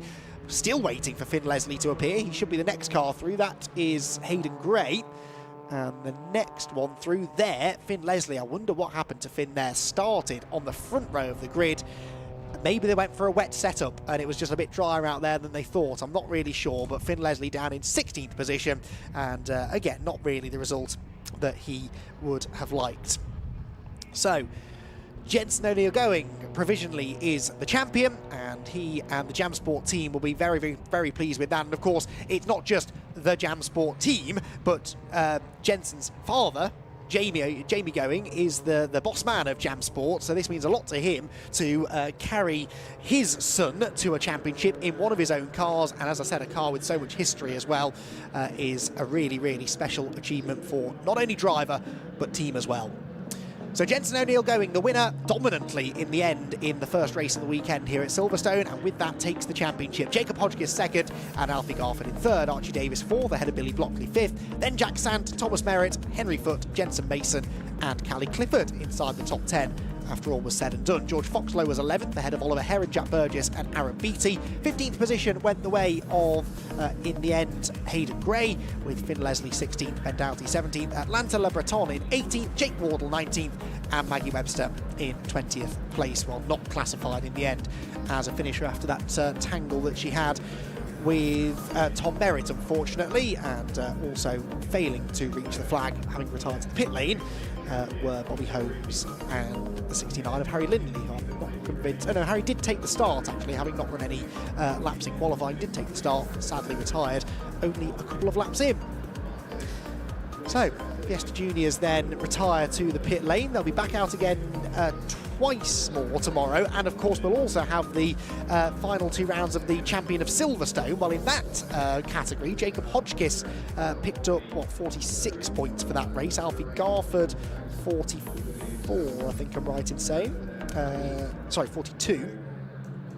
And Jensen Mason, who was 3rd in that championship, was... where was Mason? He was 9th position. Tell you what, we'll carry on with the points calculations whilst we hear from Richard John Neal and our podium finishers down in the pit lane. Richard, over to you.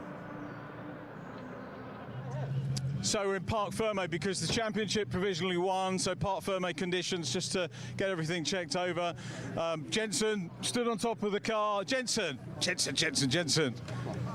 Congratulations, congratulations. In front of your car, we'll just move you over a wee bit so we can see you here. A nice jump on top of the car. I think repeating a move that happened in this particular car a few seasons ago, but that was another one. You are the champion. Yeah, it's quite weird to say that I'm the 2024 Fiesta Junior champion. You know, my dad's worked so hard over the years, especially in these cars. Aaron Thompson won in this car, and it's a brilliant time to finish the season off in the Mark 6. Can't use it next year, and now it's a championship-winning car. I can't thank anyone else enough, especially my engineers, Phil and Andy, and my family, all my sponsors. It's just mega. Talk us through the story of the day so far. Obviously, Maggie got a good qualifying. When you watch the race back, you'll see Maggie did well, but what was the story for you in qualifying and then off the start of the race in this one? To be fair, I was just being a Billy in qualified, and I just I don't know what I was doing, but all I know is that everyone was saying to me, you need to just finish top 15, so I thought, I can't do that, and straight away I just went straight into that win and led the whole race, so yeah. And you've got 2 more races to go. We were trying to work out, and it's incidental now, but there's a Silverstone trophy still on offer. Does that put you back into a shout with that? Jacob's obviously scored well there. He's leading that one. Well, I mean, yeah, I think we're quite far behind, 50 points, so we'll see how tomorrow goes. So what are we going to see from Jensen O'Neill going for the rest of the weekend? Hopefully 3 wins. Congratulations. 2024 champion, Jensen. Well done. Jensen O'Neill going. Jack Werrell's going to have a quick word for the audience here today. Let's see if we can grab a quick word with Jacob Hodgkiss, who's over here talking to Esther Crow. We can interview Esther as well. Watch Esther make a beeline disappear. Esther, how proud are you of your new champion? Oh, absolutely. Just, well, yeah, can't say any more. He's driven so well this season, shown really great maturity on and off the circuit. He's a great advocate for the Fiesta Juniors. He's looked after so many of the youngsters that have come in. Absolutely fabulous. Bless them. And actually, they've done so well today. And actually, just generally, really proud of the paddock. They've been fab all season. There's some great moves and great racing there. I'm going to talk to Jacob Hodgkiss, who was involved in a super battle back then as well. Yeah. But more of the same. We've got the scholarship to look for. 2 more races this weekend to look forward to. Then the scholarship, then next year. I know. And I just held my breath for 15 minutes. So. Breathe now. Yeah. And thank you for chatting on camera for a change. Yes, thank you very much. Is that it for the year? You didn't give me any choice, did you? That was a rarity. Esther Crook, championship. Thank you, Esther. Cracking job by Esther Crook over the course of the season. Jacob Hodgkiss is now over there, having got sidelined. So let's have a quick word with Jacob. Alfie Garford's there as well. Jacob, some pretty good moves in that one, I've got to say, mate. Well done. Thank you for entertaining us. That was a hard race, and obviously Maggie gave you guys a bit of a workout. You got the better of her, and then sadly she got involved elsewhere with Thomas, I think it was. But talk us through it from your perspective. That was a race. From my perspective, I think we got held up quite a bit because obviously Jensen cleared off at the start, so it's unfortunate we couldn't get past Maggie to get with him. But she used some versatile moves to keep me behind. So we'll have a look at what happens as a result of that. But yeah, overall it was a really good race with Alfie. I'm glad with the result. We've got 2 more races to go. You're leading the Silverstone Championship. Your performance in that race did no harm to that, and the Mark 7s, of course, as well. Yeah. Mark 7 now. Yep. Finn finished down the order, and we took second, which is 48. So we came into the weekend 11 points behind. So we should be at least close, if not in front. I'm glad you did that. We've got so many maths to go through this weekend. We'll be doing it this evening, but yeah, I'll be doing the maths too. That's good. I mean, it's been you've had some frustrations this year. You know, we've seen you having to shake, and you get seasons like that. But to come away in a good, healthy position, as you say, potentially now leading the Mark 7s and leading the Silverstone, with the bad luck you've had, it's not that bad.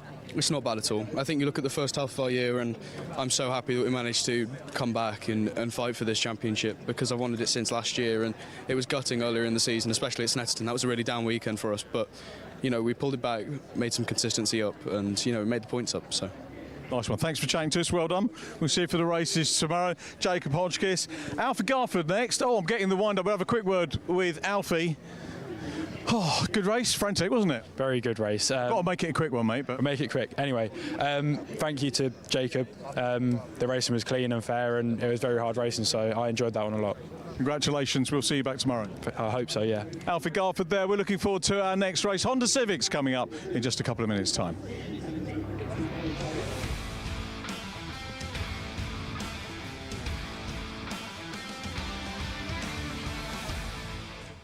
Thanks, Richard. Yes, cars already out on their green flag lap then for the Motorsport Civic Cup's first of 2 races this weekend, the penultimate race in the championship. And after qualifying earlier on this morning, championship leader Max Edmondson has already taken another step towards claiming the title, because he already had a big championship lead, over 50 points, arriving here at Silverstone. He then extended that championship lead by 5 more points in qualifying, because in Civic Cup, as in TCR, if you qualify on pole, you score 6 points. If you qualify second, you score 5, and so on, all the way down to 6. While Edmondson got pole, 6 points, Josh Files, his really only championship rival, only managed 6th on the grid. Bad news from a track position perspective, also bad news from a points perspective, and Josh Files is really going to have it all to do now to claim the championship. The grid then as follows: Edmondson on pole, Lewis Kent. Good to see Lewis qualifying on the front row. I wonder whether he can finally grab that first victory of the year. Then it will be Wesley Swain and Liam McGill, row 2. Another brilliant pair of efforts in qualifying, particularly from Wesley, who will be the first of the FN2s on the grid. Then it's Spencer Stevenson and Josh Files, second in the championship, with work to do from 6th. Row 4 then for Harvey Caton and Dave Marshall, who entertained us at Thruxton last time out. Alistair Camp and Dan Petters on row 5, with Alex Kite and Jack Riddell on the 6th row. 7th row, Jordan Brennan and Jamie Petters, then Aidan Hassan and William Butt, with Mark Hughes and Scott Smith together on row 9. 10th row, Gary Townsend and Anthony Gannon. 11th row, Simon Welch and Jackson White, with Harry England lining up at the back of the grid. Andy McEwen here in the commentary box, joined by Jack Oliphant for today's races. And Jack, Max Edmondson on the verge of a championship in a slightly less dramatic fashion, honestly, than last year when he beat Dan Thackeray with a race to spare. Here he has the chance to do the same thing again, but he comes here with a much bigger lead, and I think we'll be feeling very confident having stuck it on pole as well. He looks confident. I had a chat with him earlier on, with himself and Josh Files, and a little bit of an interview. If you want to go and catch that, I'm sure it'll be on the Facebook page and everything like that shortly. But yeah, Max Edmondson confident, and Josh Files not so confident in his brakes. I'll talk about that later.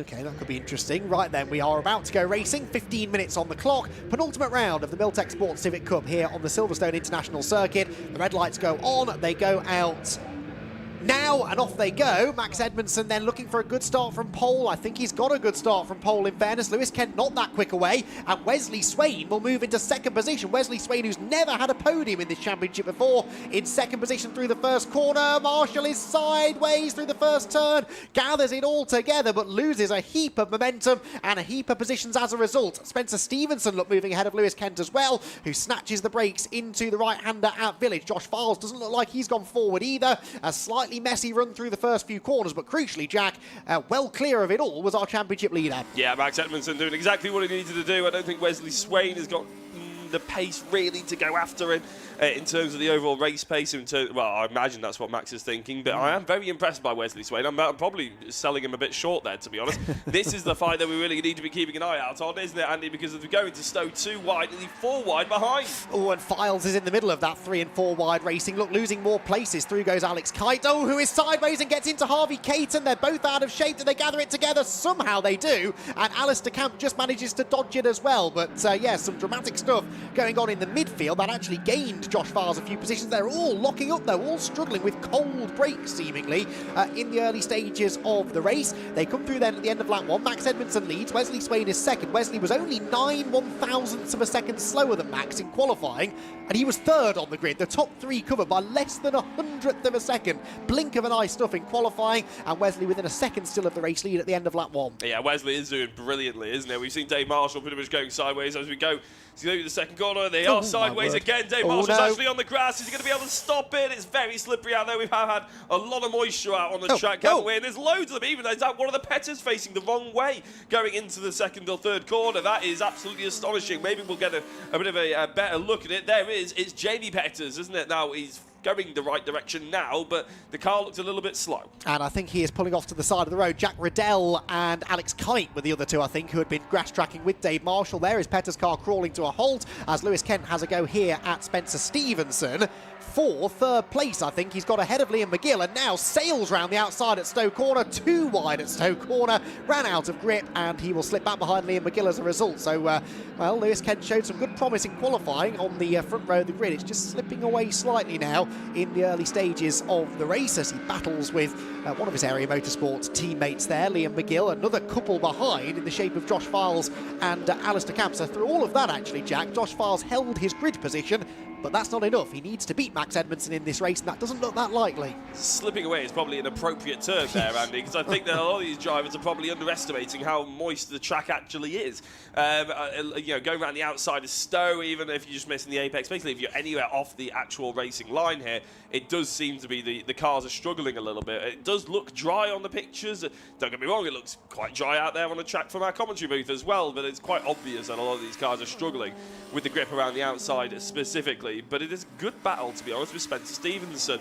And of course, Spencer Stevenson is Paul Winfield's potential champion, isn't he, incoming after this race. So it'll be great to have a chat with Spencer if he's on the overall podium as well. But he's got a long way to go because Liam McGill is going to try the long way around the outside, the Lewis Kent approach to getting the podium position. But no, actually, maybe he learned to see what he saw what Lewis did earlier on and thought, you know what, I'll live to see another day. Yes, indeed. So they all are going to arrive down at the Club Chicane pretty much together. McGill launches up the inside of Stevenson from a long way back, but got the move made. He's run a little bit wide, and that will maybe give the others a chance to get on the attack as well. Lewis Kent there given a helping hand from Josh Files, has a nibble at Stevenson and has to bail out of it. Edmondson leads with the fastest lap, now 1.6 seconds back to Wesley Swain, and then this the battle for third. McGill, Stevenson, Files, Kent, Camp all together, and Josh Files does now finally pick up a place. That's into 5th position now for Josh, but really more through the cars ahead squabbling, you'd have to say, than outright pace. Now, you mentioned brakes. He's snatching a brake there into Village. To be fair, he's not been the only one in this race. What have you learnt from Josh so far today? Well, we obviously didn't cover qualifying earlier on, so I don't know if the ladies and gentlemen will have known this, but he ended up going straight on at Stowe, nearly rolled the car because one of his brake calipers decided to explode on him. So he lost brakes as he went in. It ripped all the rim up as well, it ripped the tyre up, and as I said, he nearly almost rolled it apparently. Now, he's fine. Obviously, he was happy to do the interviews and everything. He was chatting about it, but it's not what you really need as you're going in towards the fastest corner on the circuit. No, not at all. And into that corner now, he's under attack again from Lewis Kent. So having gone past Lewis at the end of the previous lap, Lewis now tries to get that position back, and I think is going to do so. Well, maybe not. Josh Files is right there with him now and has the inside line into the Club Chicane, and Lewis Kent, I think, might have to give this one up. Is he going to give it up? No, not really. He's up the curb. He's got the inside line now. It's the great thing about this layout, isn't it? It's left, then it's right, then it's left, then it's right. If you're on the outside for one corner, it's probably the inside for the next one. And it might be Alistair Camp who's got the inside now into Abbey Corner. He gets a run on the pair of them. 3 abreast amongst the Area Motorsport teammates into Abbey Corner. And Campy, I think, is going to go through. Yeah, well, we might be sort of hinting at Camp almost being out of position from qualifying. I think most people would expect him a lot further up, but qualifying in 9th place. He is doing TCR this weekend as well, so he had to jump straight from TCR qualifying into the Civic Cup, which may be why he was took a couple of laps to get used to it as Josh Files flies up the inside of the curve. Anyway, he didn't quite get the move on Lewis Kent, but as they come out onto the back straight, it's very, very close indeed. They're all running right, though. That was Files and I think Petters, Daniel Petters, who's got the fastest lap, by the way, Dan Petters. Black and white warning flag number 127 for exceeding track limits. That is Scott Smith a bit further down the order. But as they arrive at Stowe, it's this time Petters and Files going door handle to door handle, and Dan, despite running wide at the previous corner, completes the manoeuvre down at Stowe. He'll now set off after Lewis Kent ahead. Unless, of course, Files comes back at him into the braking zone. No, he can't quite do it. So Dan Petters then slips through. Behind them, by the way, Harvey Caton and Dave Marshall, both of whom have been in the wars in this race already. They're completing the top 10. Marshall slipping ahead of Caton there, but I think both of them were catching these two before that little moment. So we'll see if that gap continues to come down. The lead gap is going out. Max Edmondson to Wesley Swain went out by another 4/10 that time. So 2.3 seconds now the advantage for Edmondson, who provisionally is in a position good enough to win the championship for a second year in a row. And given how much more competitive the series has been this year, it is all the more impressive that he's managing to do this potentially with one race still to spare. But he's got to get to the flag, doesn't need any dramas, doesn't need any mechanical issues, and nearly 8 minutes of the race still to go. A lot can happen in Civic Cup racing in 7.5 minutes or so he won't be counting any chickens just yet. No, you've got to always be on your toes, haven't you? And as I said, it's slightly slippery out there. You don't want to be caught out. One wrong curb hit or something like that, and suspension could go, or you could get dragged wide at Stowe and you could end up in gravel. All these sort of things can play into your head when you are just trying to lap nice and calm, qualifying laps after qualifying laps for 7.5 minutes. Trust me, it takes an awful lot of concentration. It's a lot longer than you think, Andy, out there when you're actually leading a race, isn't it? But Max is used to that sort of thing. Are you used to that sort of thing? Are you speaking from experience there, Jack? You had to dig it in, didn't you? You had to dig it. I'm more used to it than you are. That is absolutely true. That is absolutely true, Jack. I'll give you that one. Right, across the line they go. Camp now with the fastest lap. Look at that. Top 5 for Camp, having started down in 9th position on the grid, on the tail of Spencer Stevenson. We see this quite a lot from Campy, don't we, really? Not necessarily the best qualifier in the world, I think, by his own admission, but he is one of the best racers on the grid. He's got that car in the sweet spot now, and he's moving forwards. There's a lot of talk about Dave Marshall and Alistair Camp in the FN2s, obviously, like that. Wesley Swain seems to have got the qualifying and the race pace down, hasn't he, from him? I think that's big props. He's outperforming an experienced driver like Alistair Camp. And yes, okay, his qualifying, Alistair's not always as good as it can be. We know he's a seasoned pro in terms of on the racetrack, and he's about to perform what looks like another inside move up to Stowe on Spencer Stevenson. Spencer Stevenson gunning for that Paul Winfield Championship, of course, but Alistair Camp just moving a lot out in front of him into 4th place then. A nice clean move. That was about as simple as you can possibly get. Now, Wesley Swain is also eligible for the Paul Winfield Trophy. However, he's not really in the championship fight. That looks like it is still going Spencer Stevenson's way. However, Wesley Swain is winning this race in terms of the Paul Winfield Trophy, if that makes sense. Hopefully it makes sense. There's a lot of things going on, isn't there, when championships come to a head. Luckily, there's no drop scores or anything like that. That keeps it slightly more simple, Andy. Yes, it does indeed. I really advocate for that in every championship. No drop scores at the final round. Keeps the pressure on for the drivers, takes the pressure off the commentators. It's win-win as far as I'm concerned.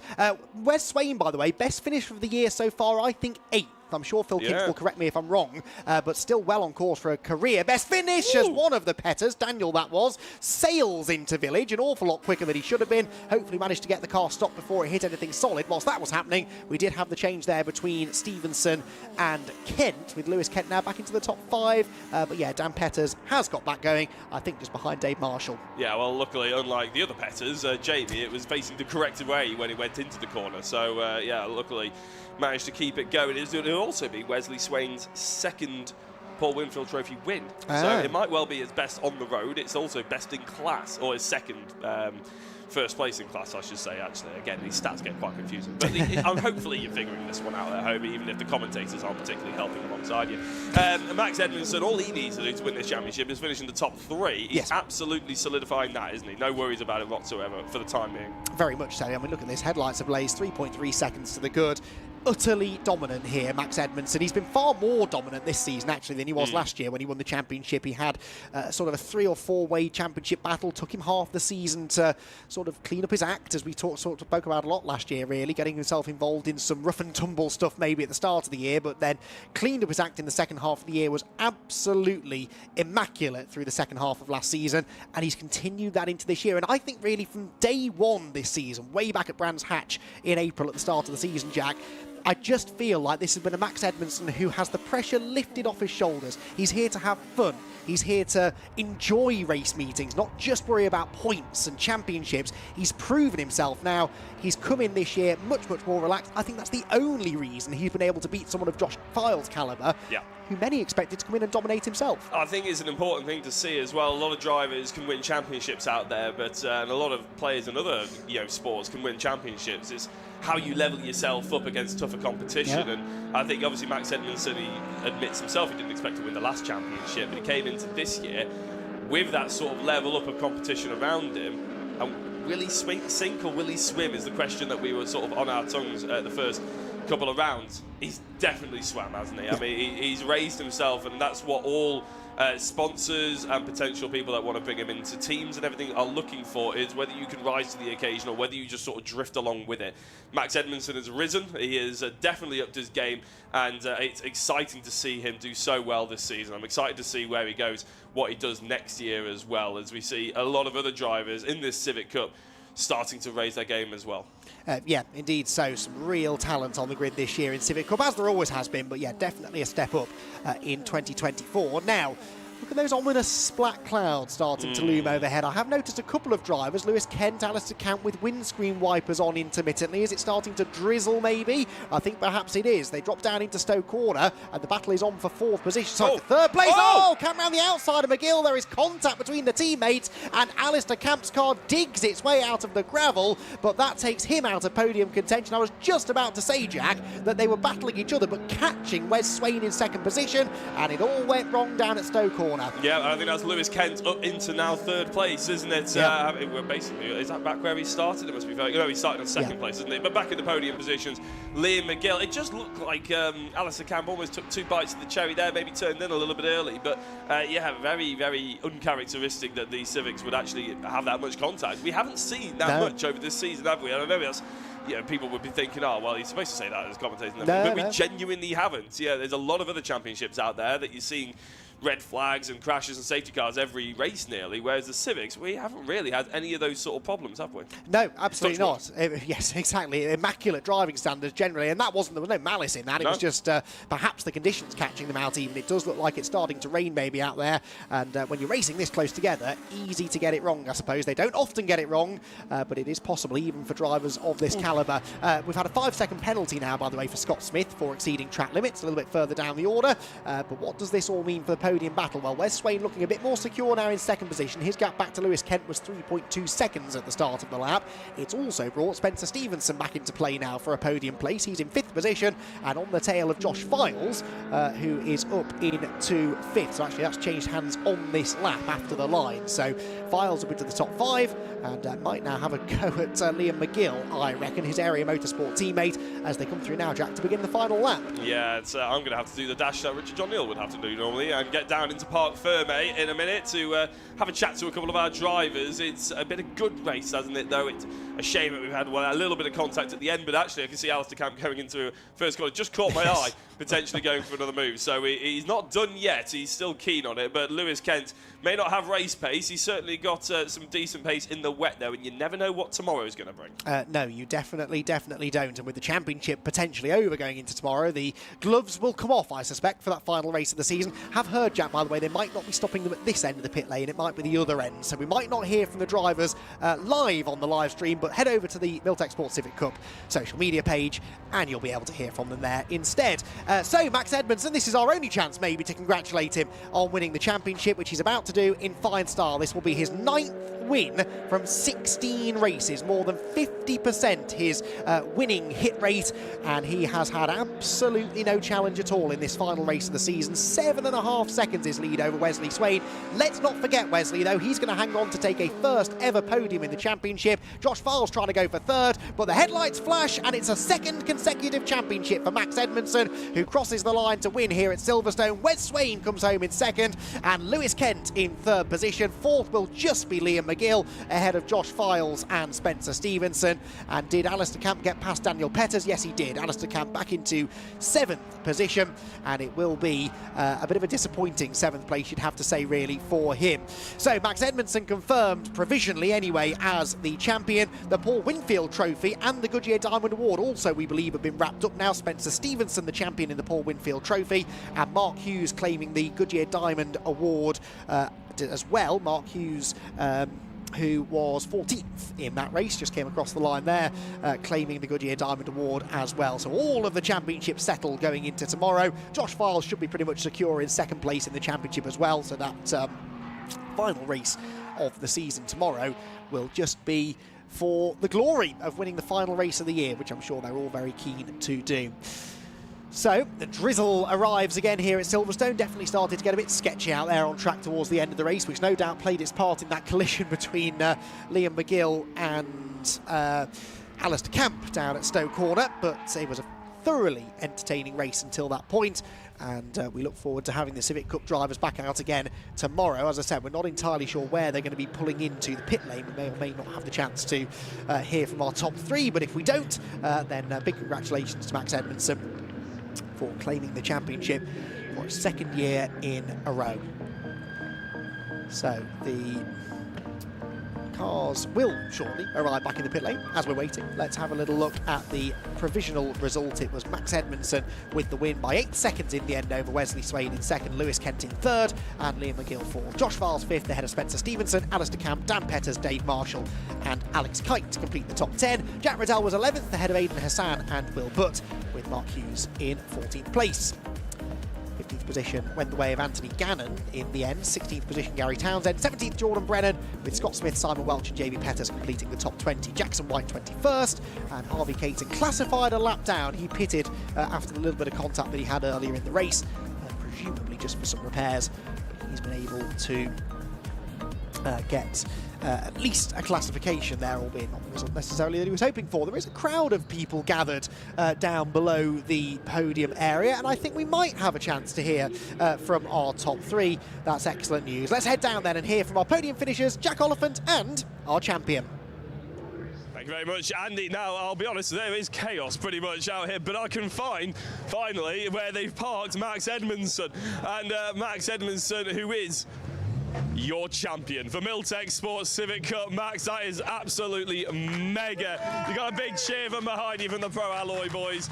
We need your hat on, so you'll get that rushed in a minute, but what a way to seal it. What a dominant victory there you had as well. I mean, it dried up, played into your hands a little bit, but off the start, it didn't look like there was any question. Yeah, I just got a good start. Got a good start. I saw that Lewis didn't, and then he was started battling behind. And I thought that I knew I had the experience edge over Wesley, and I just thought I kept it consistent and just kept lapping.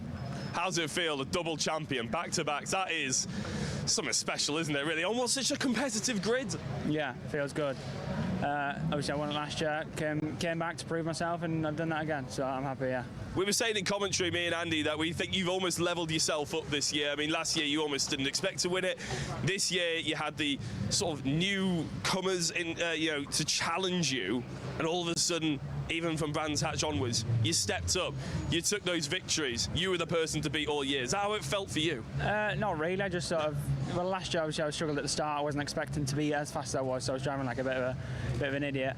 So it sort of kept me head level towards the end of it, and that's how it came to me. And this year I've just came in with the same mentality, and yeah.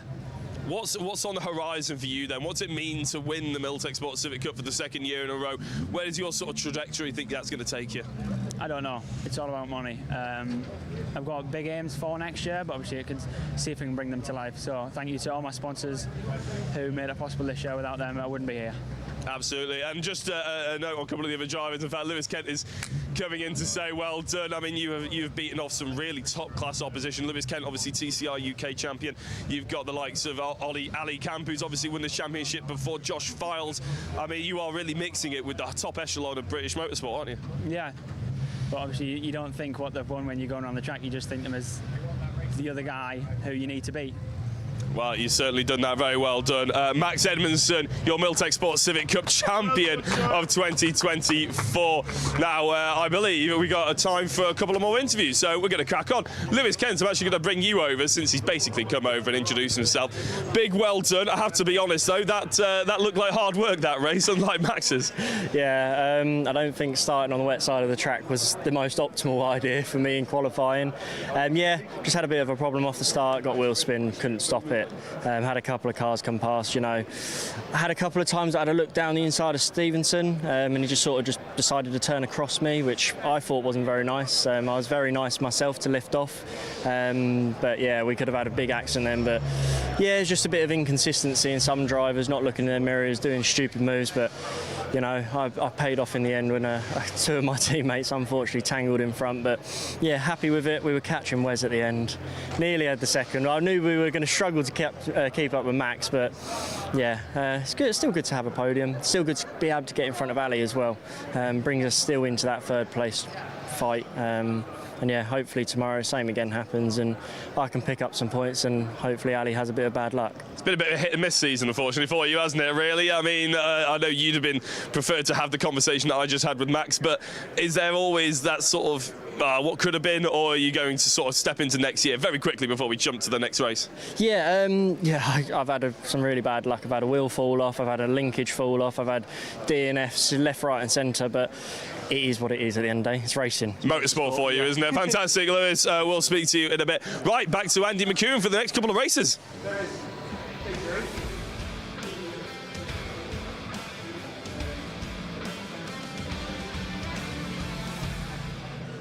Thank you very much, Jack. Great to hear there from Max Edmondson, then our provisional champion in the Miltech Sport Civic Cup. We now move on to our second dose of mini racing for the weekend. It is the Mini Miglias, their second race of the day. Of course, that first race earlier on was the race that had been cancelled from Cadwell Park earlier on in the season. This, though, a proper Silverstone race, if you like. And, well, unfortunately, they had the wettest of the conditions earlier on this afternoon, and it's raining again here in time for race number 2. It's Jeff Smith on pole, Andrew Jordan, of course, now joining him because he didn't race at Cadwell Park. He will be on the front row for this one. Then Ben Coleman and Aaron Smith, row 2. Row 3, Rupert Deatheny and Curley with Jodie Leese and Phil Bullen-Brown together on row number 4. Row 5, Colin Peacock and Endath Owens with Ryan Taylor and Mark Sims together on the 6th row of the grid. Row 7, Kane Aston, a lot further back than you might expect. Rob Howard alongside him. James Cuthbertson and Sean King on row 8 with Joe Polly and Damien Harrington, row 9. 10th row, Mark Cowan and Gordon Pocock with Steve Yule and Mark Burnett together on the 11th row of the grid. And then we get into the Dunlop Mini Libras, where Richard Colburn is at the front of the field, Hugh Turner next, then Phil Harvey and Julian Proctor, row 2, Josh Evans and Steve Trench together on row number 3. So, after the race earlier on today, which of course still counts towards the points, even though it's not it wasn't actually scheduled for this weekend. It still counts all the same. It was won by Aaron Smith over Rupert Death and Jeff Smith. So that championship lead gap comes down between the two of them. In the Libra clash, Josh Evans came into the weekend just 6 points clear of Julian Proctor, while Julian Proctor was able to claim second place in class, Josh Evans only third. So again, that gap came down to now next to nothing really coming into this race. But the heavens have well and truly opened ahead of this second 20-minute mini race of the day. And this is going to present a real challenge to the drivers, because a track that had just about dried out is now starting to get pretty soggy and slick once again. And of course the Miglias do have the option of a slick tyre. I wonder whether all of them were able to change from those slick tyres to the wet tyres before they were released onto the track. That will be the question. Richard Don-Neil, I don't know about you, but I wouldn't fancy being out there on slick tyres right now. No, I wouldn't fancy being out there. If I'm honest. Yes, it looks challenging out there, doesn't it? But it was a good race earlier on today, and of course we've now got some new faces. Andrew Jordan in particular up there on the front row now, who didn't take part in that race earlier on today, and this is going to be his first taste of the conditions like this, because it would have been dry when they qualified earlier on today, wouldn't it?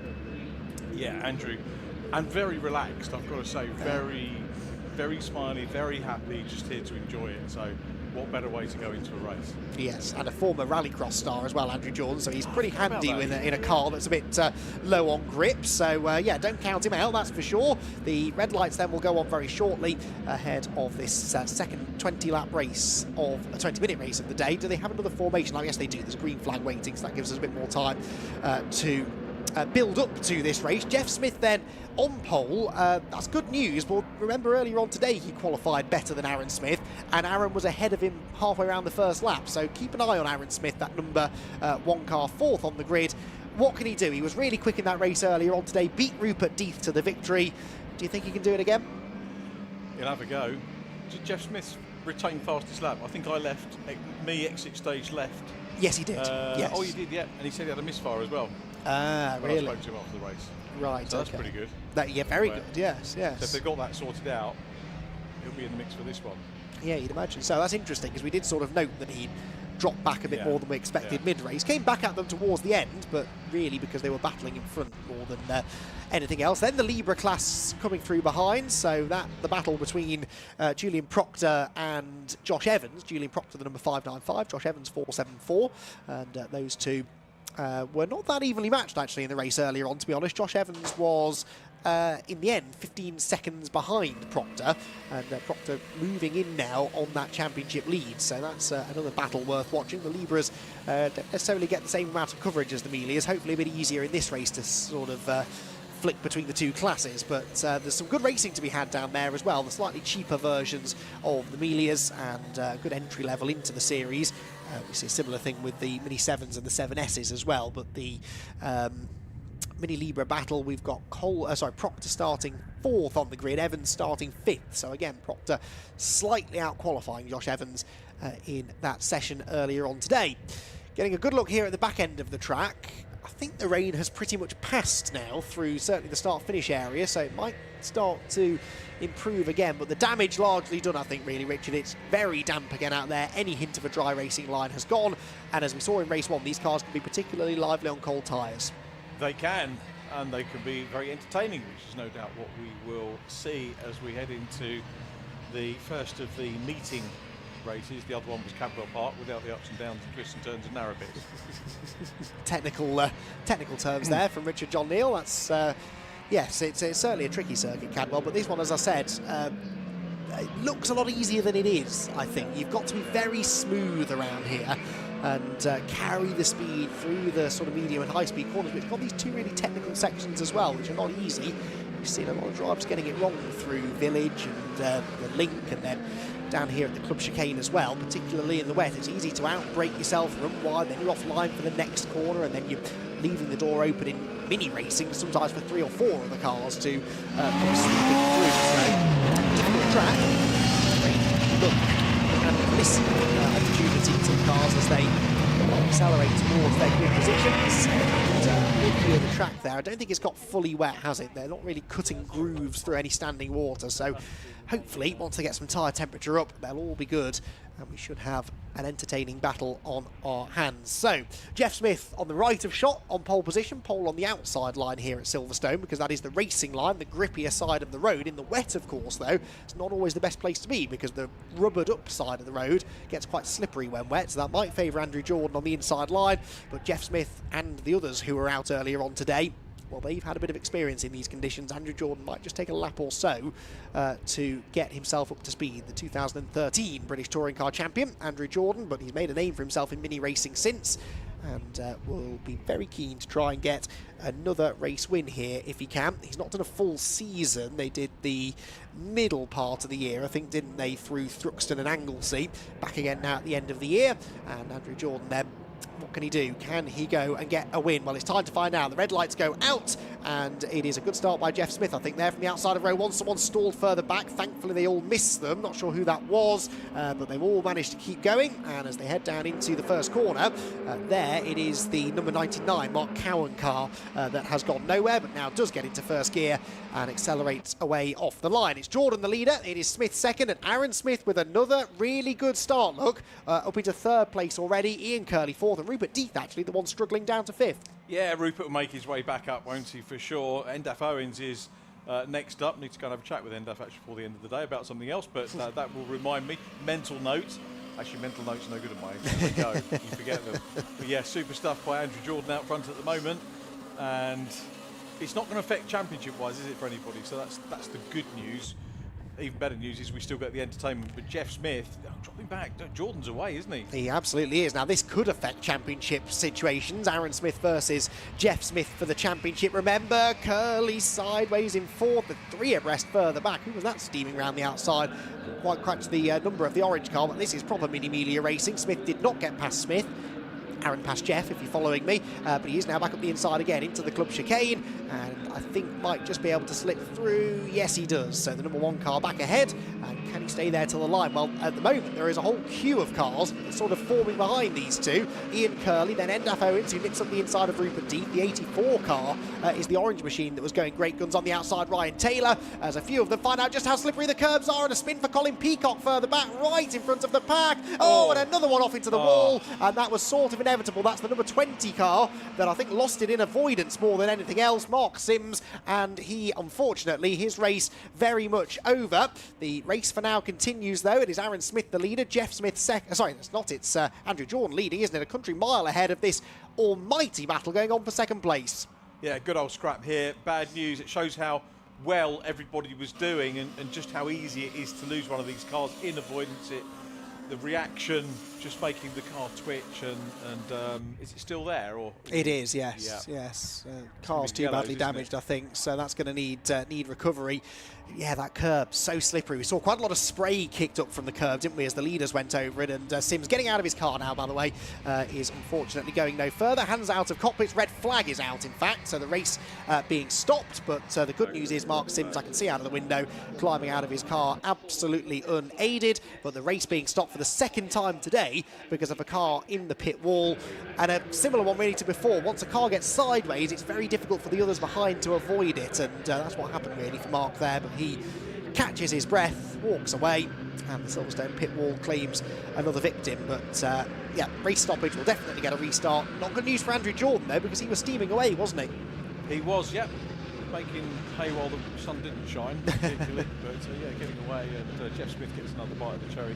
To be fair, we still had 15 minutes to go, so, or 17 minutes to go, so we can all put it back in, as we'll see in mini racing. So they'll form up here. Will they?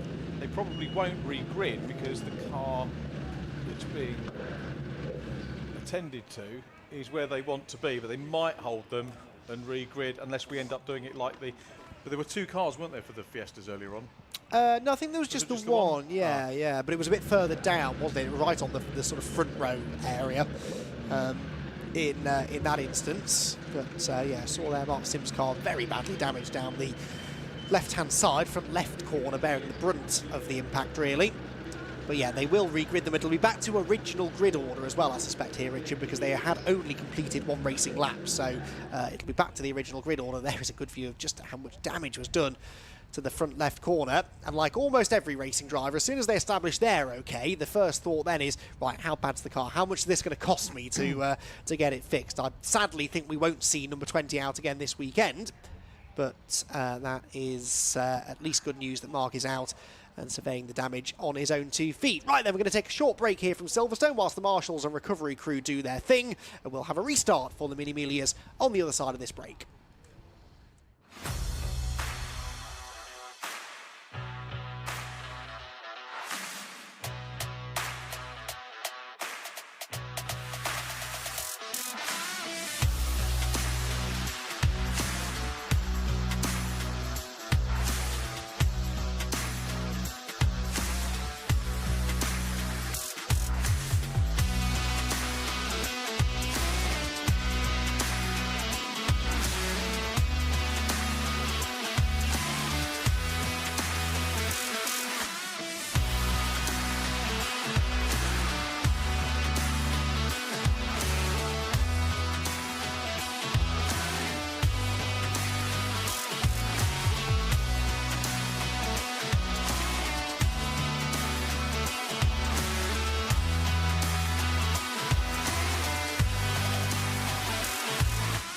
The driving standards have just been absolutely outstanding this weekend throughout the whole field. Whichever package it is, Mark 1, Mark 3s, it offers fantastic close racing. They're all quite even, the cars at the front, so lowish power. These boys are incredible to race against. They don't give you an inch. They're not overly expensive to run. Again, will draw people to it. It's not just about the racing, it's about the experience as well. It's affordable, you know, anyone can come and have a go.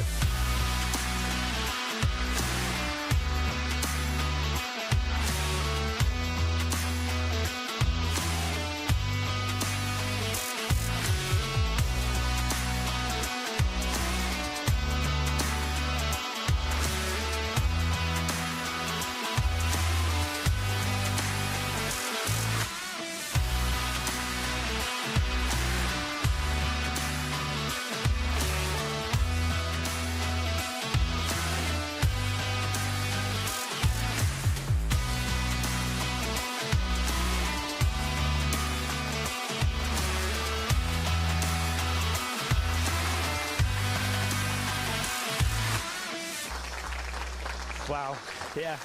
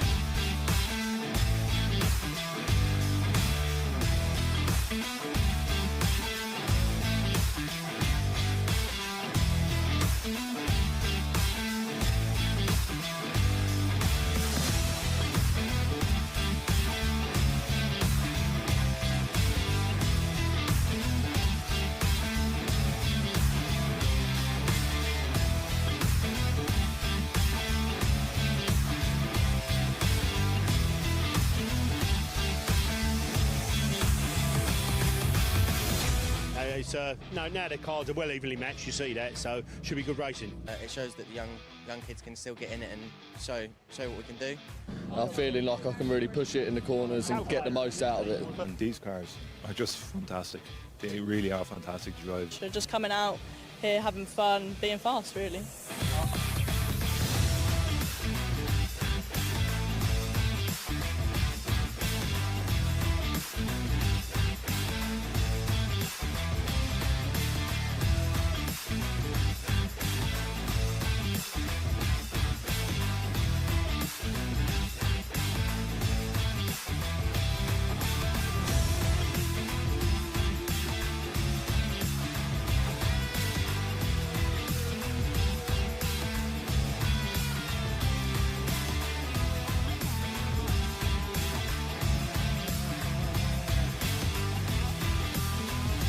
Performance for money, you can't beat the value. I mean, the nearest thing you're going to get to a mini touring car.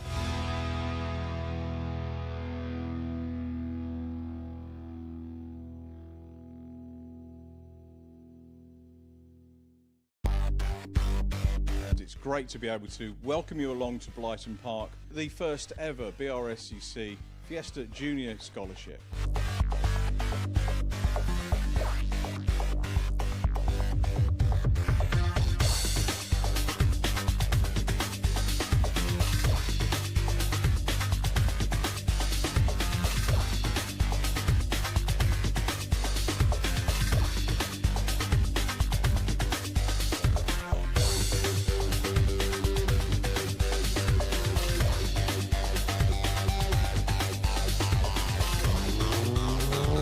Seen the smiles on the faces of all the drivers getting out, and the coaches as well are really enjoying their time in the Fiesta Junior Mark 7. So I want to sort of work with these drivers, find that next person that's going to be the next big driver in the Fiesta Championship.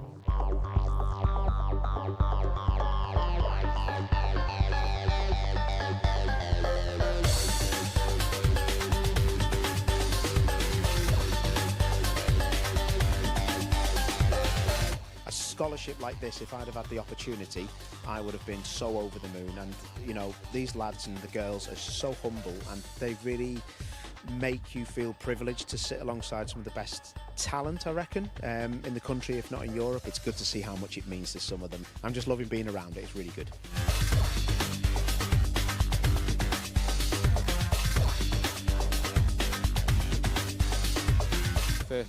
The Fiesta Juniors is where I started. Such a spread of varying different experiences, so much potential and so much talent.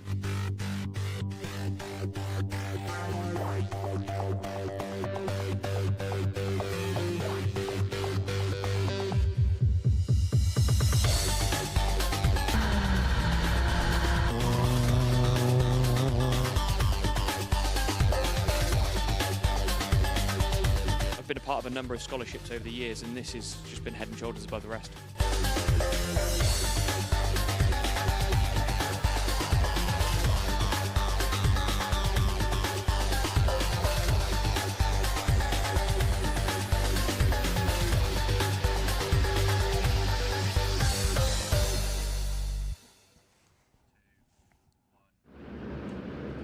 Welcome back to Silverstone, everybody. We have got cars back on the grid ahead of a restarted race for the Mini Miglia Championship. Now, the cars released onto a green flag lap. The time has started to tick down, though, so the race, I think, may have already started. Now, you'll notice the pit wall there with a couple of little scrapes down the side of it. Well, little scrape, not really the best way to describe the reason for our second red flag of the day. Here is, if you're just joining us, the reason that we're under red flag conditions. We had only done just under a lap of racing when it all went wrong coming out of the final turn, and this is what happened. Look at the leaders. They all come out wide onto this exit curb. Look at the amount of spray on the curb as they run wide behind. Colin Peacock had a big spin, miraculously wasn't collected by anybody else, but unfortunately behind, one driver did lose control heavily into the wall, and that was the reason for the red flag. Mark Sims, who'd started 12th, dropped down the order a little bit on the opening lap, got out onto that curb, and around he went. But now the conditions looking slightly better. It's still very wet, don't get me wrong, but the sun now starting to break through the clouds. It's a crystal clear sky above us all of a sudden. That rain shower passing through. It should now remain dry, hopefully, for the rest of the day. And with the sun out, Richard, hopefully the track conditions will improve even over the course of this 20-minute race. I hope so. I've got to go off one of my random tangents. You know, we talk about the scuff marks on the pit wall. Yes. They used to, as you can imagine, we used to get quite a lot of those at Rockingham. Yes. Just a wall around the outside. And a guy used to photograph the scuffs and sell them as abstract art. Oh, really? Yeah, really That's a weird. new one. And charge a lot of money for them. Oh, did he? You know, Mark Proctor did that one. Where's Mark Proctor's royalty? Anyway, it's very tenuous to what we're talking about. No, so close take enough. pictures of the scuff marks and sell it as art. That's interesting. That's interesting. There are a couple of NASCAR tracks in America, where one in particular, Darlington, where they have to repaint the wall after every race because so many people scrape up against the wall, and the quick line is up against the wall at that particular track. I won't bore you with a NASCAR story, but yes, it's Silverstone slightly less common maybe to see people getting into that wall. 2 in a day is definitely more than I've seen before, but it's just a sign of the conditions, both of them sort of caused by the slippery conditions through Club Corner. But look here at Stowe, I'd say that's a dry line already starting to emerge, so it'll be an interesting situation this. Whether the Miglia drivers had gone out on slicks or not, I don't know. They do have the option of a slick racing tyre or a wet tyre. But actually, at first we were saying, well, they need to be on the wets. Maybe now, if you're on the wet tyres, by the end of this now seemingly shortened race, you're going to start running out of grip, surely. You would think so. It's going to be a tricky race again, but again, we've got quality drivers in here, right the way down the order, and it should be an absolute stomp once again. These guys got one race tomorrow? Yes, I believe so. They've had 2 today, and yes, great that they're catching up. How does it work with the CADWELL meeting, a Brscc one? Oh, now you're asking. I wonder where the money gets juggled on that. 28th of April. No, I don't believe that would have been a CADWELL meeting. I don't think so. Sorry, Brscc meeting at CADWELL. You know what I meant. Yes, it was definitely a CADWELL meeting. It was just the second race that the Sunday race that didn't happen. So, and I'll be honest with you, I can't remember why. Whether it was weather or delays that caused that, or maybe a bit of both. But anyway, they got it in early on this morning. This year. Yes, we've had a bit of rain in 2024, haven't we? It's definitely been a year for the rainmeisters, hasn't it? Those who are good in the wet conditions have generally come out of 2024 pretty well. And again, some slick conditions for the drivers to contend with here. The race, as I said, has officially started. The time has started to tick down. So by the time they're all gridded up, it's going to be a 16-minute race by the looks of it. The restarted race then, this penultimate round of the Dunlop Mini Challenge Mini Miglia class, supported by Mini Spares. The green flag then waved at the back of the grid. Red lights go on. Out they go, away we go, and is it going to be another good start made by Jeff Smith, or is this time Andrew Jordan going to get off the line better? Yes, he does. So Jordan then holding the lead this time into the first corner, and Jeff Smith will slot in behind him. Jordan looked like he skated a little bit wide there. We'll see who had the advantage coming off the corner. Yes, it is still the former BTCC champion. Jeff Smith, of course, former BTCC frontrunner as well in second, and Aaron Smith, not the British Touring Car Championship race winner, Aaron Smith in third, but a very, very strong contender in the Mini Miglia Championship, and he is Jeff Smith's rival for the championship, and they are nose to tail already as they head for the Hangar Straight. Yeah, Ben Colburn up in the mix as well, so a nice wide line there from Jordan. This is where they cross the track, and I was party to one of the driver briefings this morning. Generally, I think everybody okay on that point. If they do go over the line, it's not an issue there. Different matter on other parts of the circuit as Jordan leads us down. Ben Colburn getting stuck in there at the moment in fourth place. Yeah, Ben Colburn had a poor start the first time round, but he's right in the thick of it now, isn't he, in fourth place, as Jeff Smith almost rattles down the side of Aaron Smith's car. That was pretty robust. They make contact again on the exit of the corner as they bang wheels down through the Vale into the club chicane, and Colburn goes around the outside of both of them. Fantastic from Colburn, who sails into second position. Smith gets the better of Smith, Aaron ahead of Jeff, and now Ian Curley joining it as well. That did not go to plan for the championship leader. No, it didn't. Nice little swap there, and Colburn read that exceptionally well.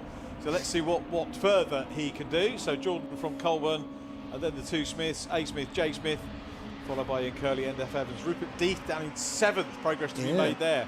So watch Owens. Yeah, Deeth started 5th, so as on the initial start, lost a bit of ground, I think, in the first few corners. But Ben Colburn, no doubt about it, he's the fastest man on track right now as he closes in on the race leader. Deeth is starting to make some progress past Kane Astin there. Remember, Kane 3rd in the championship. It's not really been his weekend so far, though, and he's dropping down another position there. That is, I think, 8th now as they head onto the back straight for the second time.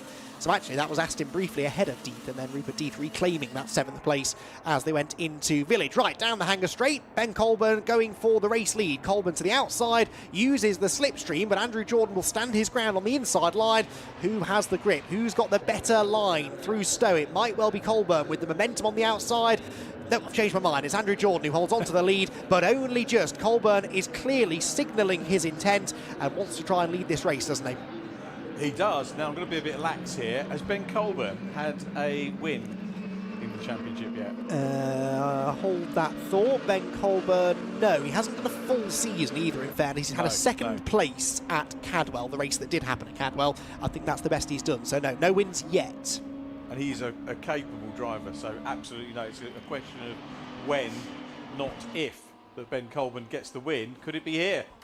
Could well be. He's positioning himself well, isn't he, in the second position in the wheel tracks of Andrew Jordan. Doesn't look to the inside into Village, look, because he knows that the best place to pass here is down the Hangar Straight into Stowe Corner. No sense in going for a move here that will lose you momentum and probably lead to a loss of positions by the time we get down to Stowe Corner. Through the right-hander they go. The leading 4 starting to get away now, really, from NF Owens in 5th, Ian Curley 6th, Rupert Deeth 7th, and Kane Astin in 8th. Who breaks ranks first, though? Down the back straight. Will it be Colburn? Yes, it is. To the outside. Jordan moves over to cover. That might leave a gap on the inside. No, it doesn't. Jordan sort of squeezes Colburn over onto the wet side of the track, and Jordan will therefore retain the advantage. Aaron Smith, interestingly, not really able to do anything with Colburn either there. So good defensive driving that from Jordan. And the positions, for once, don't change down the back straight. No, they don't. Colburn still putting in the attack now. Here comes Aaron Smith. I thought Aaron Smith was going to try and do a Maggie Webster down the inside there, but it wasn't to be. Just keeping his tinder dry at the moment. Jeff Smith, fastest lap again. Smith always popping those in when he's not at the front, but he's using it to try and claw his way in, so he'll be picking up a little bit of a tow. NF Owens lights ablaze in 5th, just a little bit further back from Jeff Smith. Then Ian Curley in close proximity, but it's about the lead 4 at the moment as Kane Astin now gets fastest lap. Conditions are changing, improving as they go on. Colburn, I would argue, the busiest driver of this foursome, wanting to chase and defend at the same time. He's a little bit closer to the leader, Andrew Jordan. Andrew Colburn, we could invent a new driver there, couldn't we? I'm sure there'll be one along. Oh, well, there is another Colburn in the race, remember, down in the Libra class, and that is second place at the moment for Richard Colburn. Senior Colburn. Indeed so, but here comes Colburn Jr. going for the lead again to the outside of Jordan, gets his nose ahead, but it's so hard to actually break through into the lead, isn't it? Because Andrew Jordan gets the side draft, then he's late on the brakes into Stowe and manages to go back ahead. So still Andrew Jordan with the lead, Ben Colburn second, Aaron Smith third, and remains status quo as we drop down through the Vale and into the Club Chicane. Colburn to the inside line. There's no grip there though, and he loses the back of the car. Amazingly, no contact, but I think Jeff Smith was delayed. Yes, he was. Then he has contact with Curley, and Jeff Smith suddenly losing a whole heap of places as Aaron Smith gets the lead. Explain to me exactly how that happened, Richard. He went into the corner in third, comes out of it with the lead, and about 5 cars between himself and Jeff Smith. Yeah, absolutely frantic for the lead. The message is from Ben Colburn that he was told I tipped him to win, so that was the end of that. Right. Yeah, that'll do it. Now P2 and fastest lap. Super stuff. And suddenly NF Owens is in the fight now as well in second place, because just as quickly as I said Smith was leading, Jordan got the advantage back, brought NF Owens with him. Now, where is Jeff Smith? He was 6th at the line, so it could have been worse, but he's losing points that he can ill afford to lose at the moment to Aaron Smith, who at least is down to the bottom step of the podium, sideways there. I think that was Kane Aston, wasn't it? So Jeff Smith gains another place now, back into the top 5. It's changing almost too quickly to keep on track of it, isn't it? But another place gained by Jeff Smith, and he will now try to get back into contention. That wasn't his fault at all. It was Colburn getting sideways, and Smith had to throw the anchor out to avoid running into the back of him. And, well, he now is the one with work to do. He's gone past Ian Curley as well, though. So into 4th position for Jeff, as Aaron Smith slips up the inside, does he, of Endaf Owens? Yes, the Welshman has to let him go. And Aaron Smith now sets his sights, not for the first time, on Andrew Jordan. Is he going to be able to get past, though? The one thing that you see Jordan do is, or very rarely, is cede the lead or cede a place, even in this mini racing, which we know is fiercely competitive. But if anyone can do it, it will be Aaron Smith. And Aaron just starts to make the move, comes offline, and you can see how dry it is there. Maybe had a couple of wheels on the damp part of the circuit there, as Curley goes to the outside again. Curley still vying for 5th place with Ben Colburn in the mix as well. Yep, indeed so. 3 abreast action here. Kane Aston on the inside, Curley in the middle, and that's Phil Bullen-Brown, isn't it, in the fluorescent orange number 5 car on the outside line. Great racing going on here at the front of the field in the Libras, by the way. The Libra class being led pretty comfortably by Hugh Turner in 15th position. 2nd place in the class is Richard Colburn, and 3rd is Josh Evans. That's significant. Josh Evans, the championship leader, remember, in the Libra class. He lost some points to Julian Proctor in the race earlier on. He's ahead of Julian by 6.3 seconds in this one, so looks set to undo the damage from race 1 earlier on today. For the overall race lead, though, it is 3 abreast through Stowe Corner. Aaron Smith on the inside, Endaf Owens on the outside, Andrew Jordan in the middle. Who is the last of the late breakers? It's all of them, really. Smith backs out of it, and Owens to the lead. Endaf Owens goes past Jordan and Smith. Super stuff from him, 3rd to 1st. He will get a lap led on his stats. Not that will mean a great deal in terms of mini racing, but as soon as the move is done, Jordan is back on the case, and he's got momentum out of that final turn down the Hamilton straight and tees up a return to the lead. Oh, he's on the wet side of the road, but he goes through, and Aaron Smith wants to go with him. He slides through on the inside line. Endaf Owens leaves him, is left just enough room on the outside edge of the road, and Jeff Smith joining in as well. They bang doors, Smith to the outside, and Endaf Owens will not relinquish 2nd position. This brings Jeff Smith and Ben Colburn back to the party, as Smith crucially gets back ahead of his title rival, Aaron Smith. How quickly things can change. Absolutely mega stuff, as ever, from the Mini 7 Racing Club. Superb from the Miglias. Ben Colburn is back in the mix as well. Rupert D, distant 6th. Really surprised to see him that far back at the moment, though. Definitely going to come from the top 4. I can't say definitely in mini racing. Probably, definitely coming from the top 5. Yes, at the moment you would tend to agree with that, but I would say that with some caution with 7 minutes still to go. Through Stowe they come then. It is Jordan who, through all of this, seems to consistently come out with the race lead, doesn't he? He gets shuffled back a bit, then seems able to get his way back to the front of the queue and stay there more effectively than anybody else. The others constantly trading positions. He always seems to lead at this part of the lap, and that's the key, isn't it? You don't need to lead at Abbey or at Stowe. As long as you're in the lead at the line, you will ultimately end up with the race win. Jordan once again leads them across the line, then back out in front with a personal best lap to boot, with Endaf Owens in 2nd place. Jordan with 2 wheels on the wet curb into Abbey. That's brave. It is brave. He holds on to it, though, so 2 tenths clear, very nearly 3 tenths clear as they cross the line that time around. Owens still chasing hard. Here is the battle between Kane Aston chasing Rupert Death in the 23.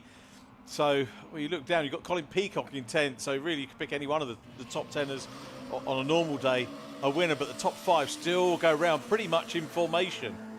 Yeah, they do. Now, with 5 of them together, a big hole in the air being punched for those towards the back of that lead group. Can Ben Colburn and Aaron Smith take advantage of that, I wonder, as they head down towards Stowe Corner once again. This is the 8th lap of the race, 6 minutes still to go. And what order will they emerge in out of Stowe in a moment? Well, it is Jeff Smith in the lead. Who predicted that? From 3rd to 1st, Jordan down to 2nd, Owens 3rd, Aaron Smith 4th, and Ben Colburn still there in 5th position. But Jeff Smith, the championship leader, is on a mission here. He knows a race win here would really help him in the championship with just the 1 race to go. And Aaron Smith suddenly finds himself at the back of the group now, so it's all falling apart for Aaron. He's got time just about to fix the situation, but with Jeff Smith out in front, this is not what Aaron Smith was hoping to see. Was that bumper askew at the start of the race, or is that a feature of this one? On Jeff Smith's car, yeah. That was the little collision he had with Ian Curley, I think, down at Club earlier on. So it doesn't seem to be slowing him down, though, does it? Not at all. No. Someone will protest it. Surely not. Let's not put that idea out into the universe. Good battle going on further back. There's the 1-2-3 car. Hugh Turner leading in the Mini Libra class fairly comfortably, as I've said. Josh Evans is still 3rd ahead of Julian Proctor.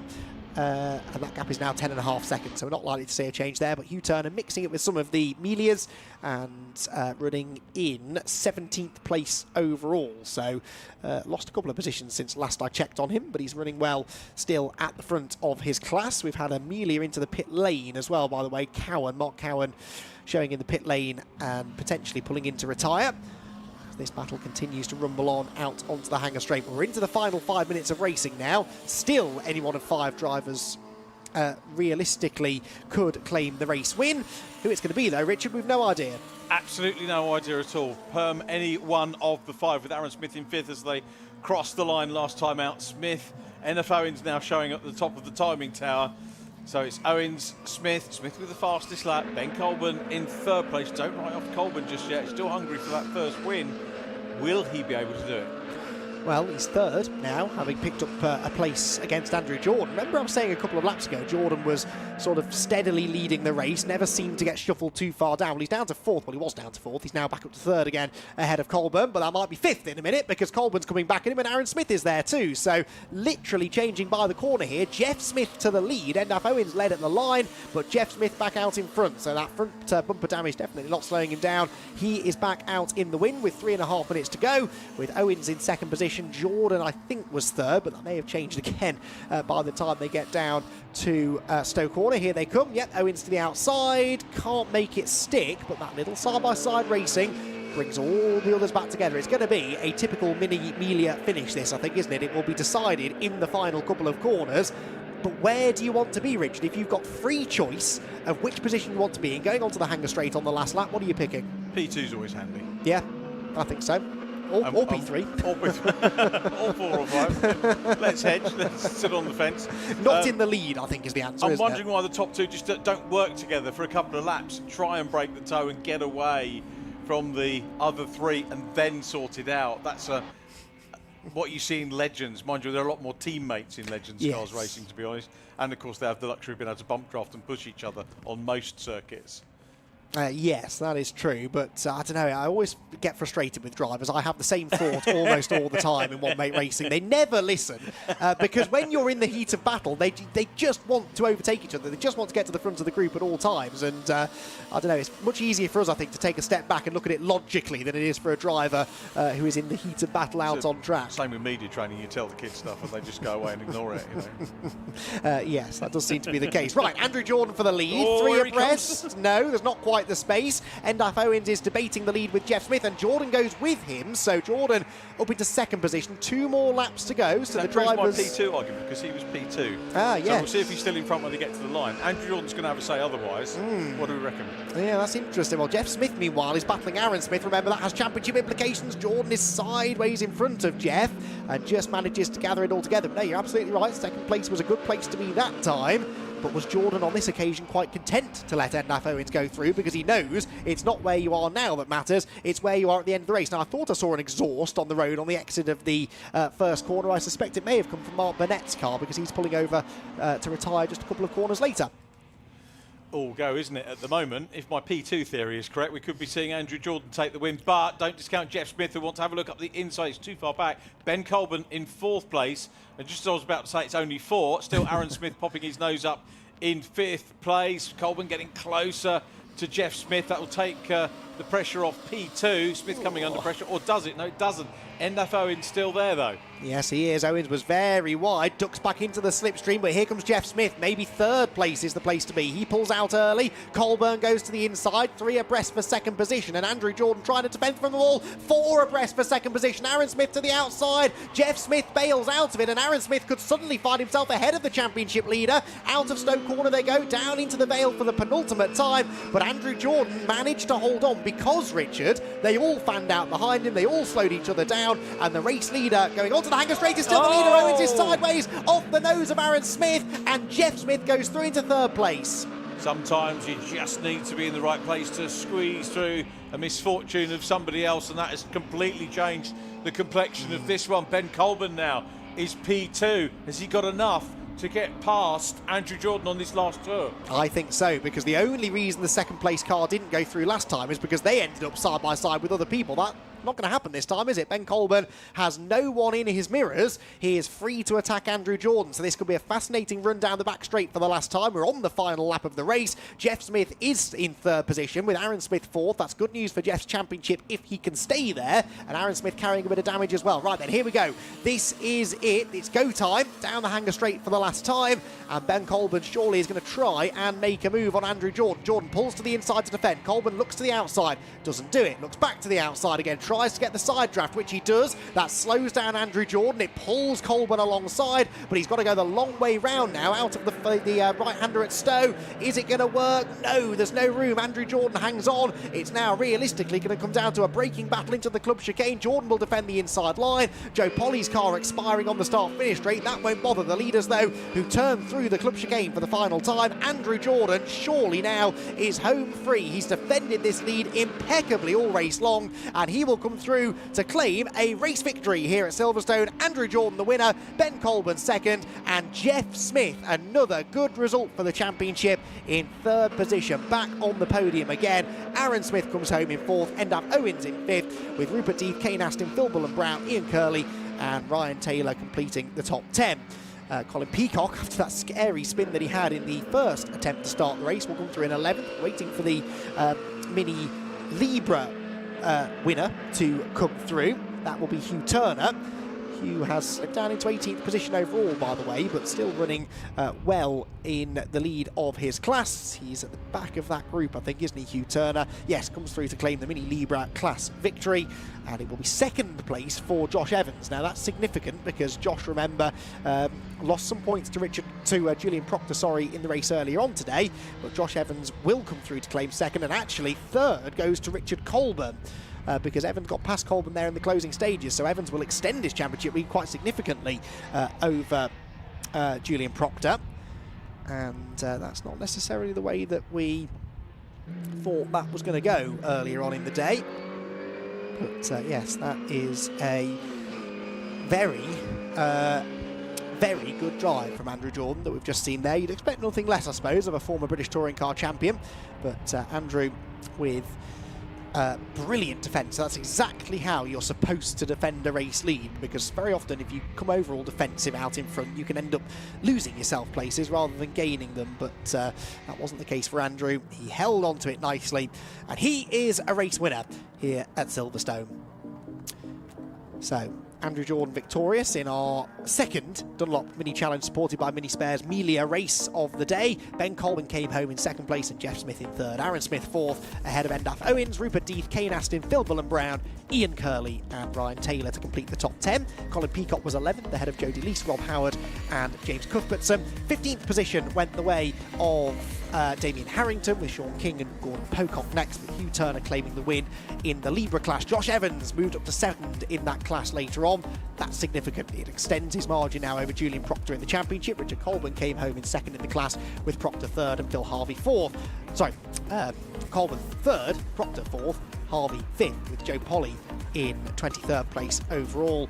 And then those who, well, in fact, she didn't reach the flag because her engine blew going on to the final lap. We also lost from that race the number 79 machine of Mark Burnett, 99, which was Mark Cowan, and the 24 for the second time, unfortunately, today of Steve Ewell, and 20, of course, Mark Sims, heavily into the pit wall, bringing about that red flag, but he was absolutely fine. The car was not, but the driver, thankfully, emerged unscathed. So, Mini Miglia's done for the day. In fact, Mini's done for the day. The 7s will have 2 races tomorrow. The Miglia's will have 1 further race. We've got 2 more races to come today. Next up is the SW Motorsports Club Sport Trophy, a 45-minute pit stop race for the always entertaining Club Sport Trophy. And then we move on to TCR, the TCR UK Championship, their first race of 3 this weekend, the championship decider for the TCR UK Championship. That will bring the curtain down on day 1 here of our Silverstone finals weekend. We are running still, I think, about 5 minutes ahead of time as well, which is good news. Right, let's head down then quickly to Parc Fermé to hear from Richard John Neal and our podium finishers.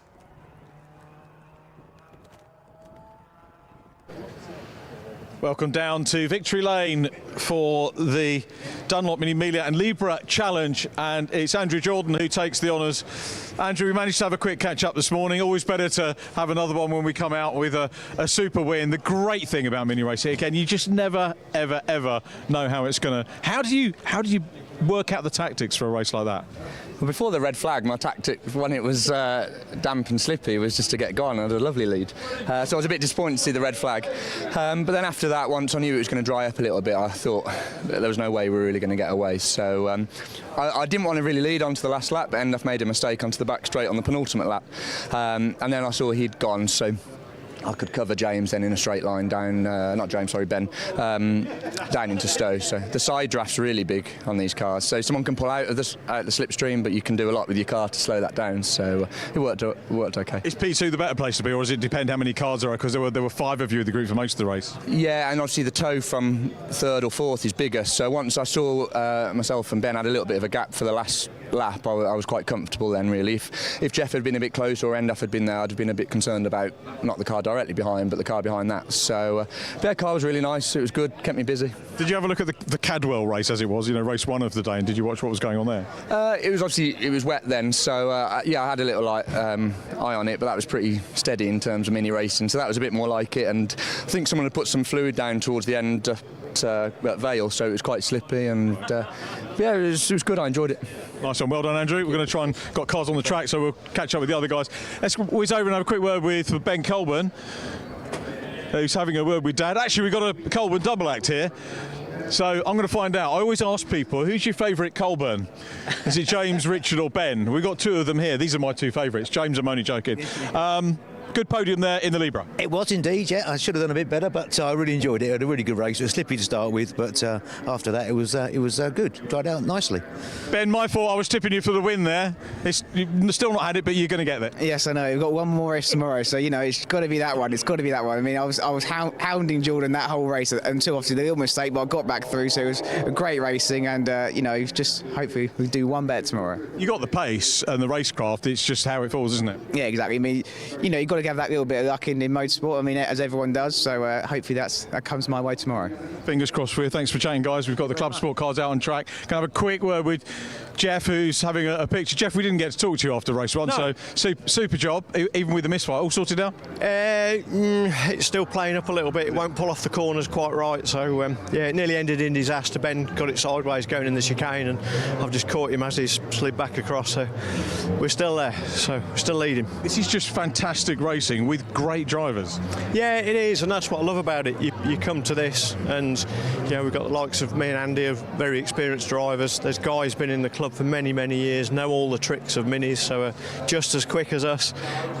Lads like Ben that just beaver away at it, and it's so competitive. It's a flip of a coin who's going to win the race. It's crazy. Brilliant. And obviously the championship, we're nearly there. Nearly there. We've got one step closer, haven't we, I think? I need to go and do the points and work out the drops in a minute, and we might be popping champagne, I don't know yet. Fingers crossed, we'll see you tomorrow either way. Thanks very much, Jeff Smith. Thank you very much for having a quick word. Very quick, I think we're going to grab Hugh Turner. Is Hugh there? Hugh Turner? Hugh, nice to meet you. Congratulations, Libra win, well done. Yeah, it's first one of the year, so long time coming, but last round of the season, fantastic. So yeah, really happy. That's excellent. I've got to be quick because we've got the Club Sport cars on track, but super job, and you seem to be pretty well clear. Yeah, I think down Hanger Street, the power of the car helped, and I picked up some Miglias and got the slipstream, which just really pulled me along. So yeah, lucky. And all good for tomorrow? All good for tomorrow, yeah. Nice one, Hugh. Many congratulations. Thank you. Well done. Thanks ever so much. Club Sport time now. I think we're going to try and find out who's starting the two driver cars. But in just a few moments, we'll be up to Andy McEwen with the grid. But Club Sport Trophy next up.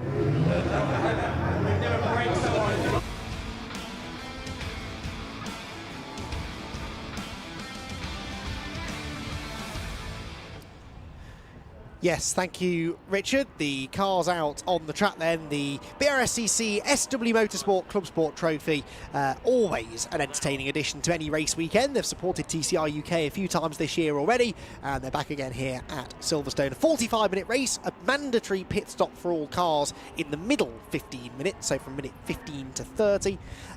And it is a big grid of cars. I'm not sure whether they're going to get... Yes, they will get another green flag lap because it's a rolling start these days for Club Sport Trophy. So, yep, we'll get an opportunity now to take a look at how they're going to line up on the grid. Then we've got 43 of them to get through, so we'll get started as soon as we can. It's Chris Murphy on pole position, the 721 car. That is the BMW, one of the BMW Z4s that set the fastest lap time in qualifying. A 124.425, though, was only 3/100ths of a second quicker than Feroz Bellamoria in the always rapid VW Scirocco. Jim Benson, number 59, starts third in his Lotus Elise. We've seen him racing BMW compacts in the past very successfully, but Jim now in a Lotus Elise. And then the first of the two driver cars, that's the number 77, which is the Rob Boston and Sam Reuter Mazda MX-5. Row 3 then for Callum Bates, the number 10 car, that is another one of the BMW Z4s. And Matthew Bolton, number 29, which is an M3 BMW starting from row 3.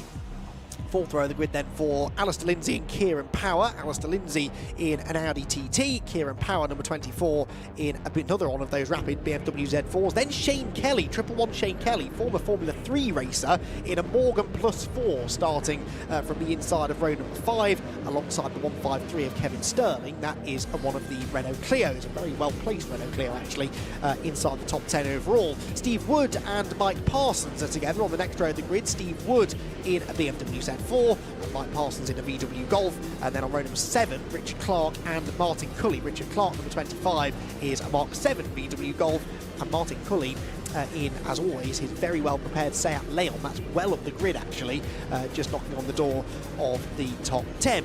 Row 8 then, another two driver entry. That's the 777 car, sorry, the 177 car, I should say, which is Darren and Joseph Duke's BMW Z4. Stephen Harrison, number 4, in a Renault Clio is next. Then you've got the number 32 machine. That is shared by Mark Jones and Steve Kite, a Civic Type R.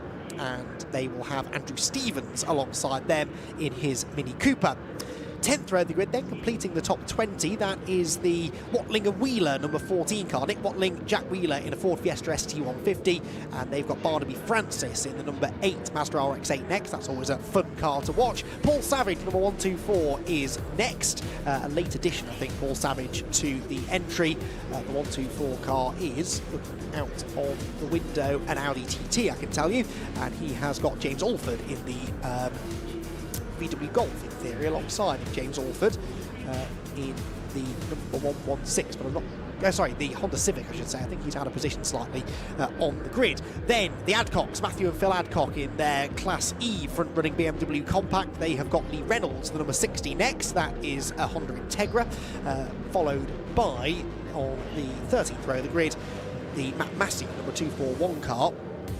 which is a Honda Civic Type R, and the number 91 Nobolivsky car that is shared by Richard and Christoph Novobilski, I should say, in their BMW Z4. Right, we're just past halfway. Stick with me, everyone. 14th row of the grid, number 64, which is the Adam Schaefer Peugeot 206, and alongside him, Ian Howes in the number 227 car. That is the BMW 1 Series of Ian Howes. That should be one to watch. Next up is David Cox and Barry Cully together, completing the top 30. David Cox, number 151, is a VW Golf, and Barry Cully, number 11, in the other one of those rapid Seats, one of two Seats on the grid in this race. Then we've got Christian Goodall and Sergei Miniev on row number 16 of the grid. Goodall number 96 in a Honda Civic Type R. Sergei in the number 79 is in a BMW 325 Ti. Then we've got two cars actually being shared by two drivers. First of all, number 48, that's Michael Nash and Veer Aldridge in a BMW 46. And alongside them, the Hayes and Bruce, number 93, a BMW compact, although only Marcus Bruce was entered on the official entry list, so he may be going it alone. Then Adam Radford, 35th on the grid, the number 40 car in a BMW Z4, a bit further down than some of the other Z4s. It runs in a different class, I think, to the other ones, with Richard Sutherland, number 78, next in his BMW Compact Cup car that I'd imagine we'll see him out in tomorrow in the Compact Cup itself. Stephen Watson and Chris Fantana are next, row 19 of the grid. Stephen Watson, 107, is a Renault Clio, and Chris Fantana, number 22, is a Mazda MX-5, Mark 1 Mazda MX-5. Craig Emerson and Anthony Paddock then share row 20. Emerson, number 75, is a BMW, and Anthony Paddock, number 114, is a Mini Cooper S. Penultimate row of the grid is Stuart Kilroy and Gary Hobbs. Kilroy in a Peugeot 207 GTI, and Gary Hobbs in his number 38 Hyundai Coupe, which ended up in the gravel trap on the start-finish straight in qualifying this morning. And at the back of the grid, 43rd and 44th respectively, William Guy in the 507, a late addition to the grid, and the 115 of Gary Paddock in a Mark III Mazda MX-5. So as always, an eclectic mix of cars, a big grid of cars set to do battle for 45 minutes in the SW Motorsports Club Sport Trophy. There are, of course, several different classes out there, classes A through to E. We'll pick up on who's doing well in each of the classes once the race gets on. But Richard, John Neal, what a fabulous sight they make as they pour down the Hanger Straight, and what a great race we've got in store. Absolutely brilliant. And shades of other things that we've got to come for Brscc next year in terms of shorter races, maybe more races rather than the one per meeting. Will this still run? Is this in addition to? I believe so. Yes. Fantastic. So you can have your longer races. I know that the club were listening to drivers saying, hey, you know what, we'd actually quite like some shorter ones, some sprint races, as opposed to endurance. Well, we can't call these endurance, I know we'll. but super entry. I did try and get the starting drivers. Did you get those through? Did we ping them anyway? I haven't had them, no. I think, to be fair, I've probably asked Lindsay Close to do a little bit too much. She's coordinating about 4 championships today. I did ask if it was possible, but the only one I can tell you is that Adcock Jr. starts. That's the only one I know for sure. But that one I can normally figure out, because if Phil's not in the car, he's normally messaging me, so we would probably have figured that one out in the end anyway. There you go. Right then, race about to get underway. Chris Murphy and Feroz Billamoria on the front row of the grid, and off they will go. Billamoria with a good start in the Scirocco. In fact, the Z4 quite slow away. Steaming round the outside was Matthew Bolton in the number 29 BMW, and another one in the pit wall, and it's the 107 car, the Renault Clio, that has found the pit wall this time around, and that's going to be a race stoppage. Surely that car was quite a long way down the order, I think, on the grid. How they got there, I don't know. Stephen Watson's race, though, coming to a very premature end. In fact, it hadn't really started, had it, to be honest, when he ended up in the pit wall. So that will require a safety car at the very least, I would imagine. But for now, Billamoria leading in the Scirocco, the BMW of Bolton second, and that is the Mazda, that's the Boston and Reuter car, isn't it, in third? Who's starting it, we don't know, but the Rob Boston prepared car running well in third place. It is, you know, my mum always said things happen in threes, and that, hopefully that'll be it for the weekend. Always really, really sad to see a car picking up that damage, amount of love and attention, money as well as time that goes into these cars. Seeing, we never ever like seeing them in the. I get quite cross when people post these accident video compilations on YouTube. These people should be banned from it.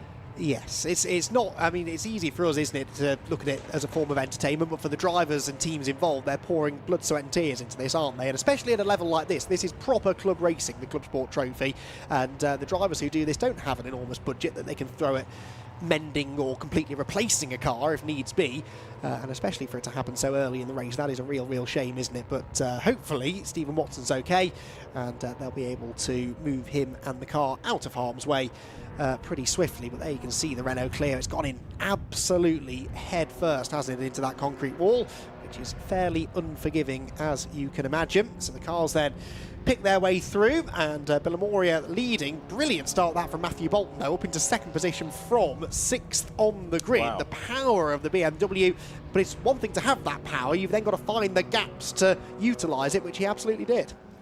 Just thinking about you're right, he did absolutely use it real well.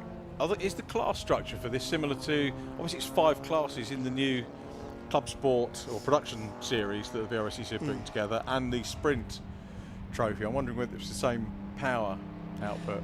That is a very good question. I should have done a comparison before I got into the box, but to see whether it's going to be similar, or whether people will be able to double up in, effectively opening up. They will be championships after the first year. Of course, you're not allowed to have a championship first year, but second season you can. So I will have an answer for you shortly. That's all right. I've got the class structure for the new series, the Pro Sport Sprint Series, and I will double check that against the Club Sport Trophy. So talk amongst yourselves, everybody, and I'll have an answer for you shortly. I was going to, when we were, those of you that have, it seemed a long time ago now, when we were at the other end of Silverstone, had a Club Sport Trophy race, we were talking about the fact that series, as we look, see driver okay, which is good. Medics just checking him out. I said in the pit walk for the Fiesta Senior race that the medical care that you get at the circuits these days, well, not just these days, but forever, has been great. But it gets better as things go on. I think we're going to have a look and see what happened off the start, Andy. Yeah, is it that pesky curb again? Oh no, he's on the inside. Huge tank slapper. Oh, he nearly had it. Unlucky. And Very crunch. Now, not quite as substantial an impact as I first feared, in fairness, so maybe it's more superficial than anything else, but cold rear tyres, front-wheel drive car, so easy to get into that tank slapper situation. And of course, the one thing you don't want to do is spin into the pack, because you never know what's going to happen then. So, yeah, really unfortunate that. Well, Andy's saying, Steve, that not much damage. You'll be round to fix it. No, I'm joking. I'll go back to what we were talking about in terms of series. Remember, there was the consultation, and I got all upset about MS UK saying consultation's a done deal. It wasn't, was it, with series? They've actually listened to the motorsport community, which is great. So well done to MS UK for doing that. Rather funny thing, though, after that, on the Monday, after making the comments, I don't. Are you on LinkedIn? I'm not, no. LinkedIn, you can see who's viewed you, or see what companies have viewed your profile. And after I made the comments, the Monday after I made the comments, 5 people from MS UK had viewed my profile. Oh, really? Who's he? Sorry. But they, top job, they listened, they sorted it out. So things like modified 4, I think it was modified 4s we were talking about predominantly. Yes, I think it was, because they got the down at Navarra. I'm not sure when that is, if they had that yet, or is it coming up? But not sure. Sure. We were talking about the series not being able to, have more than 6 events, go outside the country if they wanted to, and of course this is a series, and there was the illusion you're not allowed to say that you win anything. And I think Club Sport Trophy, probably all the club need to do is maybe just add on series to it, trophy series. Yes. You've got to give someone a pot, haven't you? For absolutely, it's the least they deserve, I think, isn't it, for coming out, supporting the club, and as I said, putting all of that time, effort, and money into getting the car on the track. Yeah. You do that for a reason, not just to have fun. That is a big part of it, obviously, but you need to have something that you're fighting for. And I think that's fairly common sense, if you ask me. But there you go. Right, I've got an answer for you. So I forgot what the question is, if I'm honest. Were you specifically talking about Botswana? That I don't have an answer for. Was it the Production Cup you were asking about, or was it the Pro Sport Sprint series? Well, either. If you've got both there, that would be... Well, I do. I came prepared, Richard. So the Production Cup is identical to this. So it's exactly the same class structure, all about power to weight ratio. So Class A, 206 to 235 brake horsepower per tonne. Exactly the same as in the Club Sport Trophy. So you can have shorter races. Yeah, exactly, yes. So that is very much the idea. Then you've got the Sprint Series where there is no power limit. basically. So it's anything Right, above okay. 351 brake horsepower per tonne will go into the top class. So essentially whatever you like will go into that top class, and then Carrera down. Cup cars sitting around looking to come into Well, that. quite, absolutely. They're pretty much open to anything. And there was talk last night over dinner about a couple of old Mosler GT cars that might be sitting around, and getting those things out on track. That's very much the idea, I think, of that, really. Thundersport, isn't it? Exactly that. And the lowest class, Class F, will be for cars 150 to 190 brake horsepower per tonne. Well, that's kind of the most powerful car you tend to see in this. That's very much for your big sort of grunt and go cars. And then you've got the Production Cup and the Club Sport Trophy, running to exactly the same class structure, but different length races. Hope that answered your question. Spot on. And anybody listening who wanted clarification, relatively new announcements, I think the last 14 days or so, those went out. And there are pages, well, Andy's proved the point, there are pages up on the website ready to go. There's the university. No, I was reeling that off from my head, Richard. You did? I knew all of that. Yeah. No, I would definitely recommend going to the Brscc website. It is a very useful tool, whether you're working on the championships or interested in getting involved. Just out of interest, what browser do you use to look at it? Chrome, normally. Yeah, Chrome's better. Oh, is it? Yeah, what's the other one? The other main one. The blue one? Yeah. Showing the extent of my knowledge. I do have that open at the moment as well. It doesn't work as well in the blue one. It's better on Chrome. Oh, does it? I don't know whether the developers want to look at that. Yeah. Oh, I hadn't realised that. that. So on my Mac, I put Chrome on it, and it's much easier. There we if go. they're listening, give Luke and the team something to do.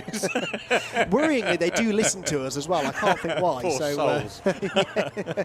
Someone's got to, I suppose. So yeah, well, there you go. They both work, but I just the Chrome's better. is a little bit better. Yeah. Right, okay. A little bit more. Notes to everyone at home: if you do want to go and read the regs to the Club Sport Trophy, get yourself on Chrome. That's going to be the best way to do it for now. Over the way, that's a little winter project. It's easier on Mac actually to have two different browsers because really? it's easier to toggle between two browsers than two tabs in one browser. Yes, I mean, I struggle at the best of times, but yes, I have seen that is the case. So, who knew I'd be getting IT lessons from Richard John Neal? It's not a lesson, no. It's just, you were there already. I've learned some things. That's definitely true. Right. Back to the race, which in fairness, we haven't really had much of, have we? Because we only had half a lap or so before the safety car was scrambled. The track has now been cleared, though, as you can see. That was quick. That was very quick, yes. And a shout out to the marshals, as always. Why didn't they do the Fiestas that quick? I'm joking, marshals, all right, I am. I refer you to your earlier Yeah, comment. You can go out there and do it quicker, maybe. So I've been invited actually to a marshal to do a not a training day, but a day with them. I've just got to work out when I can do it. Probably be start next year before we get into Tokyo. That'd be good. But yeah, it'd be fun if we can find a pair of overalls that fits me. But I'm sure we can accommodate. It's something well worth doing, to be honest, because I think we've had this conversation probably before, but I do think a lot of people involved in motorsport, either competing or working in the industry, really do take for granted a little bit what the marshals do, what the recovery crews do. We kind of think they're there to go and clear up the car, and it's all pretty simple and straightforward. Every incident is different, and they have to be able to respond to each incident in the correct manner, making sure that driver safety is as a priority, and then they deal with it as efficiently as they always do. So there's a lot more to it than you would think, I would imagine, and it's a special breed of person who can go and stand out in all weathers on a day like this, still be enthusiastic about it, still enjoy themselves, but ultimately they're there to do a job, and they do it tremendously well. marshal training, I think recruitment at Driven by Racing, which is the middle weekend in November here on the national circuit. So good event last year, good fun, managed to go for both days. Not sure if I can make it this year, unfortunately. I will try, but there's AIRTEC tests and all that kind of thing going on as well. As we go racing again here.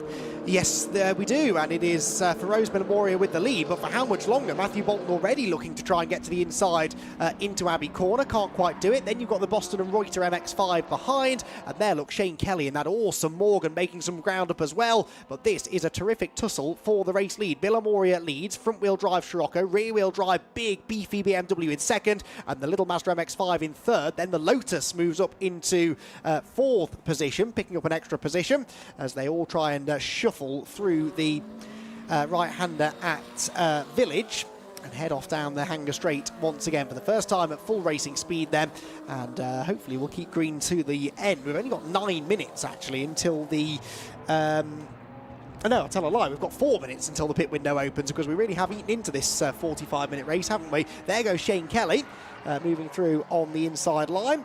And Shane Kelly, former Formula 3 racer, now getting to grips with something a little bit different in the shape of the Morgan. Yeah, with the uni lads and lasses looking after him. Is it the same team as its uni I think Derby, it is, yes.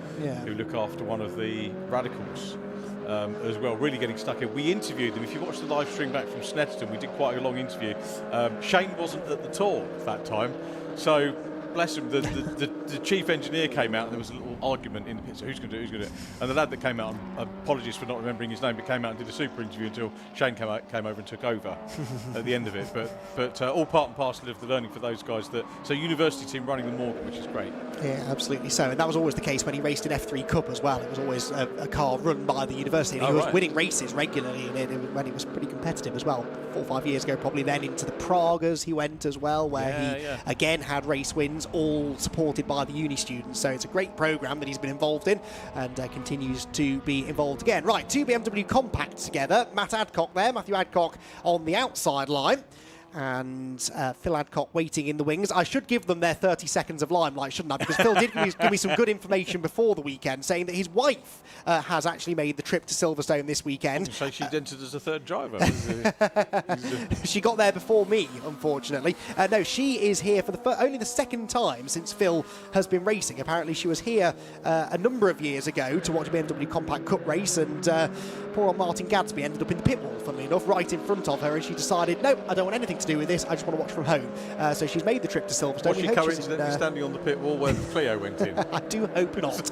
I do hope not, although, yes, they're based right underneath us, the Adcock, so they may well have been. What's Mrs. Adcock called? I can't remember.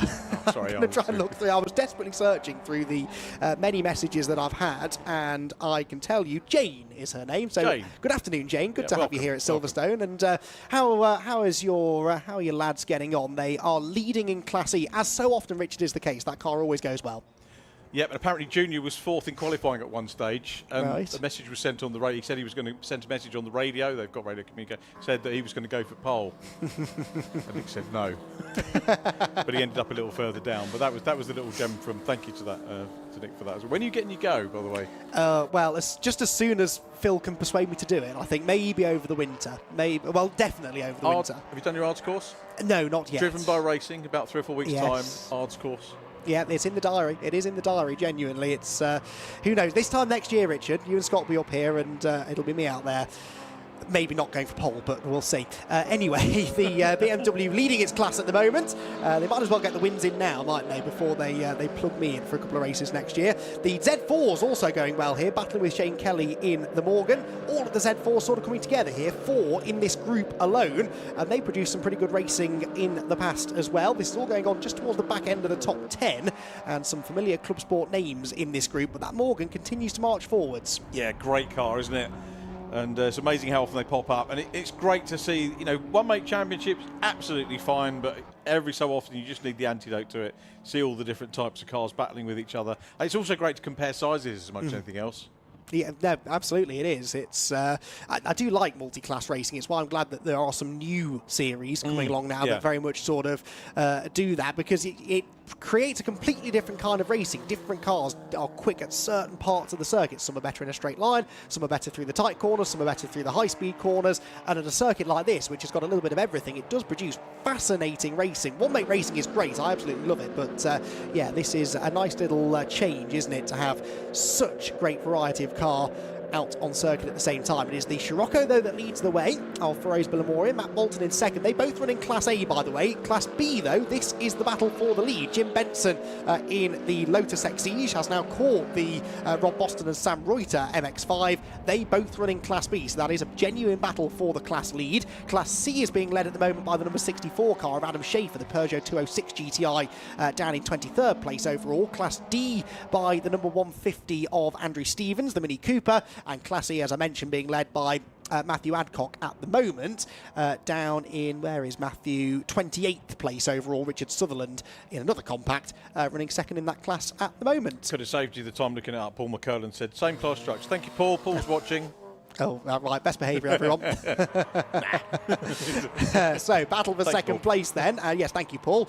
Down the hanger straight they go. Bolton doing his best here to keep the two Class B front runners behind, but those two going side by side now. Jim Benson to the outside of the MX-5, the Lotus a bit quicker, maybe in a straight line. Who's going to be later on the brakes though? The Mazda on the inside, the A-Team car manages to stay in front for now, but a really entertaining tussle this between two quite similar cars in some ways really, both sort of lightweight, rear engine, two-seater sports cars, and both of them seemingly very evenly matched. For now, the pit window could shuffle things up, of course, but for now, those two pretty much inseparable, as we are about, though, to head into the traffic. It's coming a bit later into the race than normal because of the safety car, but the leaders have now caught the back of the pack, and this, as we know, Richard, often presents a completely different dynamic to these races. It does. So many things that you can add into this, isn't it, with the multi-class part, and of course the pit stops will add a different dimension to it as well. Sferros continues to gap Matthew Bolton. He is away. I'm wondering whether the one car drivers are going to pit earlier and get it out of the way. It's sensible, really, in case you get a safety car, isn't it? Yeah. Safety cars, in theory, not that likely here at Silverstone, but we've had a fair few, haven't we, really, over today so far. So, yeah, that's probably not a bad shout. Of course, what you don't want to do, though, is get trapped a lap down if there were to be a safety car, and because it's such a long pit stop and a relatively short lap, that is a real possibility. Firoz Billamori just did the fastest lap, 1 minute 15.1. As one of the Z4s was in. That was Adam Radford, wasn't it, the number 40. The only driver, though, so far to have come in for his mandatory pit stop. So Bolton there, scything through the traffic, and big slide for the Boston and Reuter car, which runs in second place, the lead of the class, third overall. They sort of forced one of the Honda Civics out wide. That was the number 241 car. Matt Massey drifting wide over the exit curb, but Matthew Bolton in second position, not able to quite live with Billamoria's pace, and through the traffic, that big BMW looks a little bit cumbersome, doesn't it? Just not quite getting through the slower cars as quickly, certainly as the more agile Class B cars behind. And you can see there how the number 77 Mazda, the 59 Lotus have closed right back in again, up through the top end of the circuit. There is the leader, Firoz Billamoria. Slow, was he not, out of the right-hander then? That car did not look to be accelerating in quite the way I would expect it to. But to be fair, everyone, I think, struggling a little bit for traction out of the corner. Is the Scirocco going slowly? Maybe not, just being cautious, I think, in traffic. We'll keep an eye on that lead gap, though, that was 4.6 seconds at the beginning of the lap. And yeah, I don't think it's come down particularly over the first half of this lap. We do, though, have an issue there for the number 14 car off there. That's possibly why they were slowing, actually. Nick Watling and Jack Wheeler's Fiesta is off. That's on the right-hander that takes them onto the hanger straight. And that possibly is why they were going quite slowly. Then the Misty Racing Mini going slowly as well at the Club Chicane. I think that one might be destined for the pit lane before too much longer. So that car does its best to stay out of everybody's way. The MX-5 slips through, and Matthew Bolton sets fastest lap because he's pitted. So too is Firoz Billamoria. So the top two both pitting. They will set a fastest lap in doing that because it's actually a shorter route to the timing line by going around the inside of Club Corner. So the two leaders pitting, and to your point, Richard, both of them single driver entries, and both deciding to get this pit stop out of the way nice and early. Yep, give them a nice stint to run to the flag. Don't have to worry. Job done, all over. Might, of course, have decided as well that it might work traffic-wise. What I don't know is whether these guys, you can see most of them have got people around them and teams around them to help time the stop from run in to run out. Some people, very bravely, that turn up on their own, do it on their own. Yeah. Which I wouldn't be able to cope with that, personally, but... No, I think that would confuse me as well. Change there for the lead, by the way, because that is Jim Benson now ahead of the Boston and Reuter car. That's not only for the leading class, but of course with the Class A runners pitting, that's now for the lead.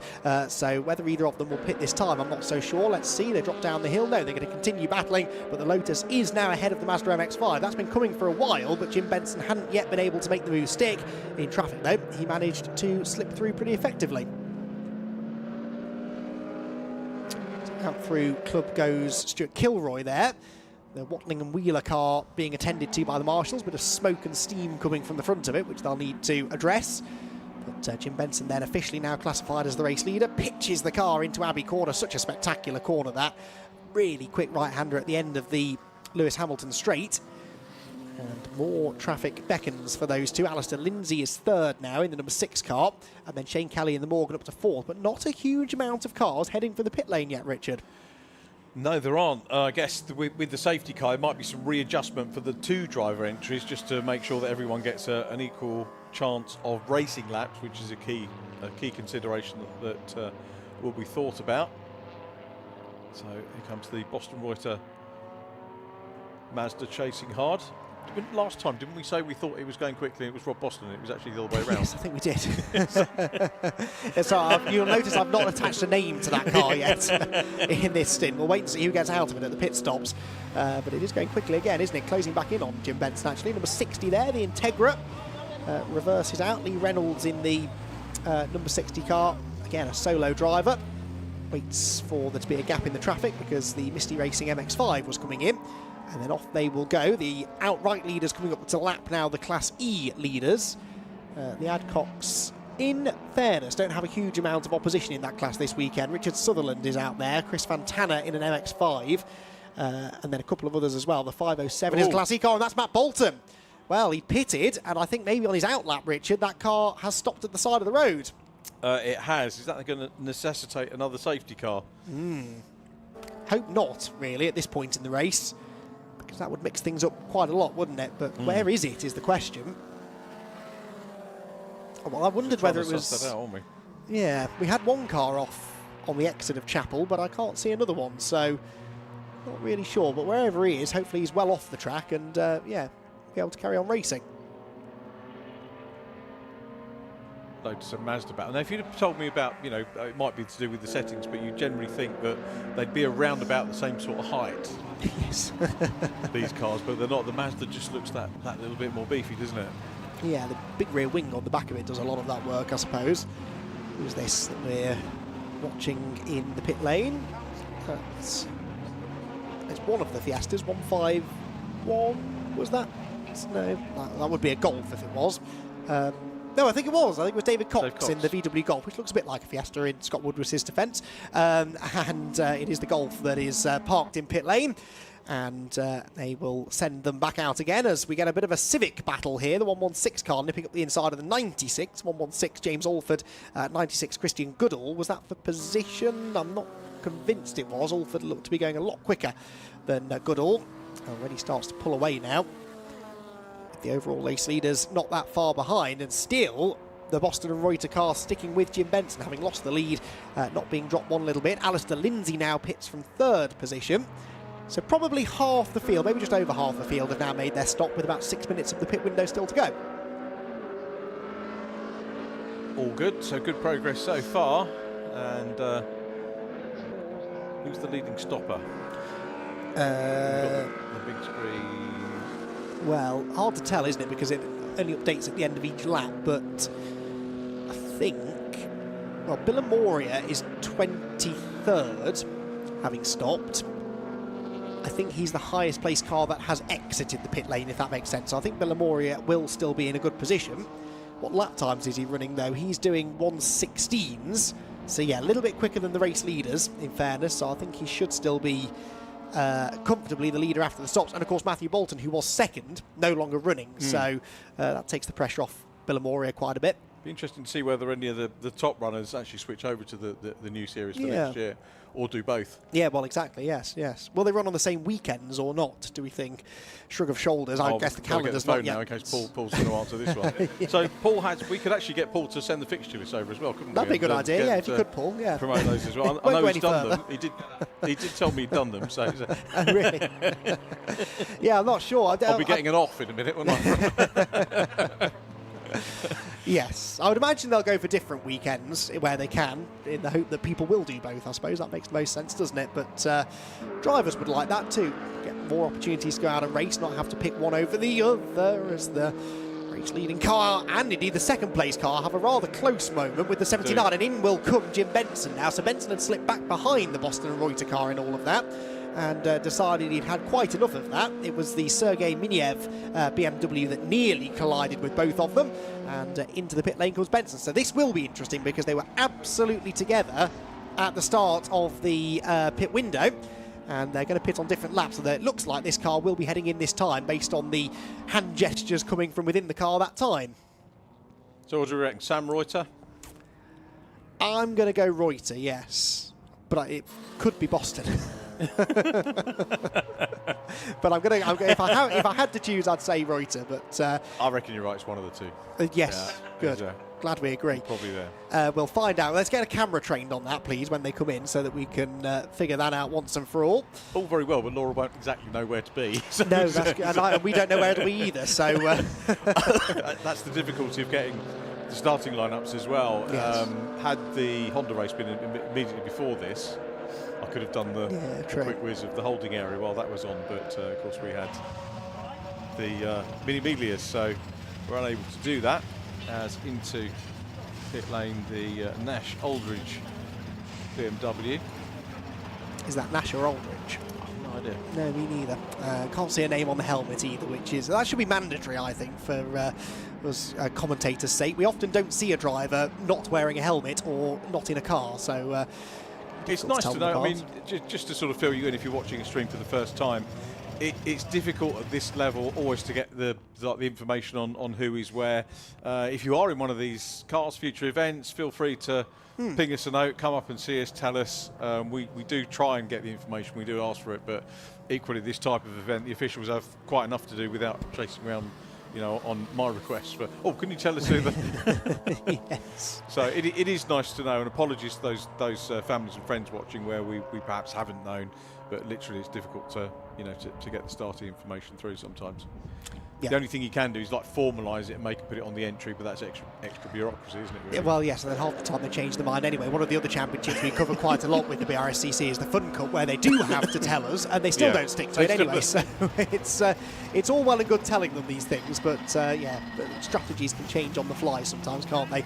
The good news is Laura, our roaming camera operator down in the pit lane, has got 3 minutes to locate the number 77 Mazda, which is now in the pit lane, and try and figure out who got in and who got out, because that's how long the pit stop is. It's a fairly lengthy pit lane, but I think all of the Club Sport drivers are together pretty much at this end, the pit entry end of the pit lane. But we have now pretty much had all of the cars in. There are 2 cars, I think, that haven't yet stopped. Number 10, Callum Bates in one of the Z4s. As out wide goes one of the Civics up at Village Corner, and the other one, the number 8, the Barney Francis Mazda RX-8. They're the only 2 that haven't yet stopped. So within a few minutes' time, we'll have a proper idea of what the order is going to be post-pit stops, but particularly going to be interesting to see what happens in that Class B battle. I would expect, I mean, Firoz is climbing up the order. He was in 12th on the last lap. 4th now. Okay, so he has now climbed up the order. I just looked a shade too soon there. Shane Kelly coming through. I think he's going to be well up there as well, isn't he? After this is all said and done. Firoz looking for a 3rd outright win of the year. One at Brands Hatch and Donington Park. I'm normally the kiss of death for Firoz. So he... I must admit, he didn't seem pleased to see me this morning. Oh, no. So he probably thinks, I never win when he's there.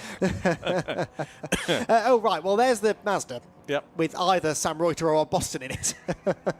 It's back out on track. I reckon, does Rob Boston have a red crash helmet? I can't remember. No, I don't know.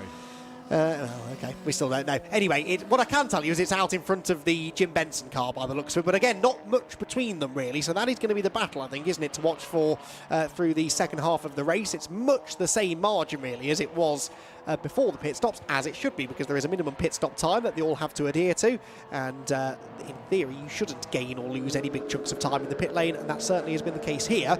The difference, of course, is that Jim Benson is fully up to speed. Whoever is in the number 77 car is not, and I think that's why we're about to see Jim Benson immediately move up to challenge for the lead, when only a couple of corners earlier he was several seconds back. He was several seconds back. I'm just wondering, pit stop strategy, if you didn't know, if you're on your own, you just follow someone else in. Yes. And then go when they went. Yeah, that's true. That's true, yeah. Most of them will have a race countdown clock, I think, in the car, so they can sort of look at, right, that's the time it was when I came in, let's wait 3 minutes. Possibly, but it is tricky because it's that pit entry line to the pit exit line. It's not just 3 minutes stationary, it's 3 minutes in the pit lane. That can be a little bit trickier to gauge sometimes, but anyway, here comes the lead change. Benson up the inside, and well, it's going to be second place overall, but that is the lead of Class B once again in the hands of the little Lotus. Yeah, good stuff then from Jim Benson. makes up that position. Now we should see, how long is it 10 minutes for the pit window? 15.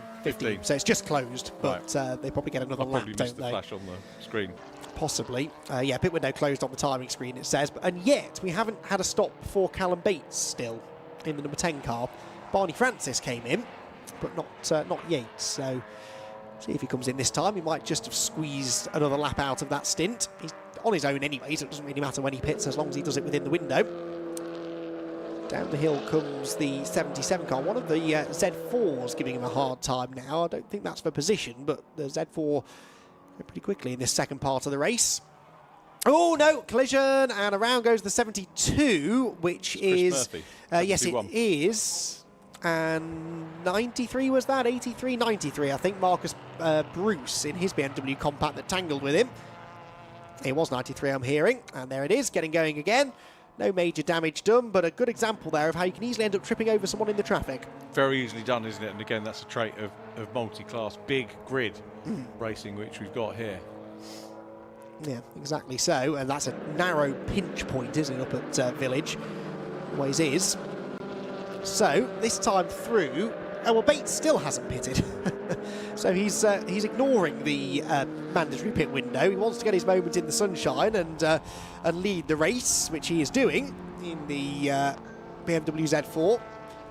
But he won't keep the win if he stays in front until the end of the race. Phil Adcock there comes through, just battling with the James Alford Honda Civic. Is that for position? No, it's not. Phil Adcock, 25th place overall, still leads in Class E. There's a smoky Z4 just ahead of them, look, going wide and slow. That's the 91, and that is the Richard and Krzysztof Nowobilski car, which is, unfortunately, looking like it's destined for the pit lane and retirement with the smoke emanating from the back of it. Hopefully not dropping any fluid on the track. So, still waiting for Bates to pit as well. He's just gone through again. I think he's definitely missed the pit window now. Just gone through to complete the 22nd lap of the race. And leading by some way. Well, he might end up winning this race, but it's not a win, sadly, that he'll be able to keep. I don't think you'll be interviewing him in the pit lane, put it that way, Richard. Well, it might be, and it's a penalty because we've had that happen before. Oh. With people coming in and then getting the penalties afterwards. True. So it might do. But then I've got a question that I can ask him. Yes. And I can't wait to hear the answer. Yes, so I haven't actually found him on track. I think he is somewhere around the Hanger Straight area at the moment. He's so far ahead, nearly a full lap ahead of anybody else. Feroz Bilamoria will end up inheriting the lead eventually. There is Feroz in the background, just turning into Club Corner. There's a couple of Mazda MX-5s getting themselves together, a Mark 1 versus a Mark 3. Heading down the main straight. And again, cars across several different classes here. You've got Richard Sutherland's Class E BMW Compact in this group as well. The VW Golf up the inside is running in Class B. And behind them all, Feroz Bilamoria about to inherit the overall, well, should be the overall race leader. He is 55 seconds behind Callum Bates. He's lapping 4 seconds a lap quicker than him anyway, but with 10.5 minutes to go, won't catch him unless Callum does eventually decide to come in and serve this pit stop. Close moment there, coming out onto the Hanger Straight as well. There is Bilamoria in all of the traffic, the green and white VW Scirocco. And Feroz Bilamoria on course seemingly for another race win, but there's no such thing as an easy win in this category, is there, Richard? Because even if you're miles in front as he is, you've still got lots of overtaking to do, and lots of back markers who seem intent on roughing each other up. That's the second bit of contact I've just seen between these two. Well, of course, they're all having their own battles, aren't they? And, you know, they've got to try and be mindful. The 150 car is the lead Class D.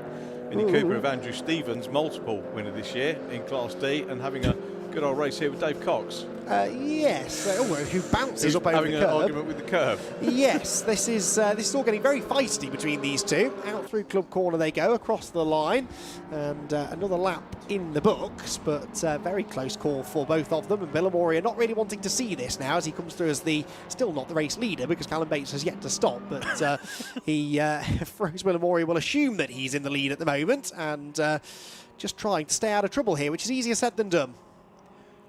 It is with this amount of traffic, isn't it? So got a decent gap over Jim Benson. And Firoz, we've had the last 2 races both been won by Class B cars overall. Yes. So Okay. we've had a sort of changing of the guy, Andrew Dyer, taking the last 2 wins in his Audi TT.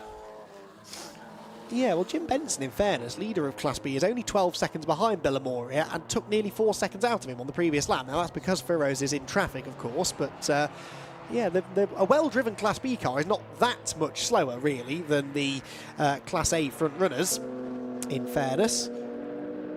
And again, it's all based on a power-to-weight ratio calculation, but the Class A cars, with a little bit more power, but not a huge amount. They have between 206 and 235 brake horsepower per tonne, 176 minimum for Class B. So it's not a big difference, even around a high-speed circuit such as this one.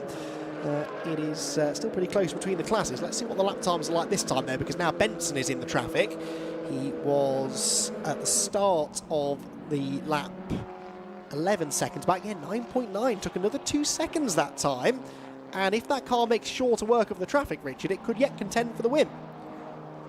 Could do, yeah. As I say, you never quite know what's going to happen. You might have a mechanical failure or anything go wrong. Conditions better now, so it's sort of teeing up nicely for our TCR race at the end of the day as well. Glad things have... We're not going to get a shower now, are we? I hope not. I don't think so, no. I've said it now, says Scott. Yeah. Oh, look at those clouds over there. Look. Yeah, they might be coming our way, actually, yes. So we'll hang tight on any definitive weather forecasts, but yeah, I think we should be all right for now. Equals Benson towards us. Needs to get past this group of traffic quickly if he's going to have any hope of chasing down Villamoria.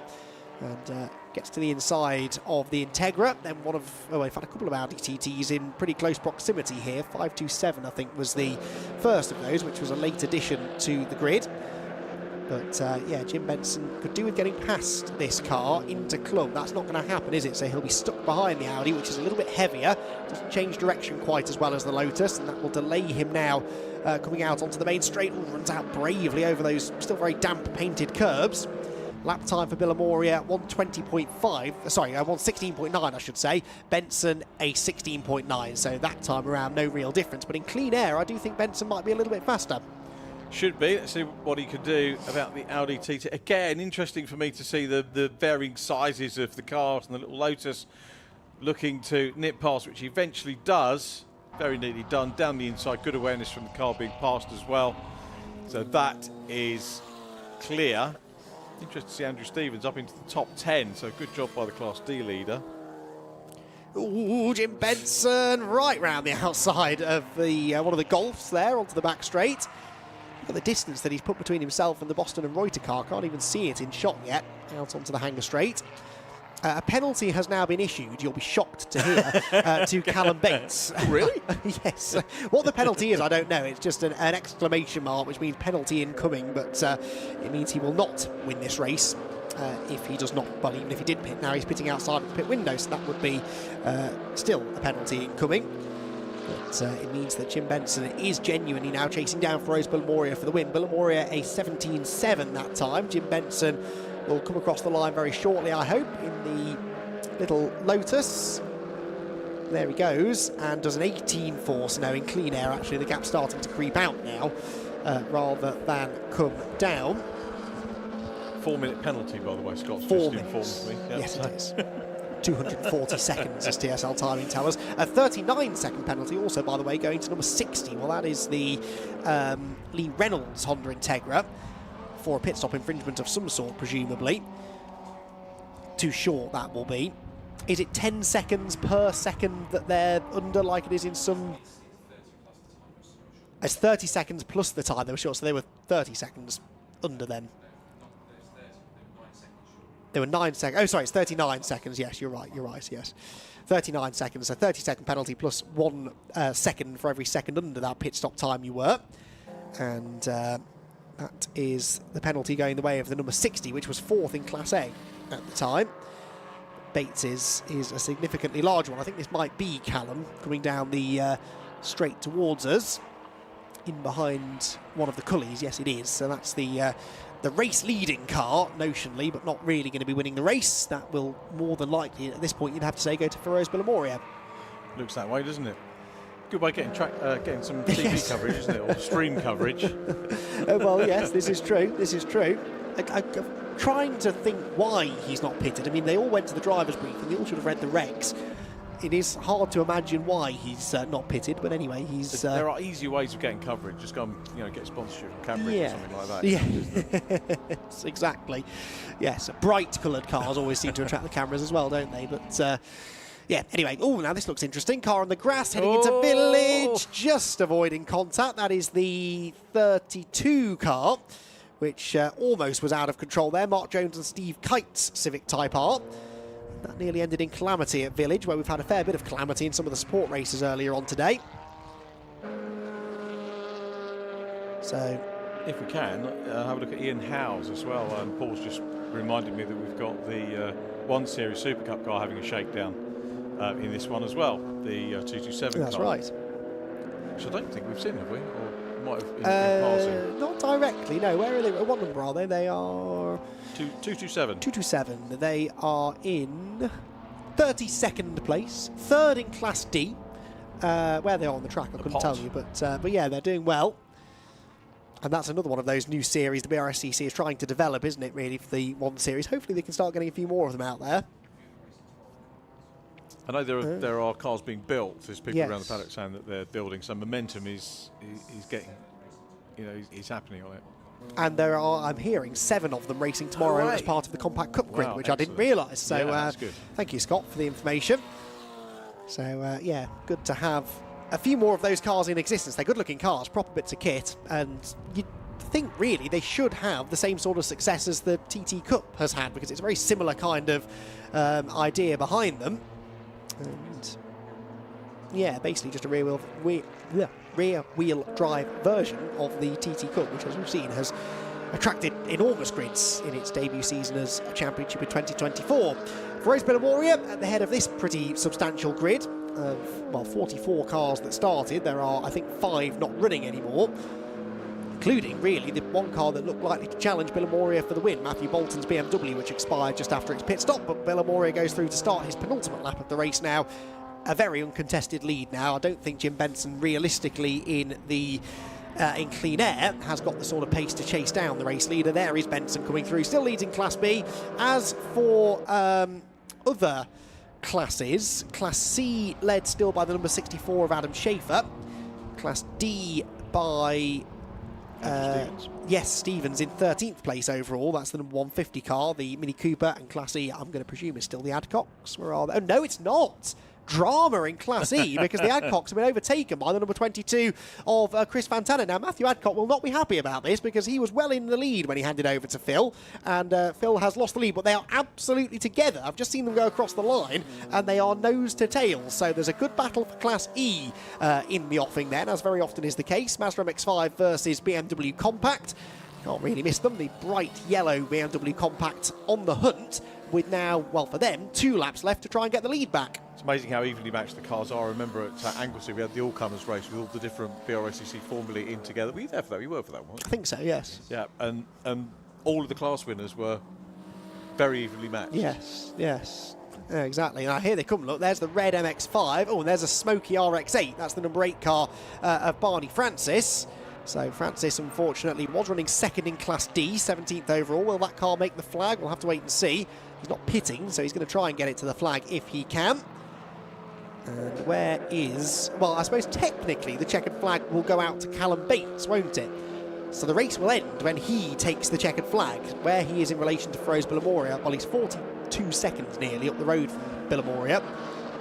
So he must be coming towards the conclusion of his final lap now, you'd imagine. So we're going to have this slightly strange situation where he's going to win the race by 40 seconds, but actually will have a, what was it, 3-minute penalty, I think, to be applied afterwards. So, in fact, he's just gone through and wasn't shown the checkered flag. So I think they're going to wait. They're going to add that time on to his race time. There he goes, look. So Callum Bates technically has taken the checkered flag. Others behind now being shown the checkered flag. I think there's been a fair amount of confusion surrounding all of this, but it's Rose Billamoria who is going to end up taking the race win wherever he might be out on the track. That smoky Barney Francis car continues to go around at reasonably high speed. There goes Fantana. So Fantana, I think, has managed to hold on to winning Class oh, hang on, Richard Sutherland. No, Richard Sutherland got past them all on the last lap. So Richard Sutherland got past Fantana and Adcock because Fantana's car slowed. He's finished third in Class in the end, and Richard Sutherland, out of absolutely nowhere, came through to winning Class E. So that all changed on the final lap of the race. With it seemed, we saw them down the Hanger Straight with half a lap to go. Fantana was well in front of Adcock, but ended up falling behind him. Maybe that delayed Phil and allowed Sutherland through as well. I'm not so sure. So it is a BMW Compact that wins, not necessarily the one we expected in Class E. Richard Sutherland. Class D has gone the way already, I believe, hasn't it, of Stevens? Yes, it has. Class B going the way of Jim Benson. Class A to Ferroz Villamoria. I think the only one I haven't mentioned is Class C, which has been won by the number 64 of Adam Schaefer. So that is how the classes finish, but a very, very topsy-turvy conclusion then to that SW Motorsports Club Sport Trophy race, with particularly in the lower classes, as is often the case, an awful lot of drama in Class E.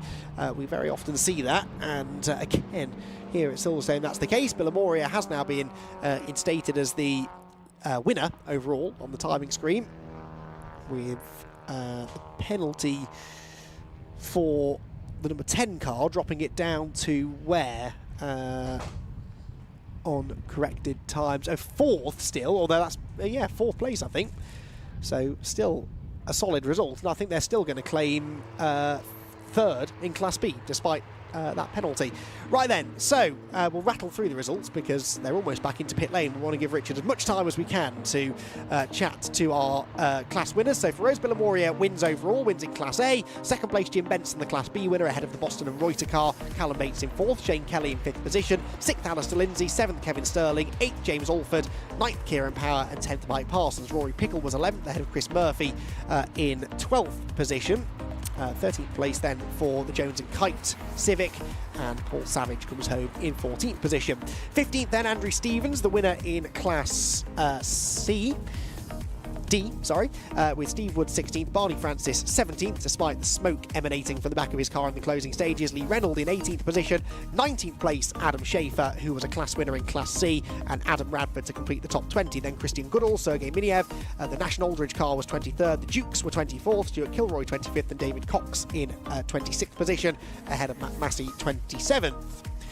Now, 28th place, dramatically, was Richard Sutherland, claiming the Class E win on the final lap, going from third to first on the last lap of the race, beating the Adcocks and Chris Fantana. They were split by the Hayes and Bruce car in 29th place. Ian Howes 32nd in that BMW 1 Series Super Cup car, and Craig Emerson 33rd position, running in Class C. Then it was Barry Cully ahead of Martin Cully, Gary Hobbs, Gary Paddock, the Novobilskis, were 38th, William Guy 39th, but we're now into those that weren't running at the time of the checkered flag. I think Stephen Harrison, the first retirement, Matthew Bolton retiring from third place, Anthony Paddock and the Watling and Wheeler car, which retired early on the exit of Chapel Corner.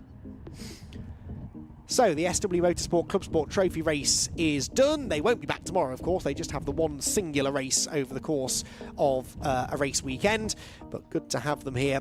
And they're not their final run actually of the season, because they will be back out again, won't they, for the Race of Remembrance. They'll have, well, lots of them will do the Race of Remembrance, but we'll also have quite a few of them who will be out in the Club Sport Trophy race that weekend as well up in Anglesey. So looking forward to that. That should be a great spectacle, fantastic event. I really do need to make my way over to Anglesey one year for the Race of Remembrance, which of course these days is run by the Brscc very, very effectively as well. Right, we hopefully will be able to head down to Richard John Neal very shortly to hear from our class winners. I think they're probably still trying to figure out where the class winners have got to, because they'll have all pulled straight into Parc Ferme and not stopped outside the garage. And don't forget, we've got one more race still to come today. It is the first race of the weekend for the TCR UK Championship. That coming up next. For now, though, let's head down into Parc Ferme, hear from Richard John Neal and, well, whoever it is he can find from the Club Sport Trophy. As the sun starts to set here at Silverstone, the sun not setting on the Club Sport Trophy because they've got the Race of Remembrance to go.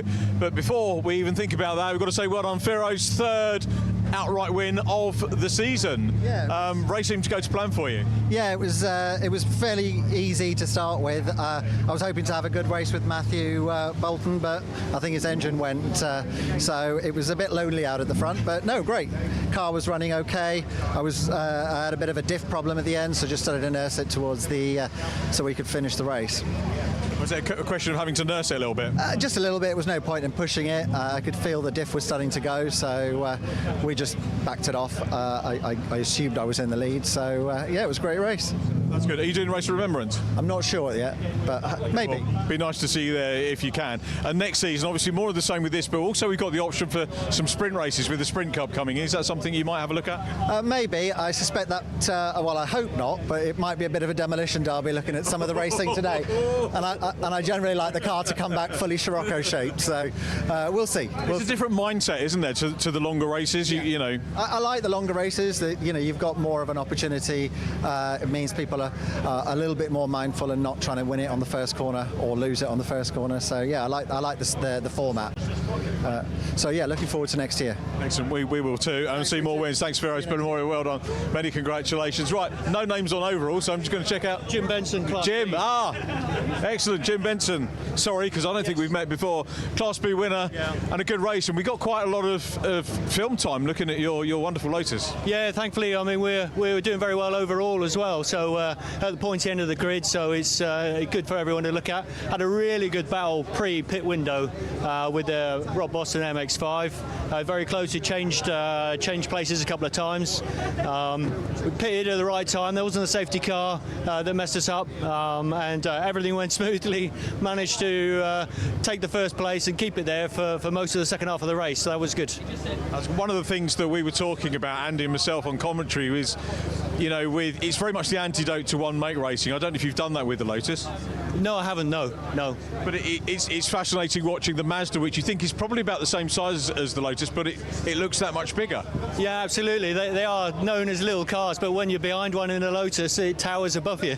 Yeah, it makes for great racing because down the straights, everyone pulls away from me, but on the brakes, obviously I've got a later braking point and I'm quicker through the corners, only to see them come back again on the next straight. So it's a little bit of cat and mouse, but it makes for great racing, that's for sure. Long history with the car? No, it's new to me since last year. We've had a lot of trouble with it mechanically, trying to get it right. We've done a lot of work on the aero and the engine and everything, so heart and soul's gone into it, so thankfully it's paid off. And more development for next year, I guess? Yeah, we've still got a few more things that we want to do on it. There's not a lot left. We've done, the low-hanging fruit, and we've done the most important things. So we'll be just tweaking it really to get ready for next season. We look forward to seeing you. You're doing Race of Remembrance. I did ask Vero, so... I'm not sure yet. Probably not, but it's on the calendar. It's on my mind. The team is going, so you never know. It's one of those events where there'll be plenty of entries, and the way the series works, obviously there's enough cars at every event anyway. So. Yeah, absolutely. And again, similar to the championship, the Club Sport Championship here, it's a mixed bag of cars. So some very powerful, but heavier, and it's obviously a great event as well. So I would like to go, but we'll see how the budget is. Nice one, Jim. Thanks very much indeed. Congratulations. Good to see you today. Have we got time for one more? Hello. My name's Adam Chafer. I won class. Adam Chafer, many congratulations in the Peugeot. Yes, in the Peugeot. Yeah, managed to get up there. Just want to say thank you to everyone that sort of helped out at Chafer Racing Developments, because we're a part of a team. We run quite a few cars in this. Bang a few names in there. So Matt Massey, we run his car, and Jonathan Pascal's. We run Stuart Kilroy's car. He came third in class. We've also got everyone that helps, like Chris Tuttle and James Hadlow, Lloyd Chafer, all the rest of them. They're really helpful, and Jonathan, the new one. But the most, I would like to say a real thank you to my partner for putting up with me for all this. So yeah. Many congratulations. Well done on the podium and getting the name checks. We've got TCRs on the grid, so going to have to head over there. Congratulations. Hope to see you again soon. Cracking racing. Sadly, that's all we've got time for on the podium from the Club Sport Trophy runners. Time now for a bit of TCR.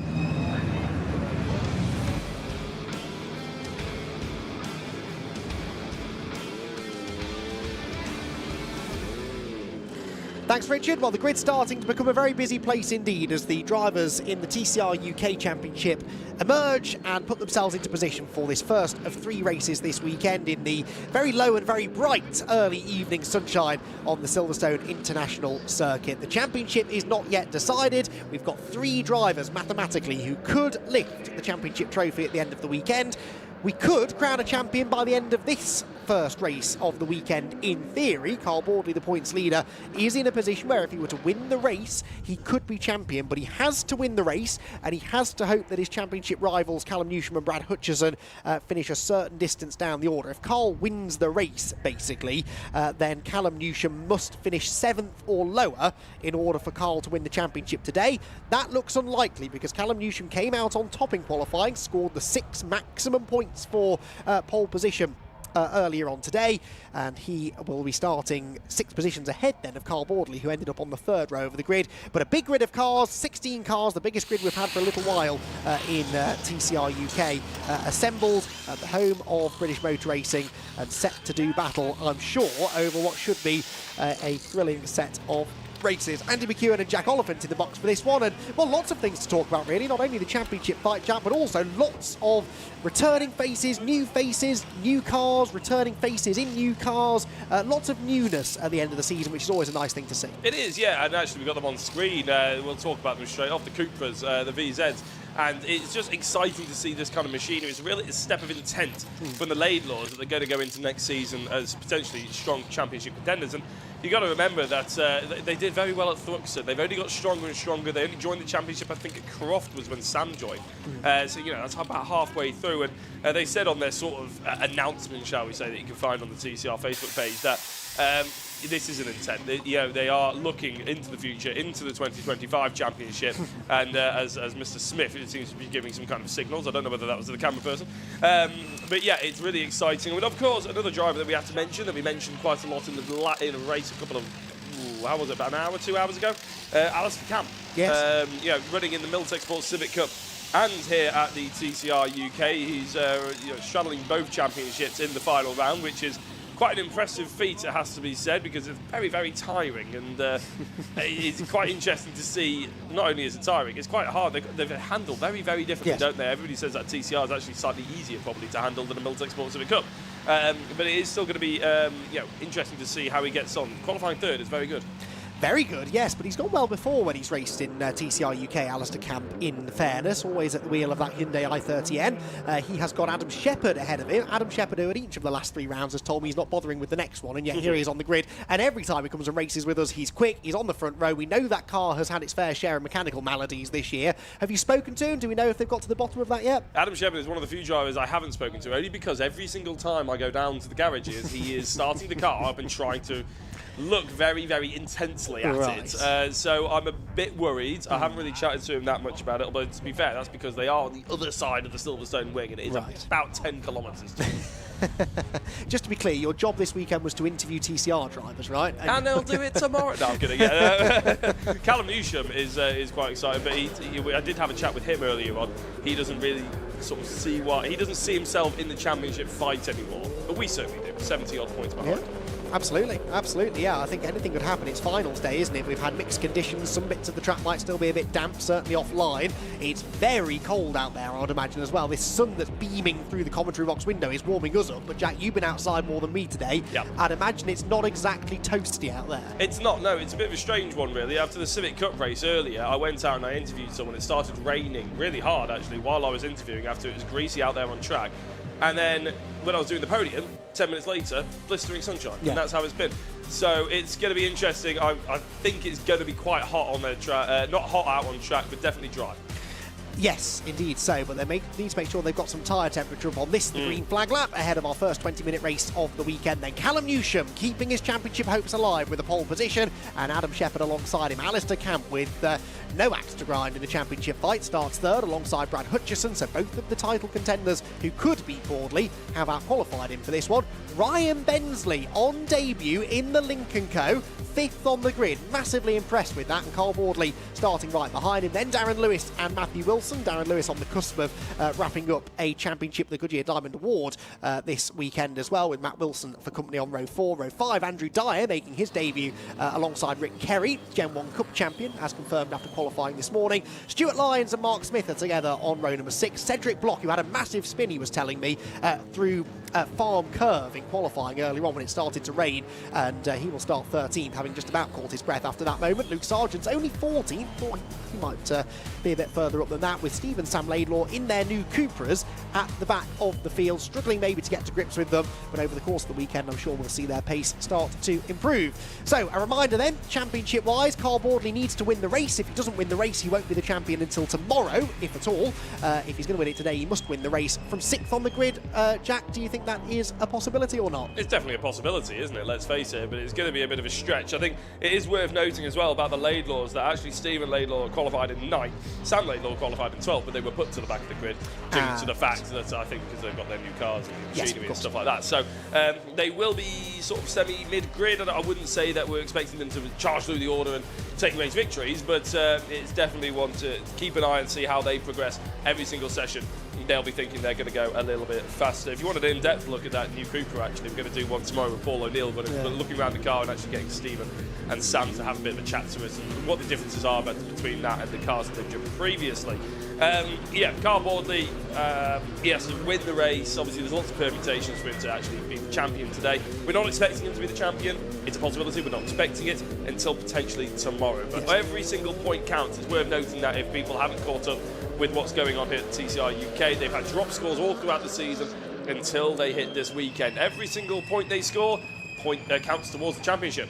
Yes, no drop scores. If it all goes wrong in this race, tough. You're stuck with it. If it's a non-finish, it's a non-finish. And remember, there are 40 points for a race win, a bonus point for the fastest lap, a 70-odd point lead can vanish very quickly if you start non-finishing races, especially with Newsham and Hutchison both out qualifying him on the grid as well. So the tension will be there for Bordley. He doesn't feel like he's got good pace this weekend at all, so it might be a battle of survival for the championship leader, whilst Newsham and Hutchison go for race wins. Right then, place your bets, everyone. Race 1 of the weekend for TCR UK about to get underway. They are under starters' orders, looking towards the starting gantry. When those red lights go out, we're away and racing for 20 minutes on the Silverstone International Circuit. Only the second time TCR has raced at this venue.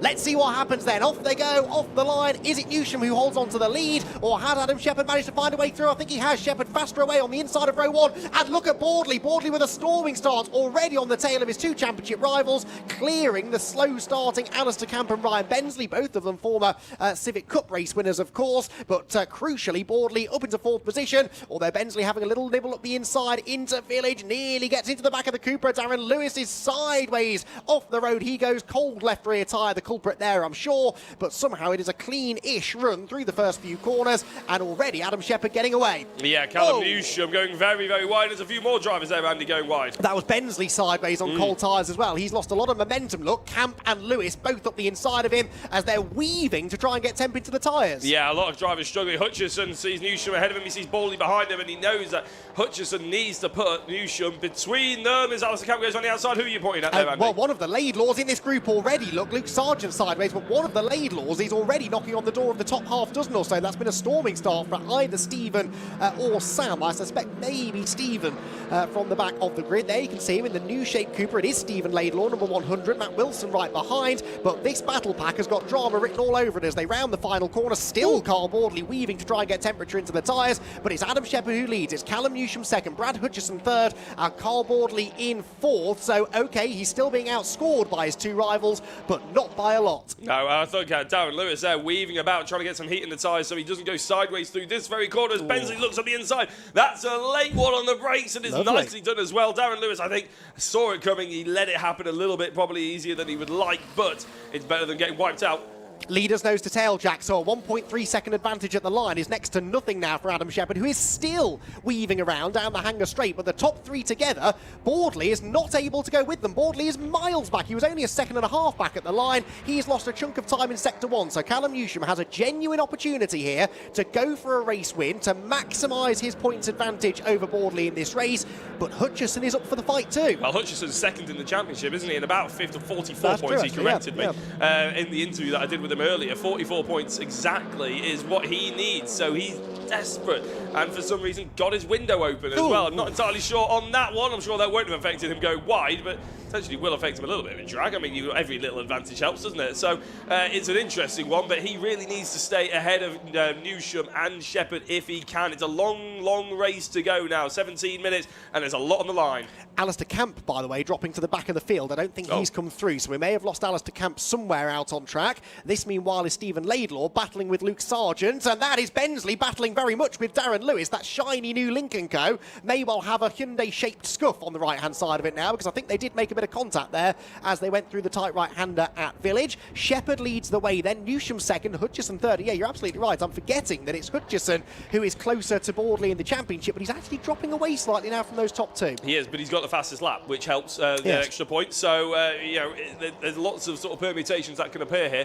I'm just having a look at Carl Boardley that time. Interrupt me, Andy, if something exciting happened. But the last lap was about a second and a half difference between Carl Boardley and the top three, which is not what we expected. Boardley really needs to avoid a extremely disappointing result. He can have a slightly disappointing result and he'll still be fine for tomorrow, but you know, anything worse than potentially 4th or 5th, and he really is starting to potentially get into his own head. Now that's me probably putting it out there. He probably isn't in his own head, because every time I ask him about it, he goes, well, it would be nice to win the championship, but you know, there are worse things in life than coming second. I was like, okay, we need some drama here, man. He was saying that all last year as well. I'm not sure I buy it, if I'm honest. But, yeah, Carl Boardley fourth at the moment. Darren Lewis with a big lock-up. He was 1.1 seconds off pole position pace, so that kind of stands, doesn't it, really? He just did a 1:08.6. So, yeah, again, 1.5 seconds slower than the leader. The crucial thing is, though, is he being caught by Bensley & Co.? And the answer is no. So, 4th place at the moment looks like it's as bad as it will get, really, for Boardley. Unless, of course, the pace changes massively once this lot get temperature into their tyres. It is now Bensley sort of solidifying his position in 5th.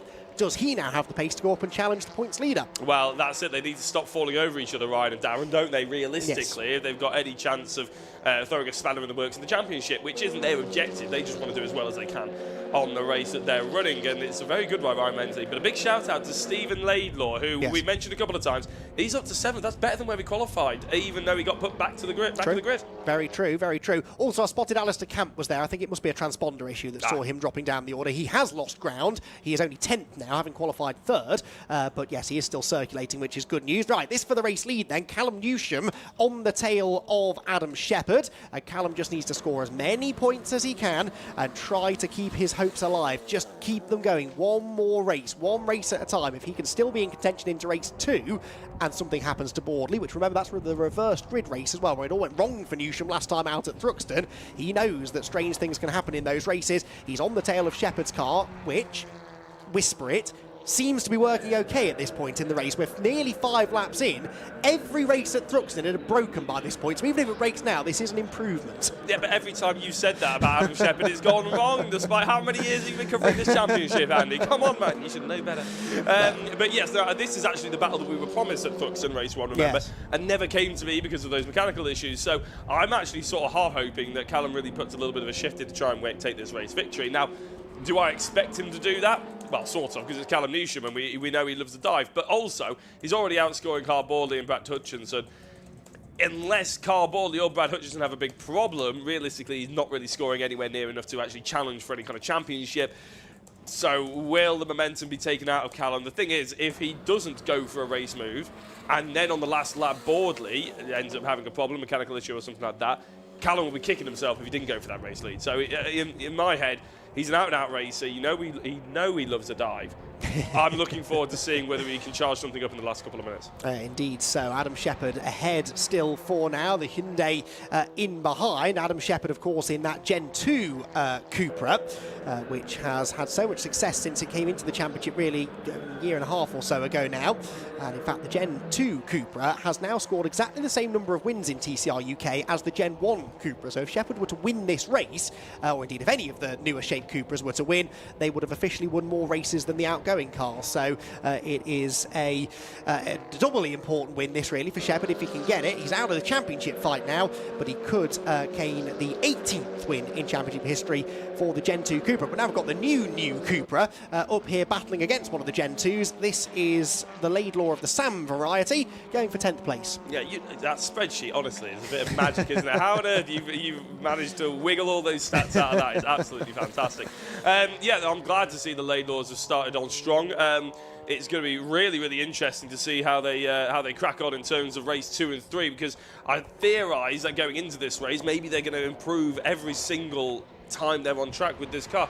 Because in theory, that's got to be the way they're going to be approaching this one, aren't they? They might not necessarily go for race wins, but if they can set themselves up in good stead for next season, that is the ultimate objective for them. And considering they haven't been racing that long, haven't been racing long with us, that would be an absolutely massive sort of learning curve for them and a massive achievement if they can even get some podiums early on next season. Well, and to your point earlier on, this is a great sign for next year, isn't it, really? Because, you know, they're getting onto the grid with this new car. They wouldn't go to all that trouble if they weren't seriously considering racing in TCR UK next year with the new car. So it is nice to see them bringing it out on track. And again, last round of the year, lots of different, lots of new names or returning names coming out, signalling their intent maybe for 2025. Right, Luke Sargent battling away here with Alistair Camp, two drivers with Motorsport Civic Cup experience. Alistair Camp, a former champion in that category, of course, and Campy's car looks very lively and very racy now as it comes up behind Luke Sargent, who defends into Village Corner. Camp with the wide line in, looking for the better exit on the run towards the link. Yeah, Camp actually looks like he set it up a bit like his FN2, doesn't it? It's very loose on the rear ends, and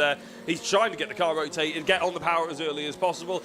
I think he's quite enjoying it probably out there. He's probably got a big smile on his face. Who's that going slowly? Matt Wilson. Is that Wilson? Yeah, going off, I think they're losing the place to Sam Laidlaw as Sargent looks to go a little bit defensive into Stowe, but no real need. I don't think Campy's quite close enough to make any kind of big lunge. Ryan Bensley is within a second of Carl Boardley, so that gap has come down quite significantly of late. On the previous lap, he was about 3/4 of a second quicker, so this is significant. It's not on screen at the moment, but the championship leader, Carl Boardley, perhaps on the verge of losing another position here to Ryan Bensley. As they come out of the final corner, they're almost nose to tail, so that is significant. Bensley, as far as I know, is scoring points. I don't think we've got any guest drivers who don't score this weekend, so this could cost Boardley a handful of positions, maybe, points I should say, and he does not want to allow the Lincoln Co through.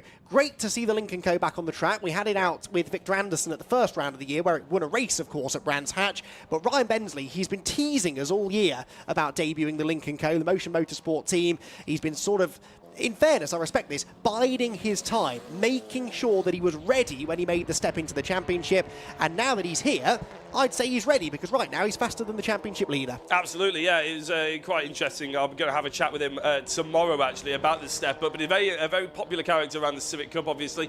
I thought he was just biding his time, is another word of just stringing Stewart along, to be honest, in terms of getting him in the seat finally, but keep in mind that car has also been out, well, the Lincoln Co has certainly been out with Owen Hillman earlier this season. So the Lincoln Co has sort of been there or thereabouts this season. We were very excited about it in the first round, and then it sort of disappeared for a while. Then it came back, and now it's reappeared again in a different livery.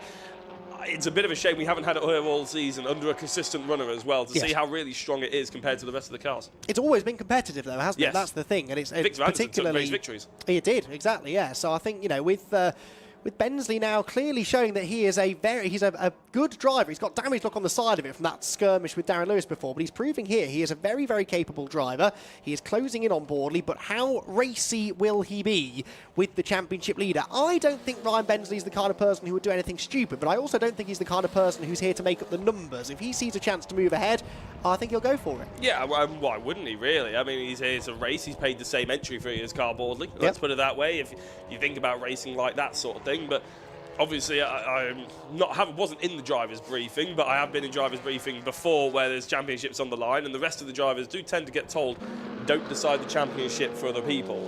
So Oh, as we see, actually, is that a back marker being overtaken? Oh, I thought I was getting really excited then as well.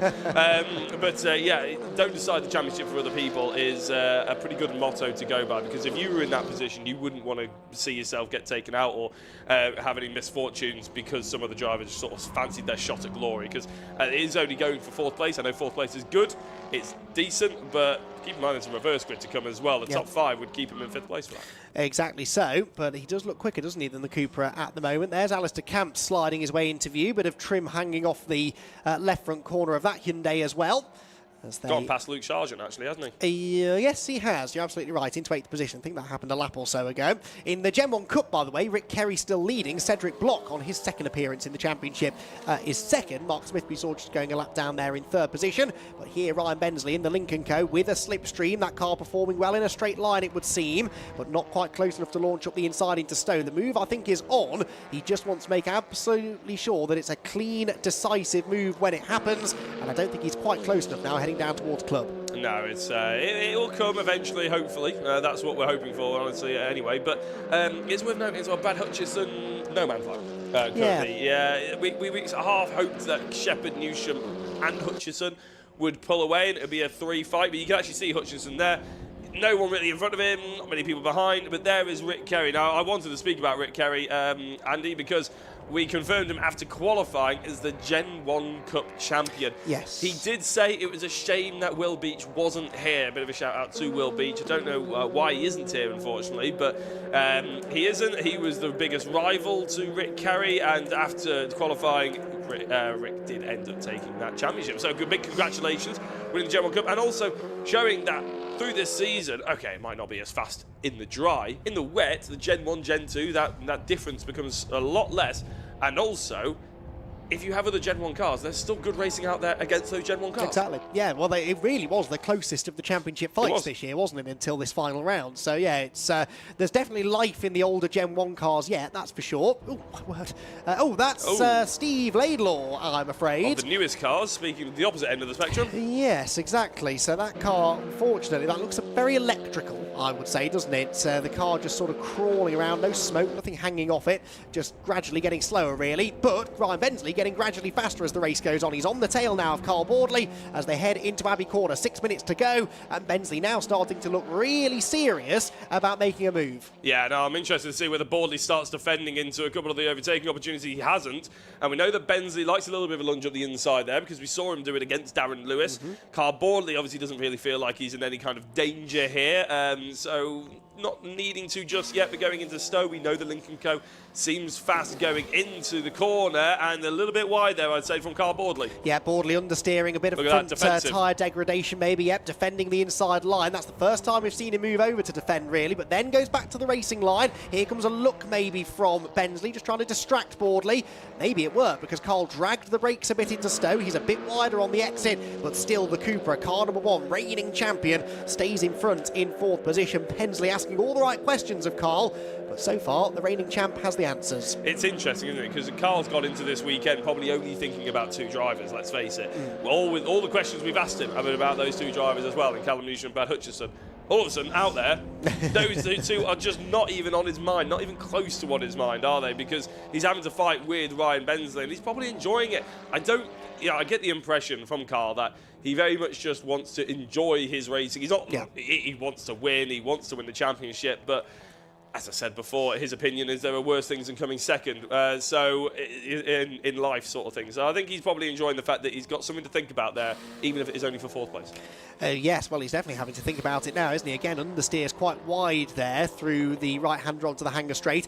Interestingly, or incidentally, at the moment, as it stands, it's still a 3-way fight for the championship. So Newsham, even in 2nd place, is doing enough to at least just about keep his championship hopes alive going into tomorrow. The joy of no dropped scores, of course, at the final round. And Brad Hutchison likewise. So Callum Newsham, even if he can't catch back up to Shepherd and go through, which is looking increasingly unlikely, it has to be said, that gap pretty static, really, between 8 tenths and a second at the end of each lap right now with 4 minutes to go. But even if it doesn't change, he will still mathematically be in contention going into tomorrow's final 2 races.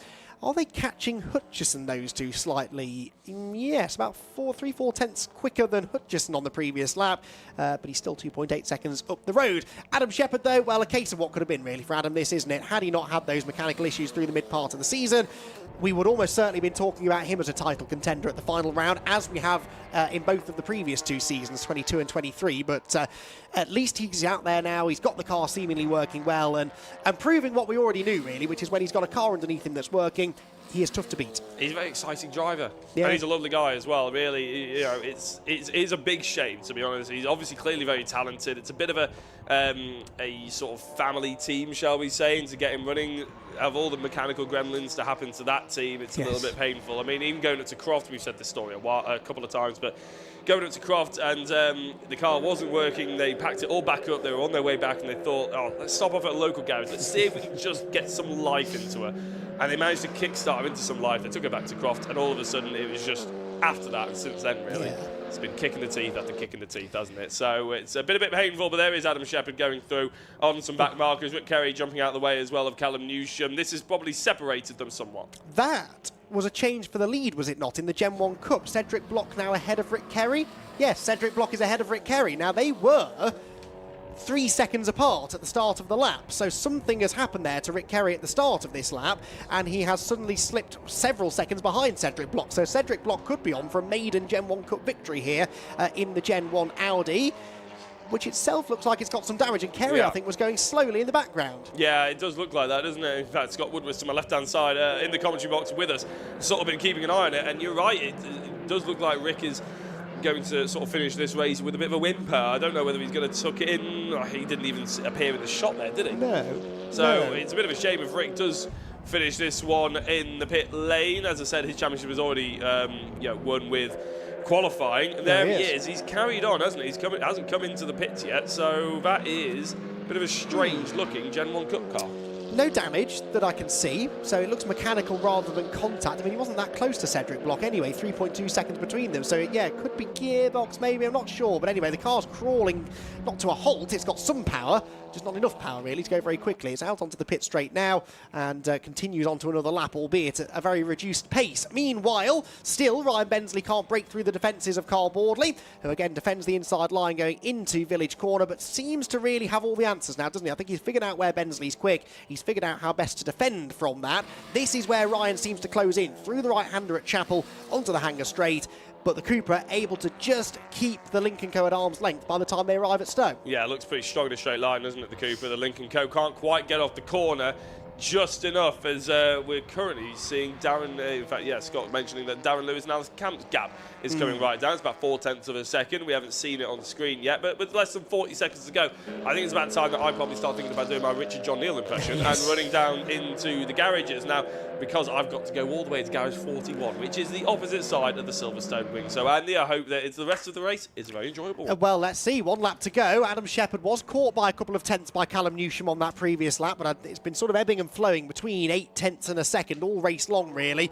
And, that's Steve Laidlaw's car. That's been there for a while at the side of the road. But, yeah, Callum will be ruining that start. If he got off the line better, he's had near identical pace, really, to Adam Shepherd all race long.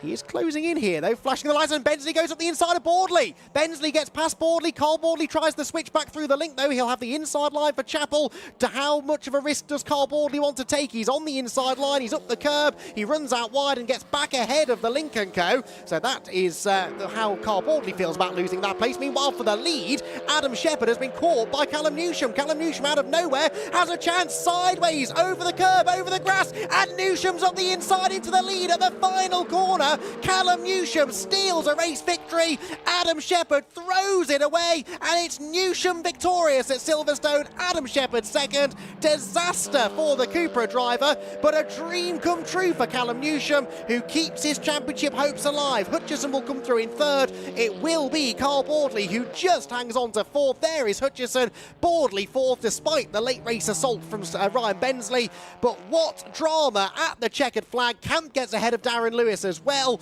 but that will not affect Darren Lewis's fight for the Goodyear Diamond Trophy, which should go his way. But what drama. Callum Newsham steals the race victory at the final corner, and that will certainly raised some eyebrows after the race. How on earth did it all go so wrong for Adam Shepherd? That is a 12th career victory in TCR UK for Callum Newsham, and perhaps the most important one of his career, because it's a 12th podium, a 6th win in the championship, I should say.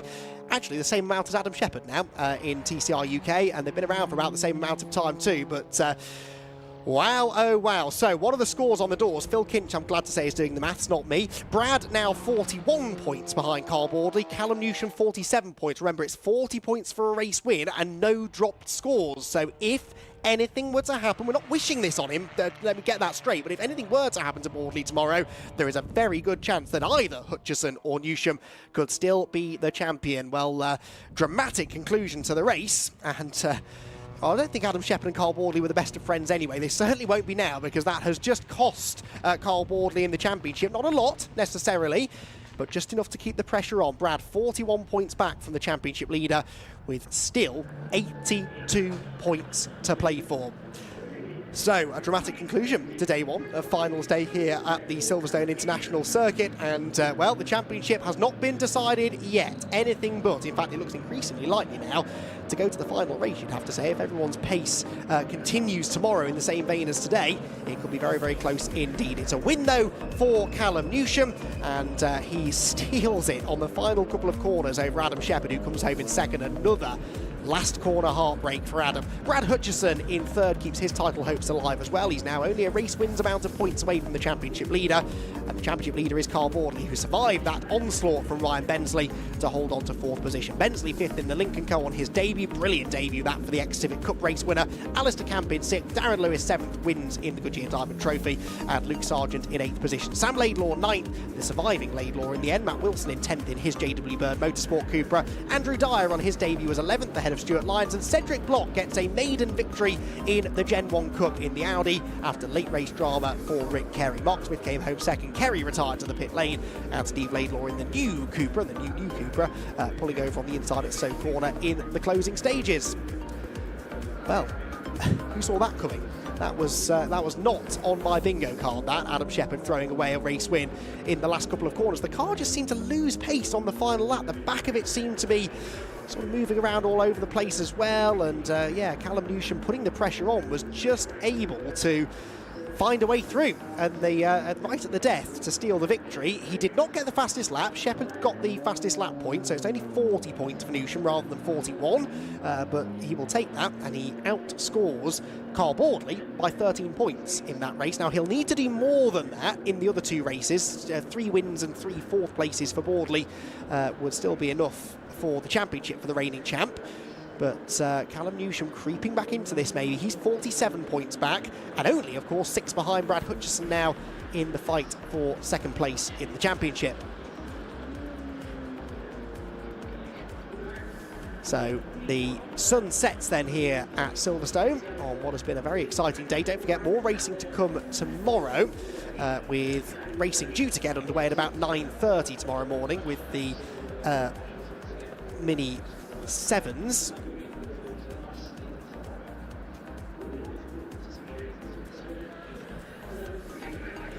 So racing starting at 9:30 with the Mini 7 Championship, and the Fiesta Juniors up after that. We'll have the Audi TTs back out, the ST240s, and we're joined tomorrow by the Nankang Thai BMW Compact Cup for their final 2 races of the season. That's a very close championship battle as well. That will be well worth tuning in for as we head to the final round for them. And it will be a battle between Joe Doble, Conor Grady and Gordon McMillan in that title race. Just 12 points covering the top 3 drivers. The Compact Cup definitely worth tuning in for. 11:40 is their scheduled start time for race 1. And of course we'll have 2 more races for TCR UK. We'll have the grid walk as well, so if you're coming along to Silverstone tomorrow, make sure you're down on the grid walk. That will kick off at around about 12 tomorrow, all being well. And you can head down onto the grid, get up close and personal with the stars and cars of the TCR UK Championship. Well, it's been a dramatic opening day here at Silverstone. That is it from me, Andy McEwen, up here in the commentary box. But let's head down into pit lane and hear from Jack Oliphant and our podium finishers from a very exciting TCR UK race. Thank you very much, Andy. I'm next to a very loud Hyundai because I've got Callum Newsham a race winner here at TCR yet again. I'm going to go interrupt him straight away. Callum, big congratulations. Don't leave me hanging. Big congratulations on a race win there. Didn't look like it was coming right up until that last lap, did it? No, I was settling for second. I was still pushing hard, but I could just see down the back straight in the last couple laps he was just losing power, which is unfortunate, but it is what it is. I was going to say, I saw him actually right at the top end. He said a misfire or something like that right on the last lap. But for you, you don't care, do you? Because ultimately, championship points in your back pocket, and it's another little step closer. There's still hope in the last 2 races. Yeah, exactly. It's a little bit closer to that championship lead, but still quite far off. But it's quite far off, but we've got to build the drama up, Callum. I mean, it's a good race, though, wasn't it? It was almost the race we were promised at Thruxton. Were you conscious of not losing points, so you didn't really go for any dives, or did you really never feel like you were close enough to do that? Yeah, I just didn't feel like I could get close enough. To be fair, we were pretty evenly matched the whole race, and he got me off the line, which I was gutted about, but.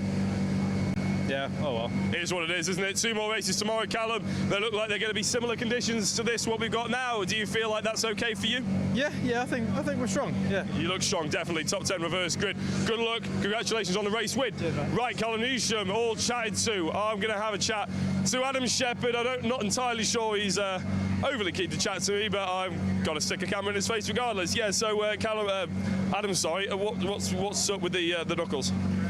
Oh, I had the ump and punched the dash of the car on the way in. Right, okay. Well, okay. Well, talk us through what was that last lap? What happened there? A misfire. Developed on lap 2.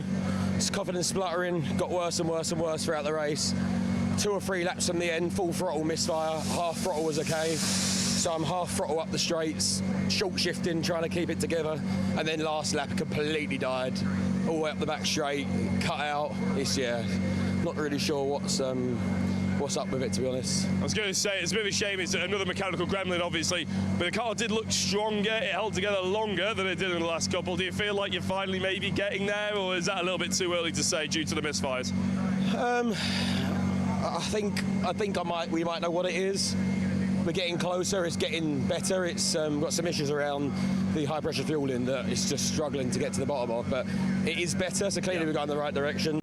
Just a bit fed up by I'll let you go. Wins have we had robbed, but yeah, it happens. I'll let you go. Grab some attention for those knuckles. Right, and lastly, we're going to chat to Brad Hutchison if I can find him. He's over there with his cap on. It's pretty easy to find Brad Hutchison. He's very tall and normally has a white hat on.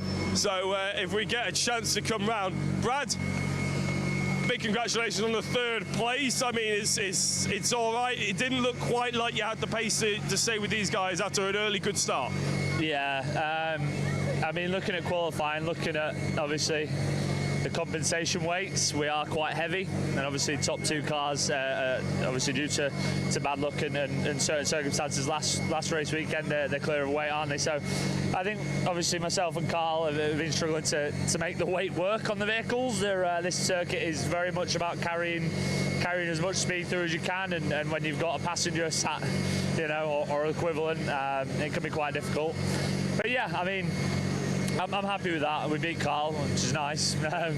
But yeah, it's not enough. We'll go for the Revy Grid race tomorrow and see what happens. Anything can happen in a reverse grid race. Right, fantastic. Thank you very much, Brad Hutchison.